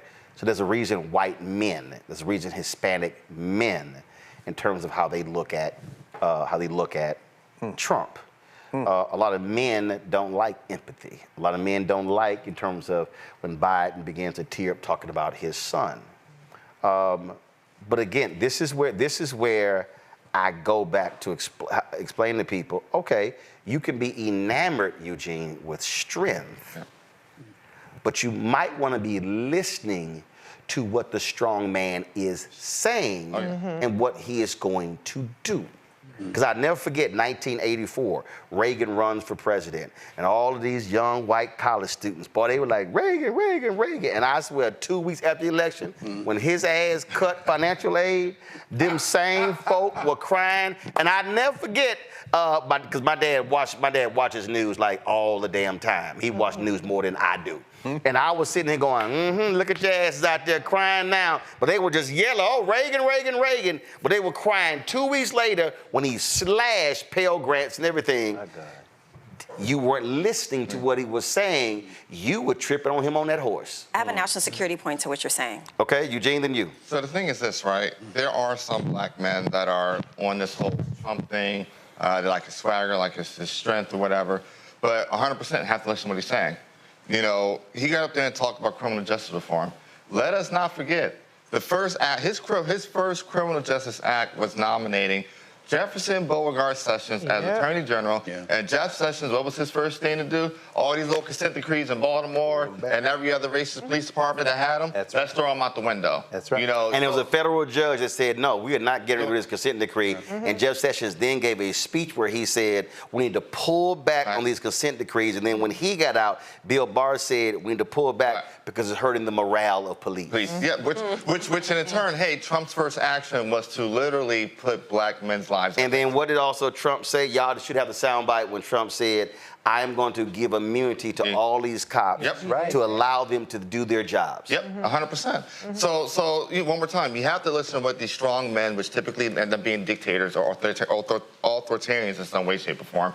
Trump is on that route. Trump is on that path. No question. And the thing is this, if you hand him a Republican, well, he's there, but you still have a Congress that's want to stand up to him to some degree. But if you hand him a Republican Senate, hold on, wait. Rebecca, like, really? Wait, hold on, wait. Nancy Pelosi. Congress that blew up the border. Nancy Pelosi. 2000. No, hold on. But we say a Congress. First of all, they control the House right now. Okay, they could very well win the Senate. Yes. So what we're looking at is for the people again at home who don't think this thing is real, they potentially could control all three branches of government. And that is real. That is real. Very much. The thing is this, right?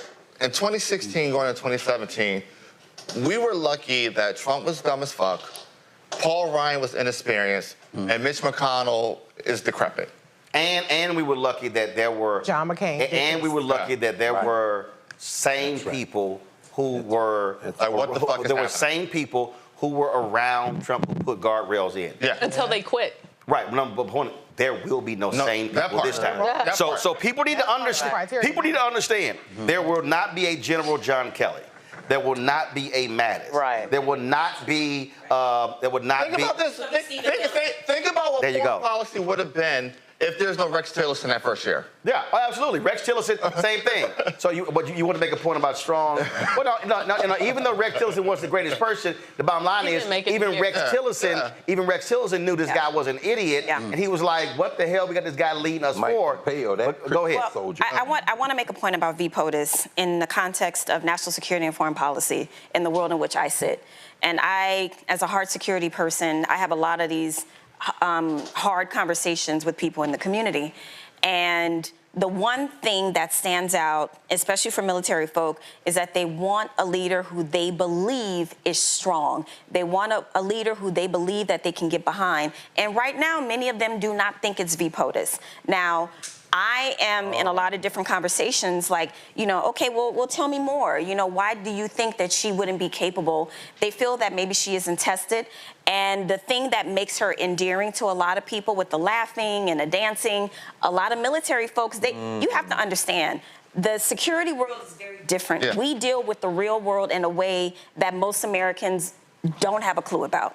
Okay, so you need to know when you wake up in the morning and you are serving your commander-in-chief, that commander-in-chief can look Vladimir Putin in the eye and say, oh, you want to go? Let's go, right? So people are worried about, okay, what is escalation going to look like in Ukraine? You know, what is the relationship of Vladimir Putin and North Korea going to look like? You know, what is the relationship? What is the multilateral relationship going to look like between North Korea, Russia, and China? What is that going to look like? So there are all of these things that we think about very differently every day. That there are people in the community who simply aren't convinced yet that V. POTUS is the person to lead the country. Wait a minute, let me finish. That's a long way of saying she's a black woman and we question everything.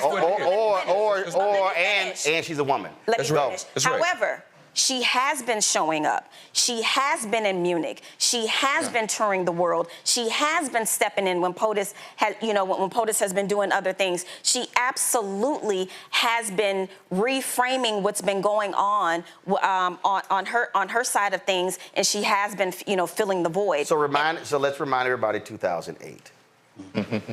Why was Joe Biden Obama's pick for vice president? The foreign policy. There we go. In 2008, he was the chair of the Foreign Relations Committee. In 2008, what Wisconsin said, we don't know how it's going to be on the national stage, so we need somebody with some significant foreign policy experience to be his backup. And it needs to be a white guy. Then it was like, oh, we need a white guy too to go talk to the white people in Pennsylvania and Indiana and the flyover states. I mean, so we need Scranton Joe. And so, who was head of the Senate Foreign Relations Committee? Joe Biden. Who was on the committee with him? Obama. They said the exact same thing. But we also got to understand this here. We also talk about the people who are against Vice President Kamala Harris. The United States and black people need to also deal with this reality, but they don't want to deal with it. America is as sexist as it is racist. It is. America absolutely has been a racist country. It's also a sexist ass country. This is a country where even women are sexist against women. That's true. And so think. I mean, people gotta understand. England, Pakistan, the Philippines, Israel, India, Germany. They've all had female leaders. Mexico. Argentina, Mexico got a president. Liberia. Liberia. This country. But nobody with enough bombs. This country is like, I don't know about one. So that is a reality that we're dealing with as well. That's true.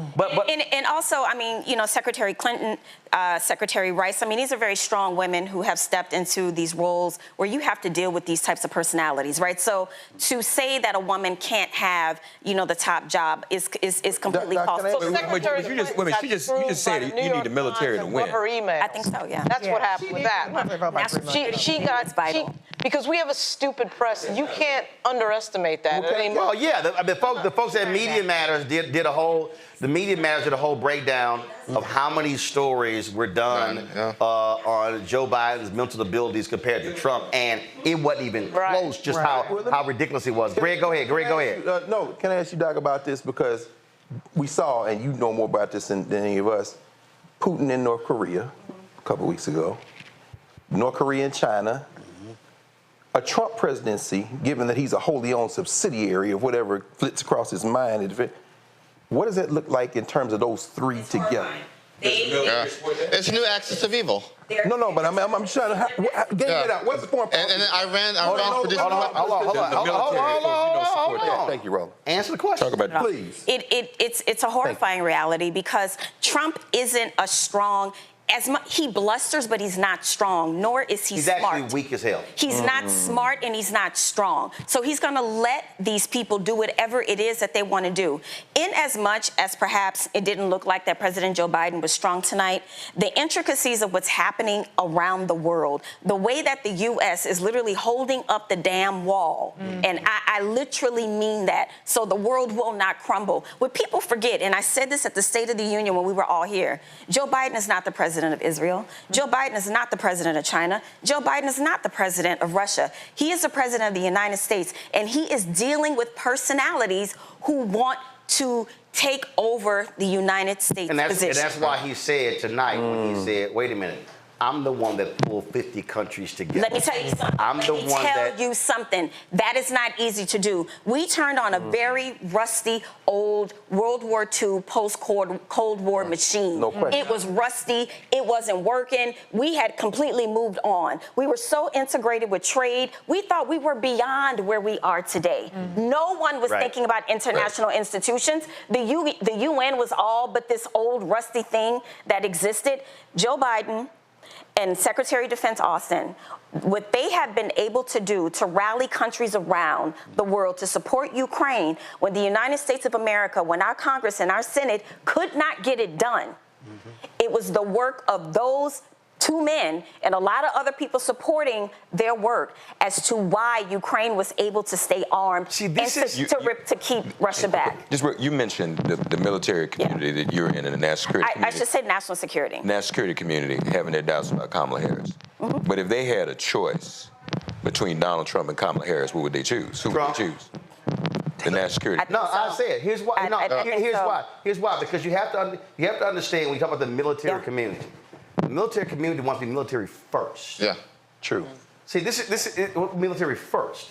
And so Trump's deal is, again, he's completely transactional. His whole deal is, what y'all want? All right, give it to him. So remember, the same military community, even when Obama was there, they hated Biden because Biden challenged them too often. Oh, yeah. And he should have. And he knew our government was set up civilian control. So, because that's. It's not listen, so much Trump more than it's. They are Republic. Their idea of strength. Yes, and for them, strength is. So they don't support Biden either. No, go to military bases around the world and see what network is on TV. Oh yeah, of course. Yeah, I know. But I mean, she's in, and she was. I just want to, I'm telling you what it is. It's Donald Trump. They are, military people are typically going to be more conservative because Republicans are hawks. Republicans are very much about blow their ass up, take them all out, as opposed to diplomacy. I'm going to tell you what the perspective is. I'll keep it a buck. There are a lot of people in the community that believe that the president is being played by both Zelensky and Netanyahu. Of course. Of course. But how? Are you talking military or the intelligence community? The intelligence. Which one? First of all, it's all one big community. So what happens with Xi Jinping and Kim and Putin? But on some stuff they together. I mean, yeah. But here's the deal, though. But here's the deal that Biden is factoring in, and he talked about it tonight. If you do not support Ukraine and Putin goes on the march, the NATO alliance requires us. Right. If a NATO country is attacked, it requires us to intervene militarily.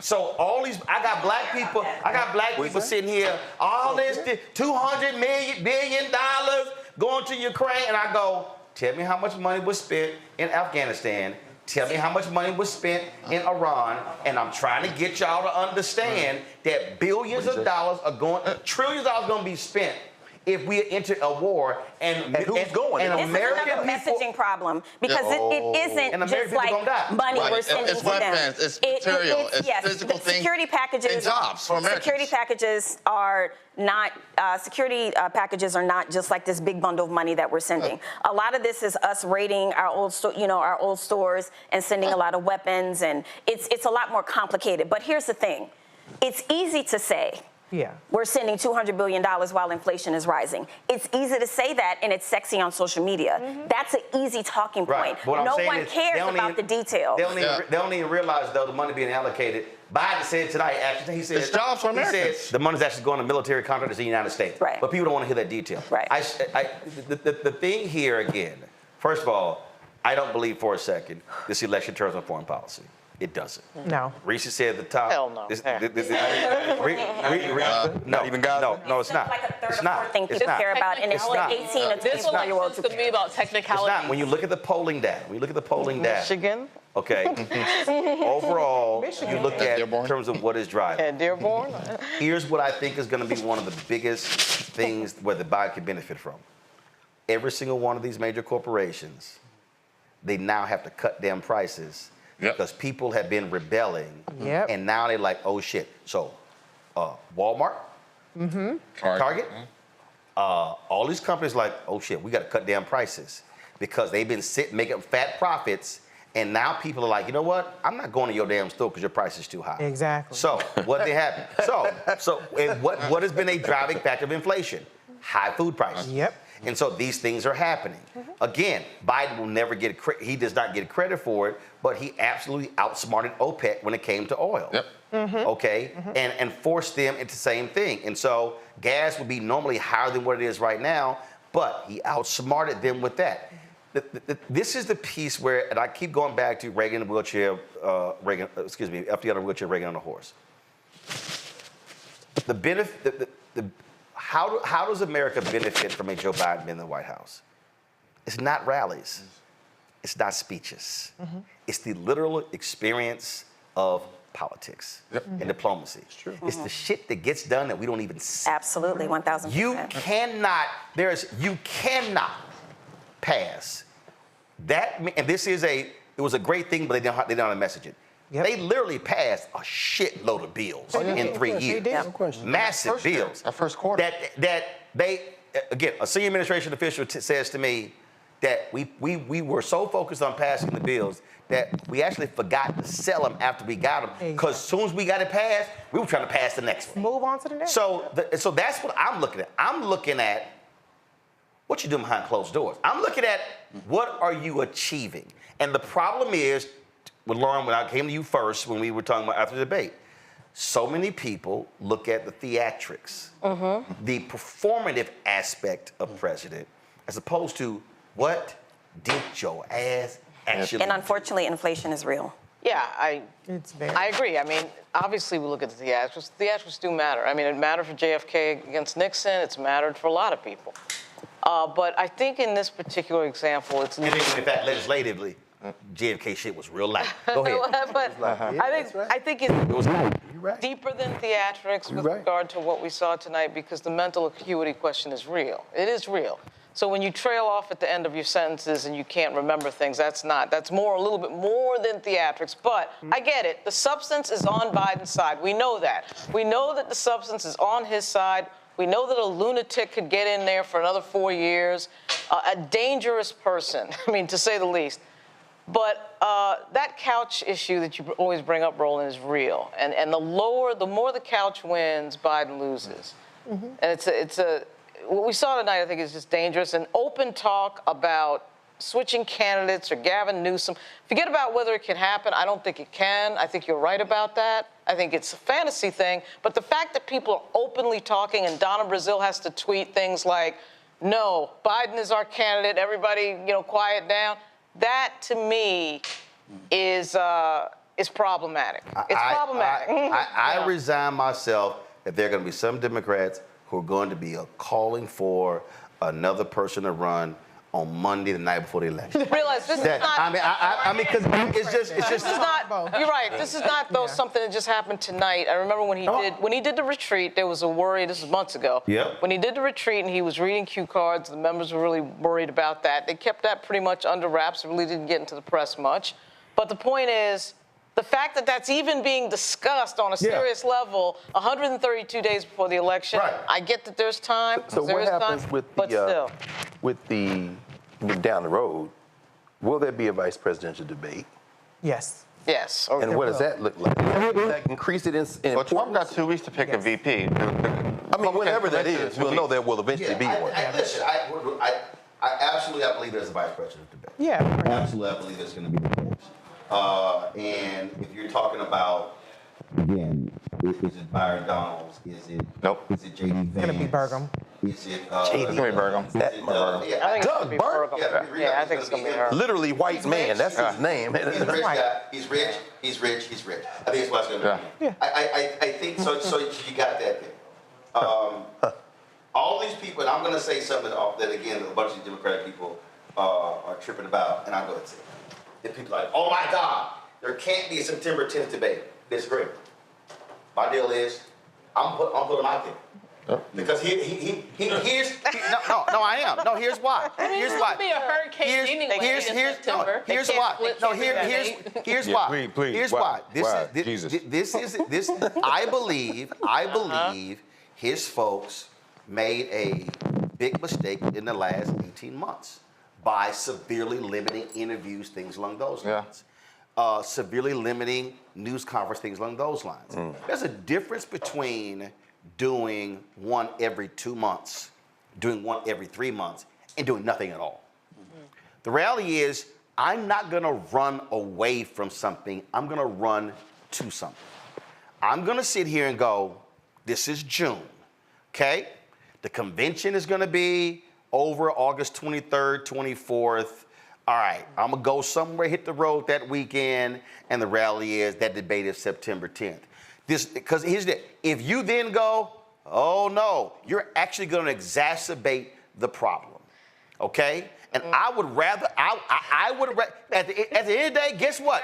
Here's the whole deal. But here's the deal, you can't do that again, but you're gonna make matters worse if you say, no, we're gonna run from it completely. You are fucking running. But they've been so you're gonna have to run. They've been trying to hide him the whole time. You saw what happened in... Loss, not just an individual loss. If they couldn't prepare him for this one, how are they going to be able to prepare him in September? Here's the whole deal. You can't. Okay. So all right. So during tonight's debate, Nola was going crazy, not because she having heat flashes over there, but because every time he went 1 to 3, Nola went, stop the fucking counting.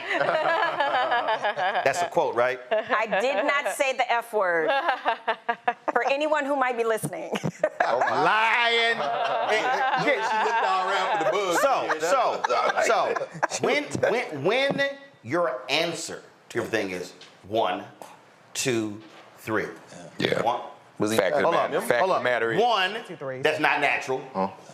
Yep. 2, it's like robotic. It is for him. Yeah. That's how he talks like that all the time. No, but what I'm saying... He couldn't remember his third. So what I'm saying is... Fact of the matter so what is, that means, you were memorizing. Right.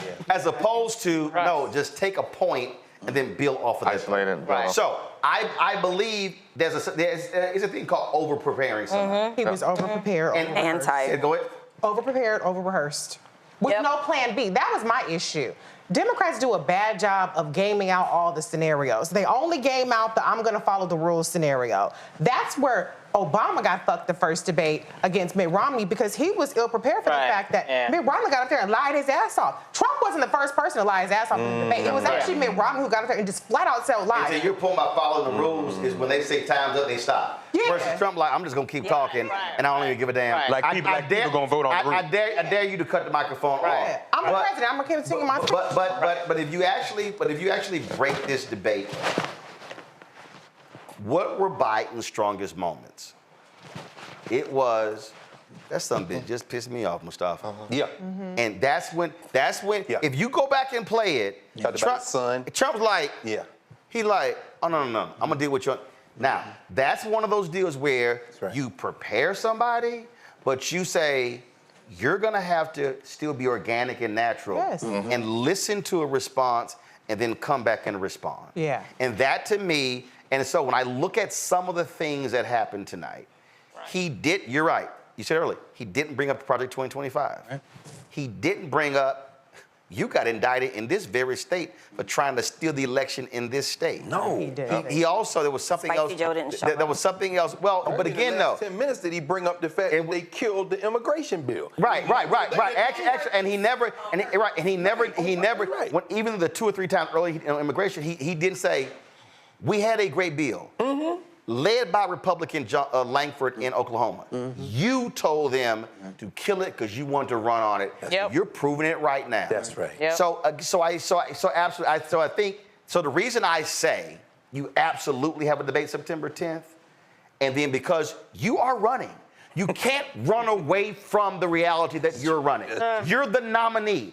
I would rather put my guy back out and prepare him differently and make sure his ass got a voice. Right. Yes, what sleep? Okay, monitor him the whole time and like, yo, you gonna have if I gotta cut some practice short so you can hold your voice and I got some singer's throat spray, keep that around. Then, I would rather do that than run away from it and now it's, oh, what are you scared of? What are you scared of? What are you scared of? Debate him September 10th, don't debate him again, focus on the campaign, but I think it'd be crazy as hell for them to skip September 10th. I just think you're gonna create a bigger problem. Remember, they've been sort of hiding him up until this point. We haven't seen a whole lot of rallies and a whole lot of events. And of course, we saw the thing in Philly where finally the vice president was standing there. So there was already sort of an effort not to have him out. You see the New York Times complaining about not getting an interview, but that's part of it. And I don't know that you can repeat that. I don't think you can risk that again. I'll just say that. You also got to keep in mind that the media doesn't cover his rallies the same way they cover a Trump rally. Okay. They cover he does, but they cover Trump events and hope that he does or say something crazy that they come around with. Right. Whereas Biden's rallies are just normal, regular rallies.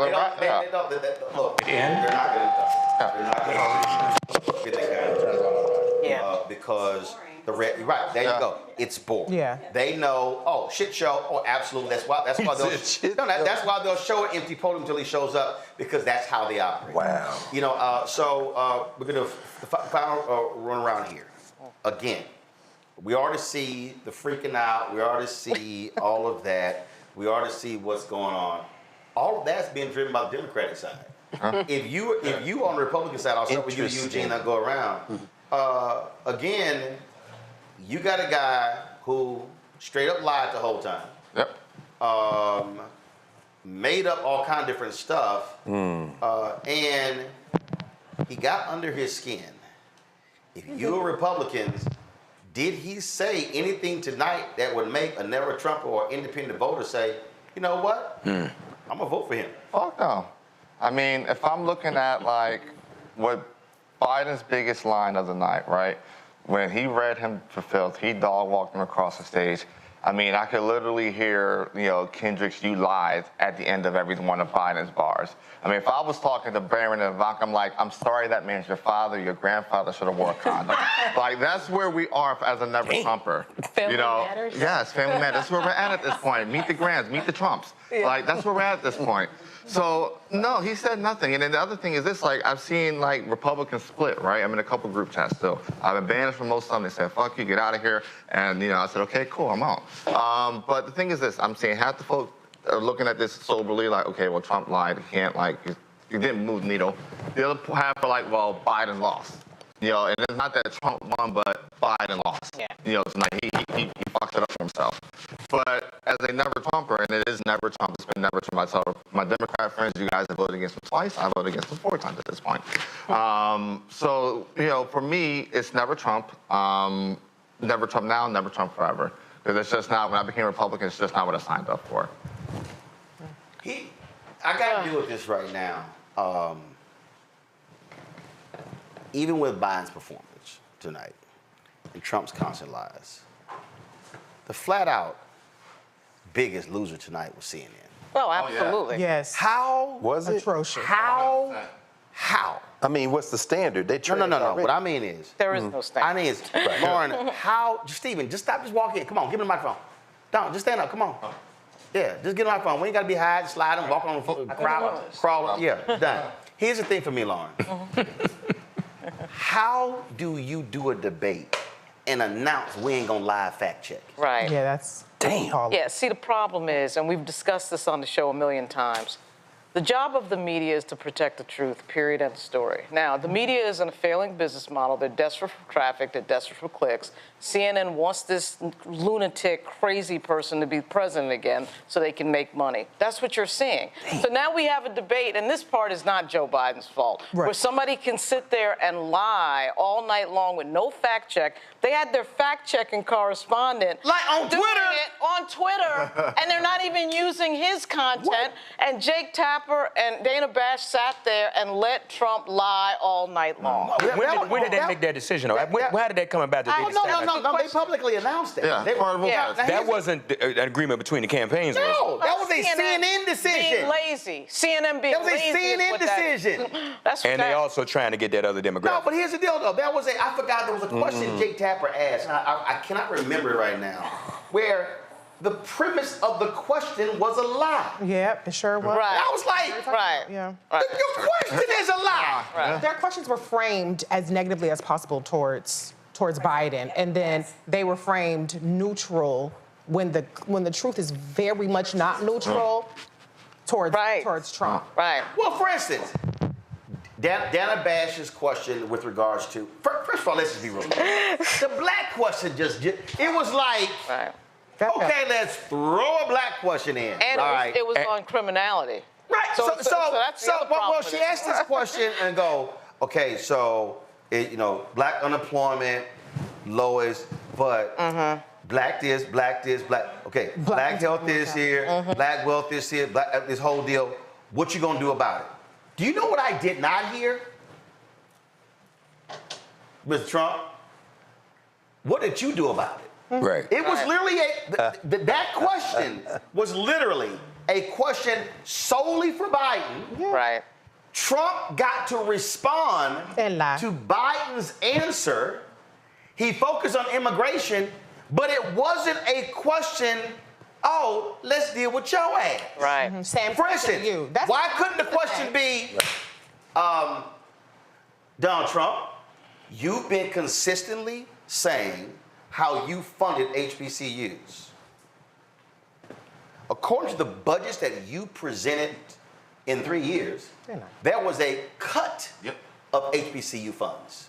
Can you explain you saying you guaranteed funding when budgets that you submitted cut funding? No, that wasn't it. See, that's the other thing that I think people have to understand when you're watching your debate.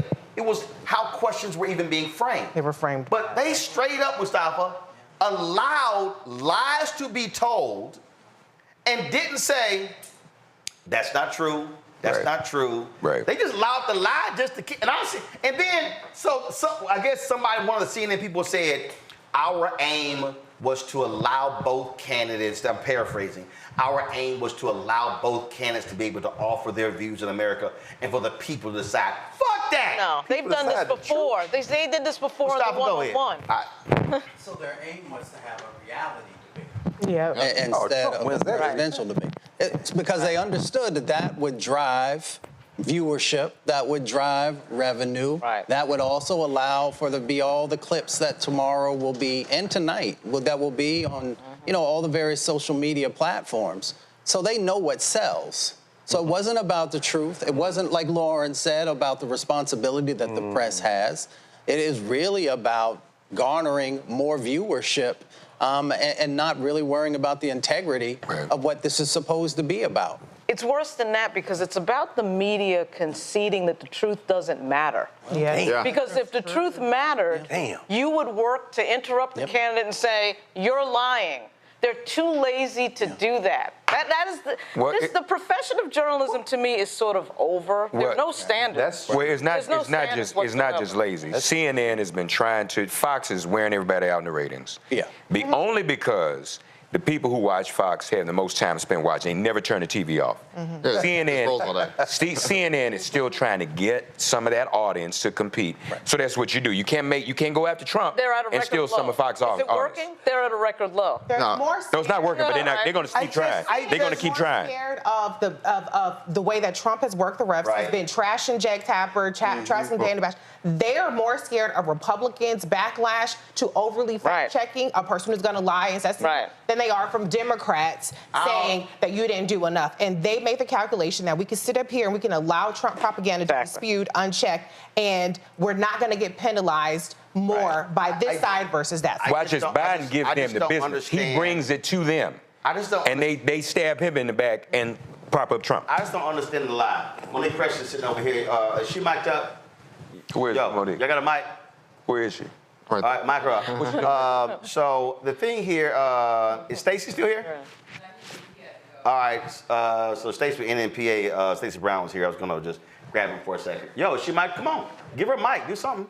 So the thing, again, the problem that I have, and this has nothing to do with, because I've seen some of the posts where they said Biden misstated some things, that Biden wasn't truthful in a couple of things. You correct that. I just don't think, I believe it is grossly irresponsible. Just roll the chair over. Come on, just come on. I just put the chair right, put it over here between Mustafa and Rebecca. The thing for me that ticks me off, again, I just fundamentally have a problem in media with people allowing lies to be told in their presence and no one corrects them, Greg. That pisses me off. Well, you must be mad all the time then, because I am. I mean, it was truly remarkable to see.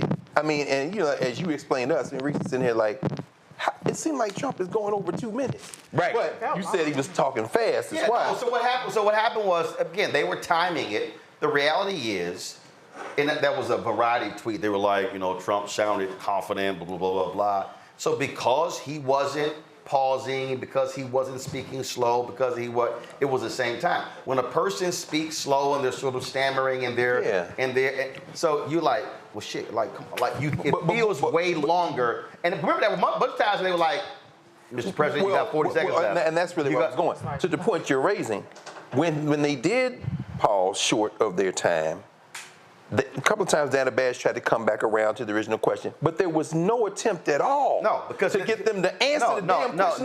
Right, and that was the problem. And that was. I'm gonna ask a question. Right. You got 2 minutes. Oh, you want to spend your 2 minutes on something else? I'm gonna let you go ahead and do it. What's the whole point of the question? Which begs the question: why were there moderators? They could have just put a question on the wall. They could have read it and then you cut the mics off in the control. Right. You don't need moderators. Absolutely. I'm gonna bring in. She said, put a question on the wall. Right. Like straight up, like we need y'all there. Right. What do they do? Monique, I'll say this here. If that was, I hate to use the phrase "woke up," but if there was a moment after the first 30 minutes. That was a moment where I thought Biden woke up. Yeah. That's when they got the Roe v. Wade. Yeah. I mean, that's when, now initially, it wasn't strong. But as that conversation kept going, he got stronger and stronger and better. I just thought that was that. I thought the first 30 minutes of debate, like, what the hell's going on? Then you begin to see, I would say that middle section was probably his strongest part of the night. Thoughts? Right. So the definition of a psychopath, right, is one who does not wish to delineate at all between right and wrong.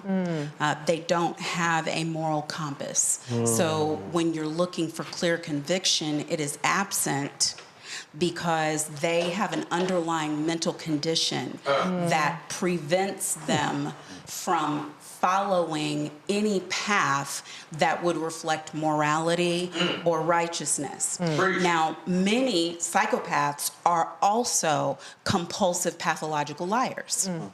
And that means that they don't know the difference between right and wrong because they're not interested in it. They are deviant in that they're not wired that way. And they spend years upon decades of their life turning it into psychopathy, right?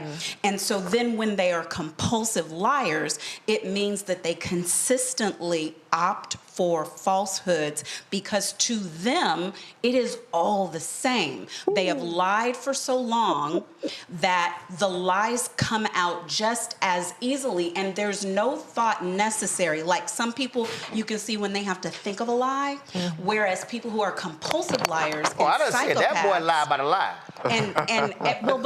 Because there is a seamless flow to the lying. So right? when I see these people going, well, Trump had conviction authority.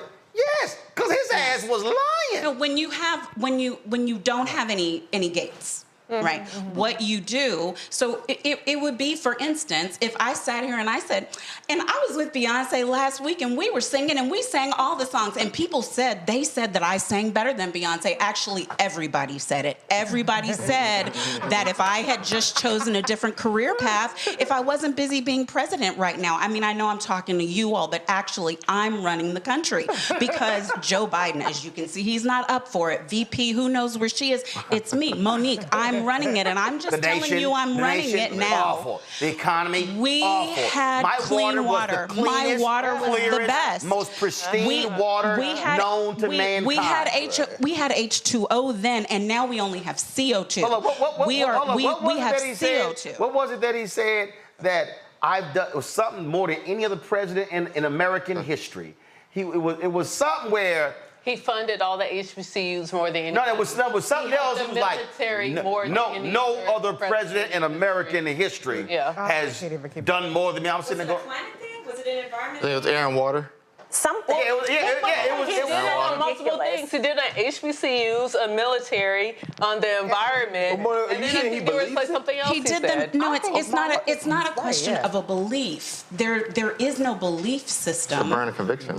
You can hold the Bible upside down and say 2 Corinthians because you're not interested in showing that you actually read it. That's not the way that the wiring is set up. I bring up the psychopathy and I bring up the compulsive lying, and I want to add to it the grade school level of maturity, because before the debate I said, we learn things like waiting for others to talk before you talk, standing in line, following orders, telling the truth, being respectful to others. Those are elementary school lessons, and functional behavior. He doesn't have those.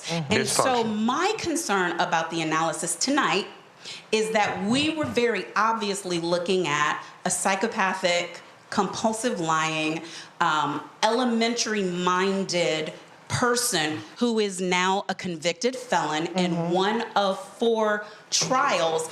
And what everybody is talking about is the current president's stutter. Point you raised. Not here. I mean, I've been sitting, because I had a couple hours, watching what is on television, watching what people are tweeting about, and what they are discussing is not the lying. Yes. He told a bunch of lies, but he looked really strong. Well, of course. I mean, when you don't have a job and you lie compulsively and you're waiting for sentencing, you can be strong. I remember I was at the Poynter Institute for Media Studies, and it was a trip because they brought the best college students in the country. It was for an ethics fellowship. And Bob Steele, after the first day, Bob Steele came up to me and he said, "Hey, Roland, I need you to do me a favor today." I said, "What?" He said, "Can you not talk?" I was like, what the hell? That's the whole point. He said, this is what he said. He said, "The problem is you speak with such clarity that literally after you speak, everybody else can't say shit." Because he said how you broken down. I was like, well, shit, that ain't my problem. Right. I'm like, that's their problem. So, okay, fine. So we go into the session. I'm like, I'm gonna do this here. Man, it's the bullshit has happened. They sit here, and it was a certain case, and it was like, would you approve this story? Absolutely, I would. I was like, oh, y'all lying. So I started to argue the opposite of what I believed. My boy Greg Moore, who was assistant manager at the Boston Globe, he sent me a note. He said, "Do you believe the bullshit you saying right now?" I was like, "No, but everybody in this room lying their ass off." So I started arguing the opposite of what I actually believe and flipped the room. So the point is, if you speak with the level of what people think is clarity, conviction, and you repeat it, and you show righteous indignation, people go, "I think that chap is right. Listen to him." Now, they don't know it's a lie. Yeah. Because you just sitting here we're this. I mean, we were energy independent the most time ever when I was president. This and this. And if nobody, whether it's the person opposing you or the moderators go, I'm sorry, we actually have had the highest output of energy under President Biden, not you. Right now. That's right actually today. not true. $16 billion to HBCUs under President Biden and not you. So when you are, yes, that psychopath, in the absence of anybody fact-checking you, and that's why it's not going to get a lot of attention, but the number of times Biden did say, you lying. All right. You lied. You just lied. He called, and he didn't say, you're misstating. He didn't use that media crap. You misspoke. He said, you lied. You lying. But here's why it's not going to get a lot of play. Because Biden didn't say it authoritatively. Exactly. He said it, some would say, passively. Yep. But again, though, so he didn't sound. So that's why I still go back to when you don't have a strong voice, it impacts. It actually impacts how you communicate because the raspy voice, all of those different things, which is why I still go back to, you do September 10th. You do it. You check, because you have to understand. I would rather go guns blazing.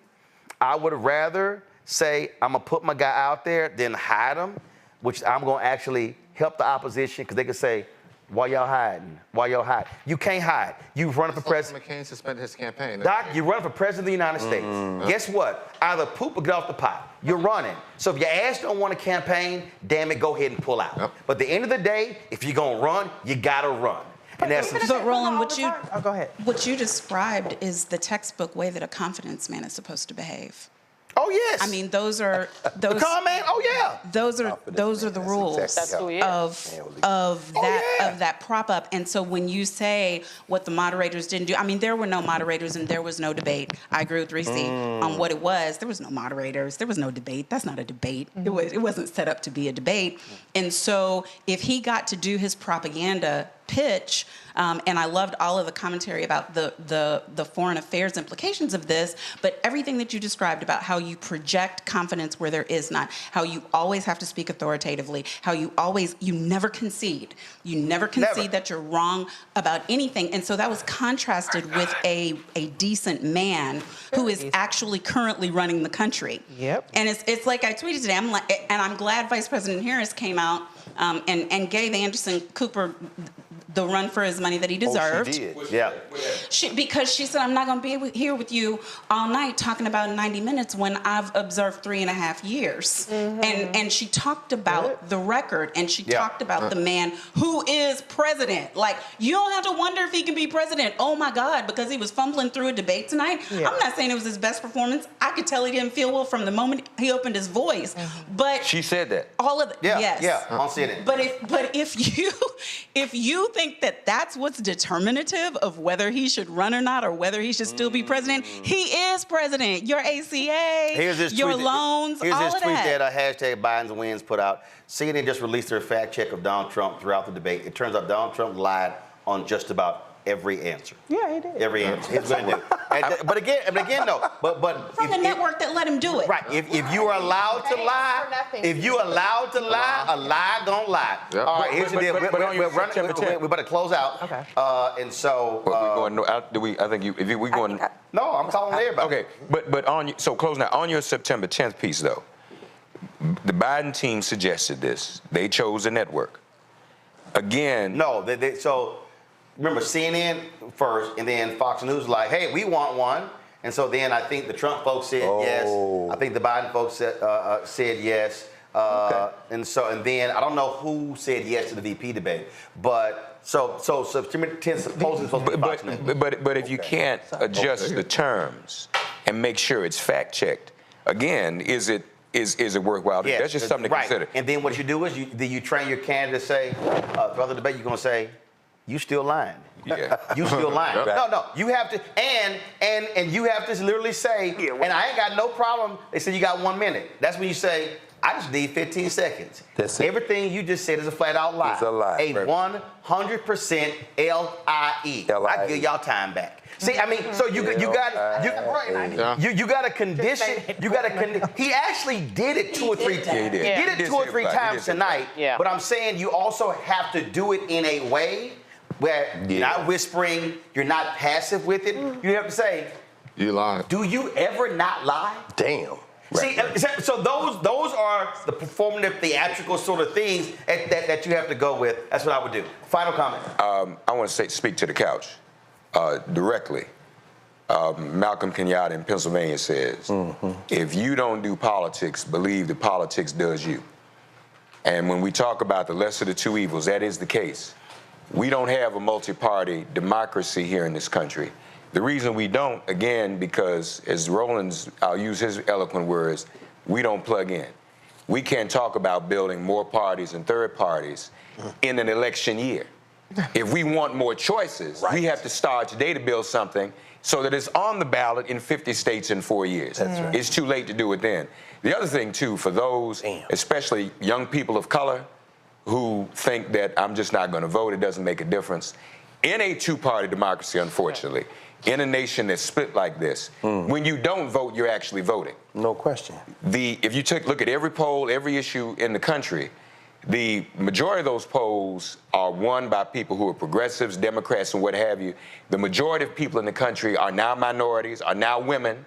So for everyone who stays home, that helps the smaller party. It inflates their vote. So if you say you don't want to vote and you stay home, it's very likely that you're helping to inflate Donald Trump's vote. So those are just some things to think about when folks want to talk about staying on the couch. My God. Listen, I got Biden smoking them in November. I don't think it's going to be a long night. I think that this thing is over by the time California gets called. I think it's going to be a fun summer.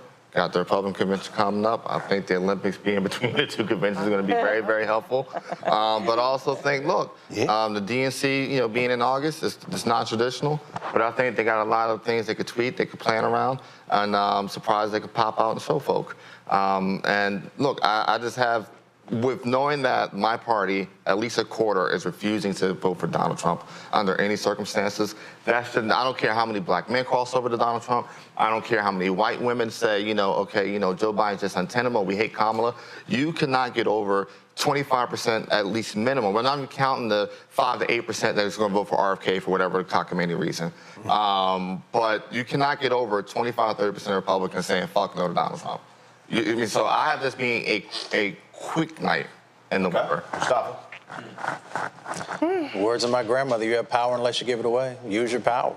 Use your power to make sure you change the dynamics that are happening inside of our communities. Use your power to check injustice. And use your power to make a better future. It's really that simple. Lauren?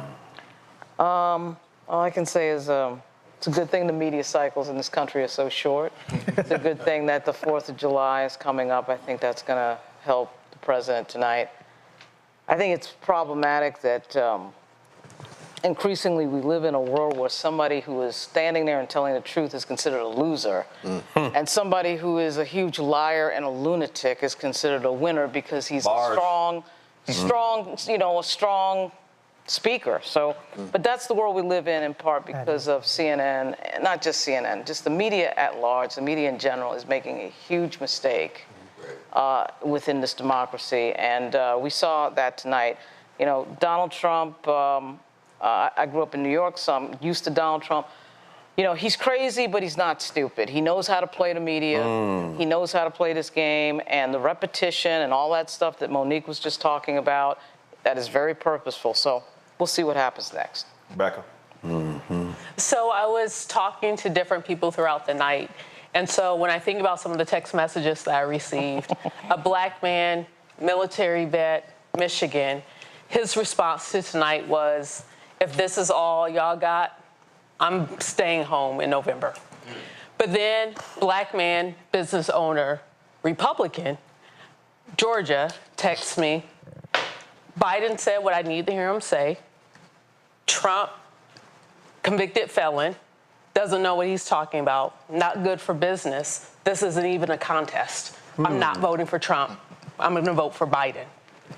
So one thing that I will say is that if we're talking about just the theatrics and the performance, it was bad tonight on both sides. If we're talking, if we see the write-up or the transcript of what happened tonight, Biden wins because he talked about the issues versus Trump lied. One thing, if I was advising the White House, not the campaign, but the White House, what I would say every single day between now and election, have a press conference with Joe Biden there. Actually have him show up to the briefing room and talk directly to the American people. Tomorrow. Absolutely would do that. I don't even think I would have him on the campaign trail as much as I would have him. That happened every single day. When did they actually did that at that Democratic retreat? Remember when he left there and they had a news conference. I forgot what the issue was. Right.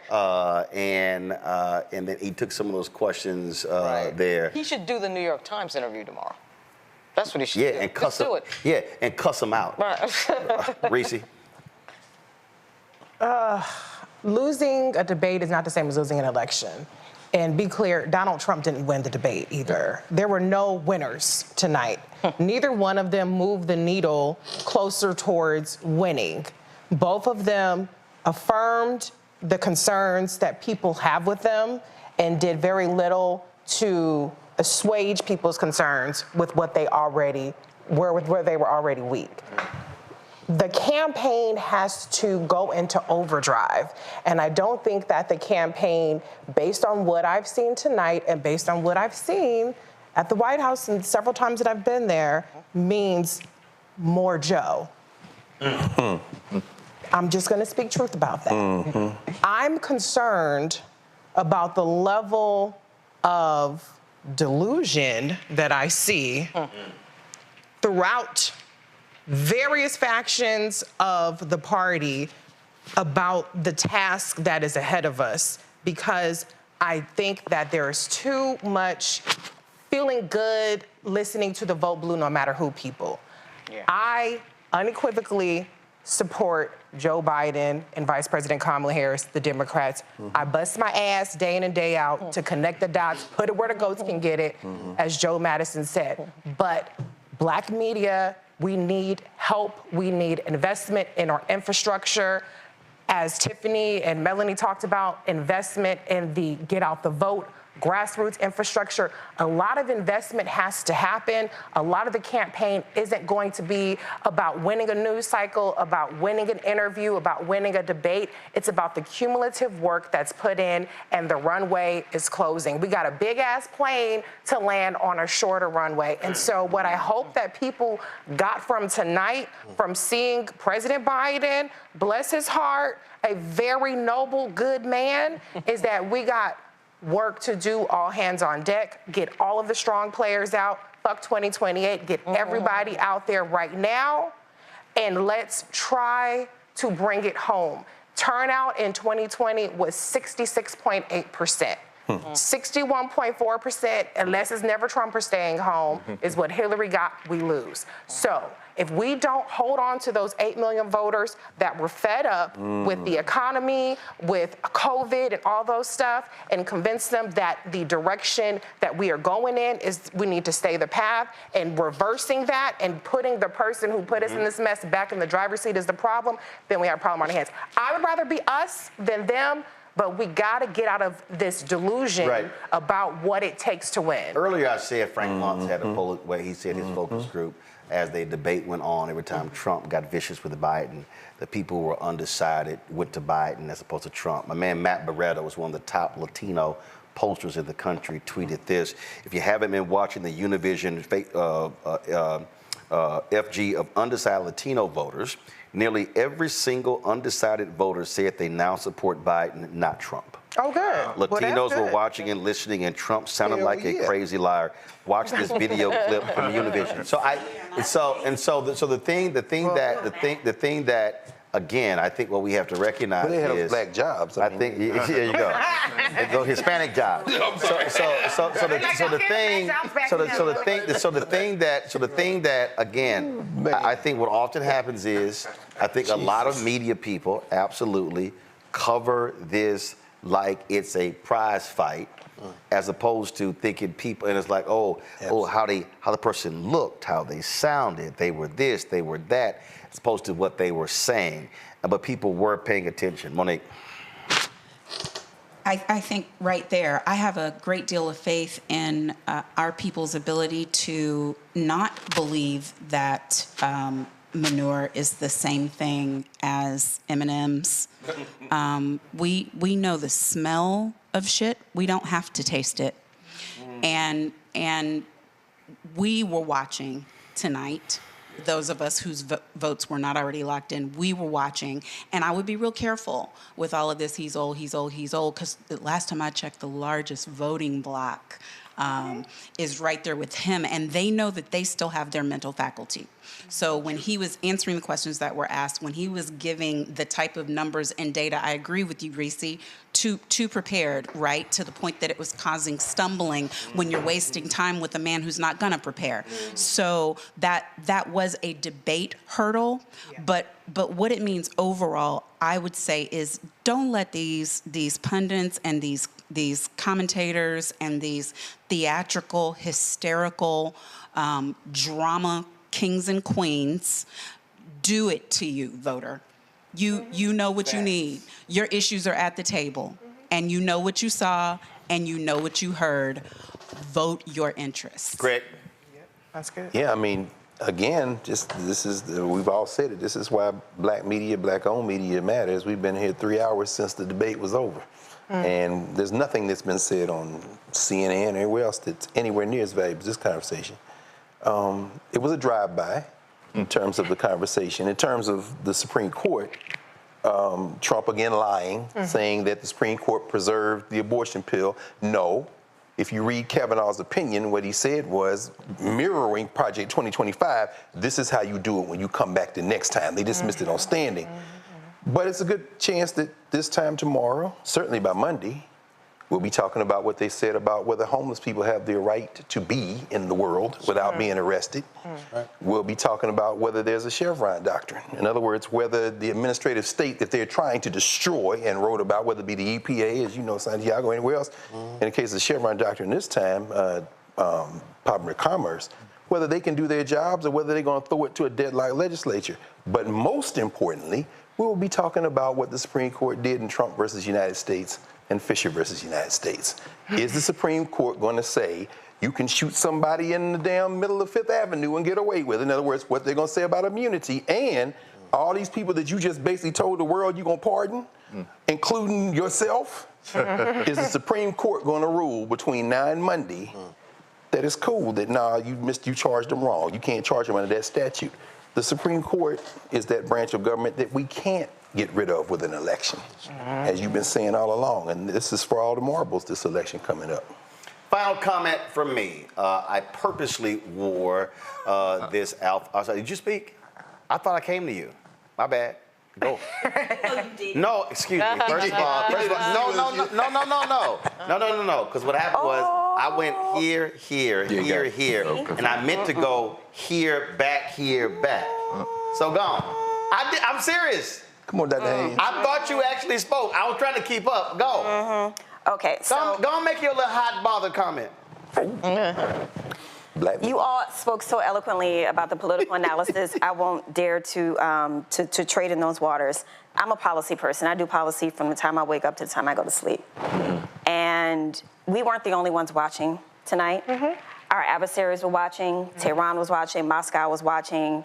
Beijing was watching. Even some of our partners that are very worried are watching. Sudan's watching. Haiti's watching.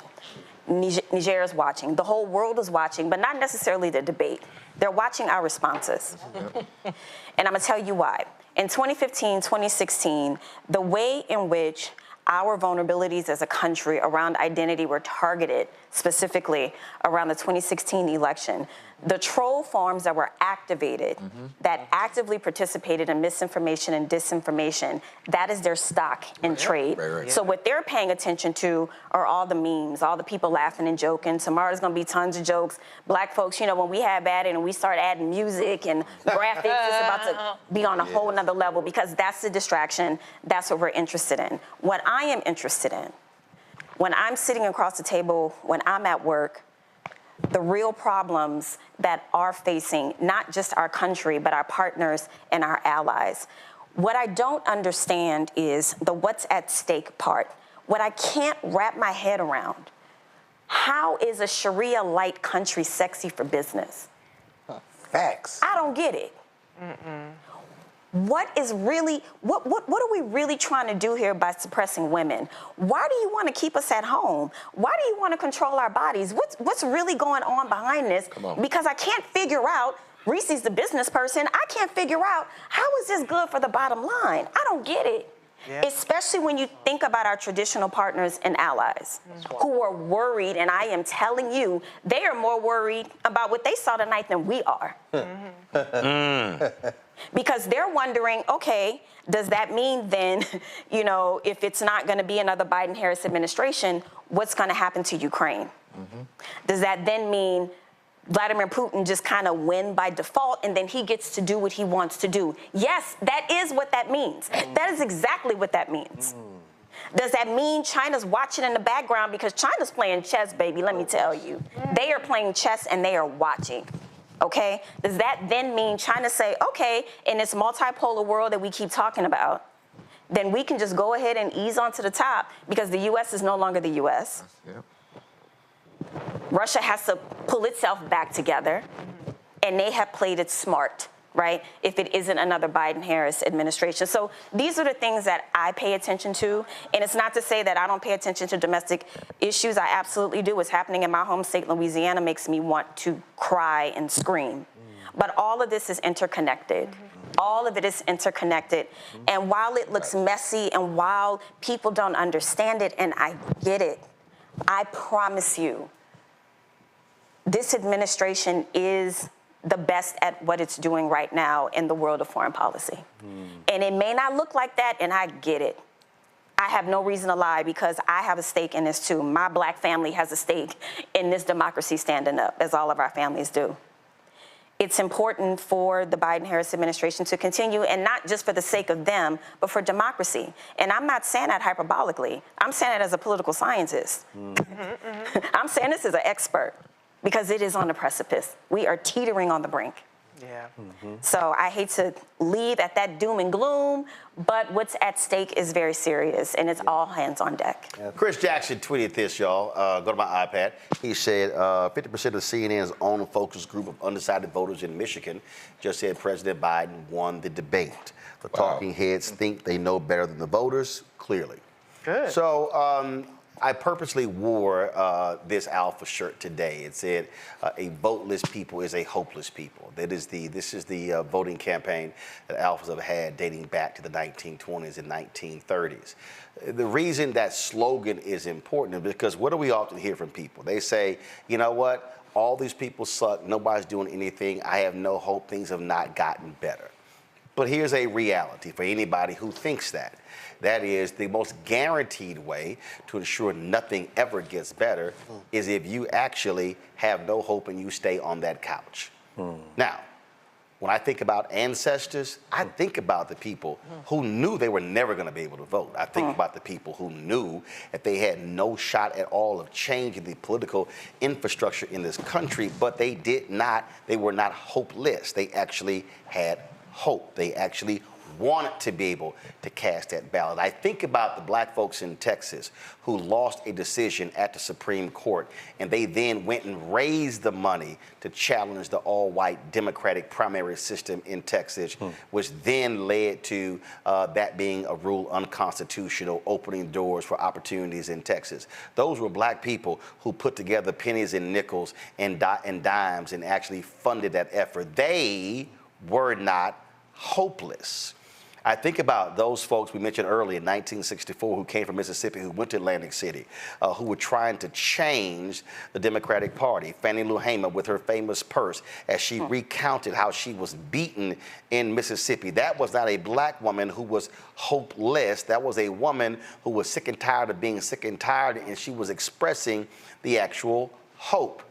When President Lyndon Baines Johnson told Walter Reuther, the head of the AFL-CIO, that he would tell King, I will pull the money from the labor union, from the civil rights movement if y'all don't support this compromise, because LBJ was focused at winning a landslide. King goes back and tells them we have to accept the deal. Bob Moses and Fannie Lou Hamer and others were pissed off. They said, we didn't come here for a compromise, But King understood, and he said, I have to win today's battle in order to keep fighting to win tomorrow's war.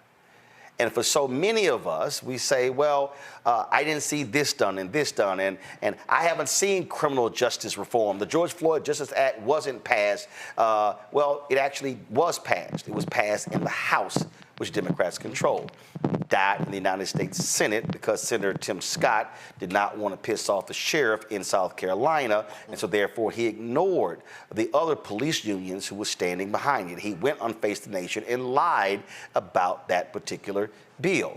But even though the George Floyd Justice Act did not pass, you did have an executive order dealing with a number of those very issues. You have seen a Department of Justice drive criminal justice reform. Even though the administration doesn't talk about it, it actually happens. Now just juxtapose that with an administration that did not care about the Civil Rights Division of the Department of Justice. See, there are options. See, we keep saying that, oh my goodness, you know, this is the lesser of two evils. No, I don't think so, because last I checked, I don't recall the Trump administration actually going after racism in home appraisals.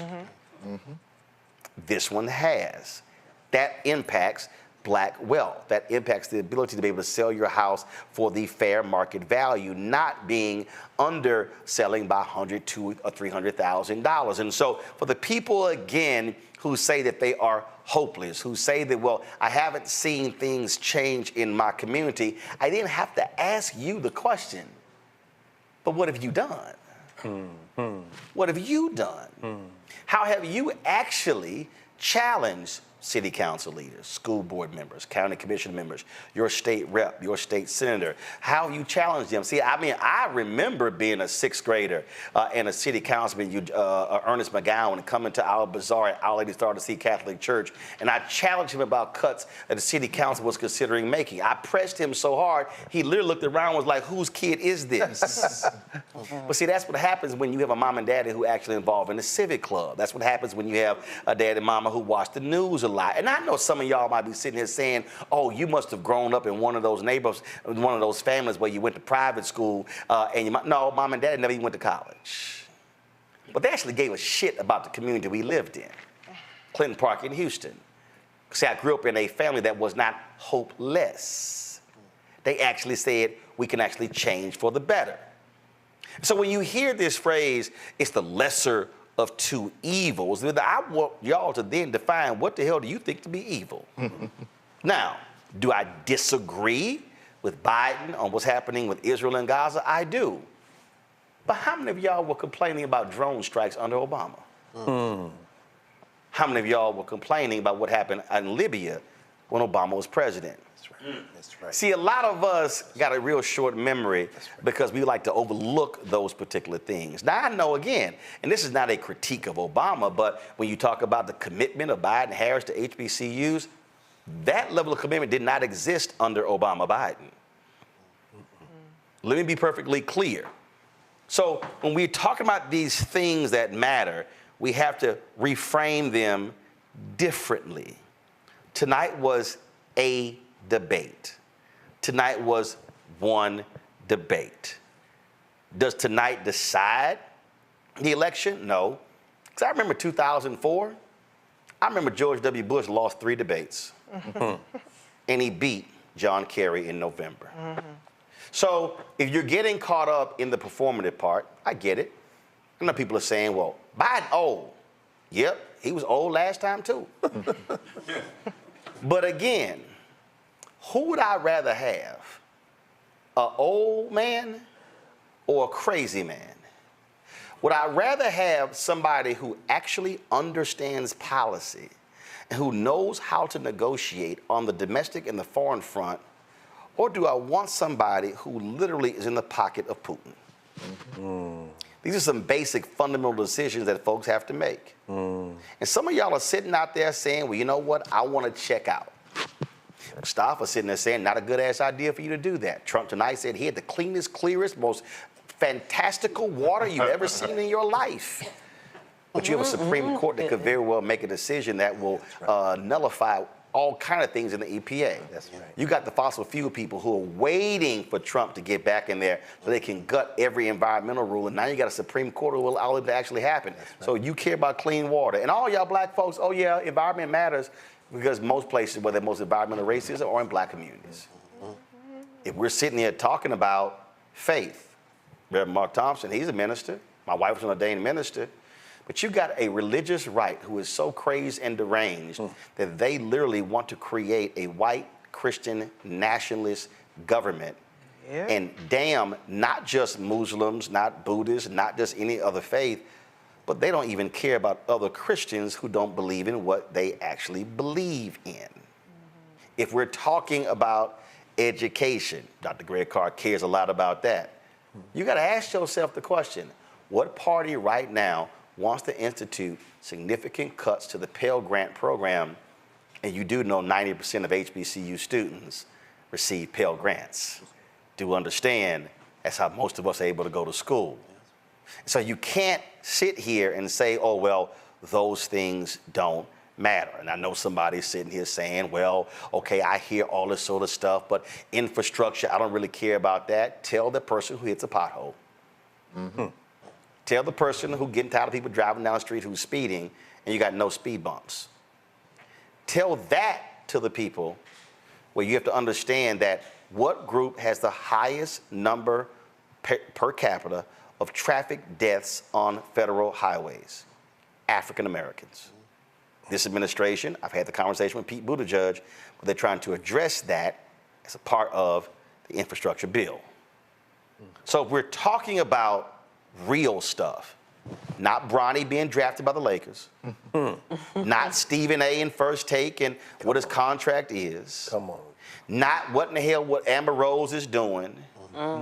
What I'm talking about right now is you have to make a fundamental decision whether you're going to sit on the couch, complain on YouTube, whine on Twitter, and then post memes on Instagram, or you're going to actually have a sense of hope and say, I'm going to use the power that I do have, my ballot, and then after the election is over, I'm going to ride the hell out of those same politicians to do what they said they were going to do.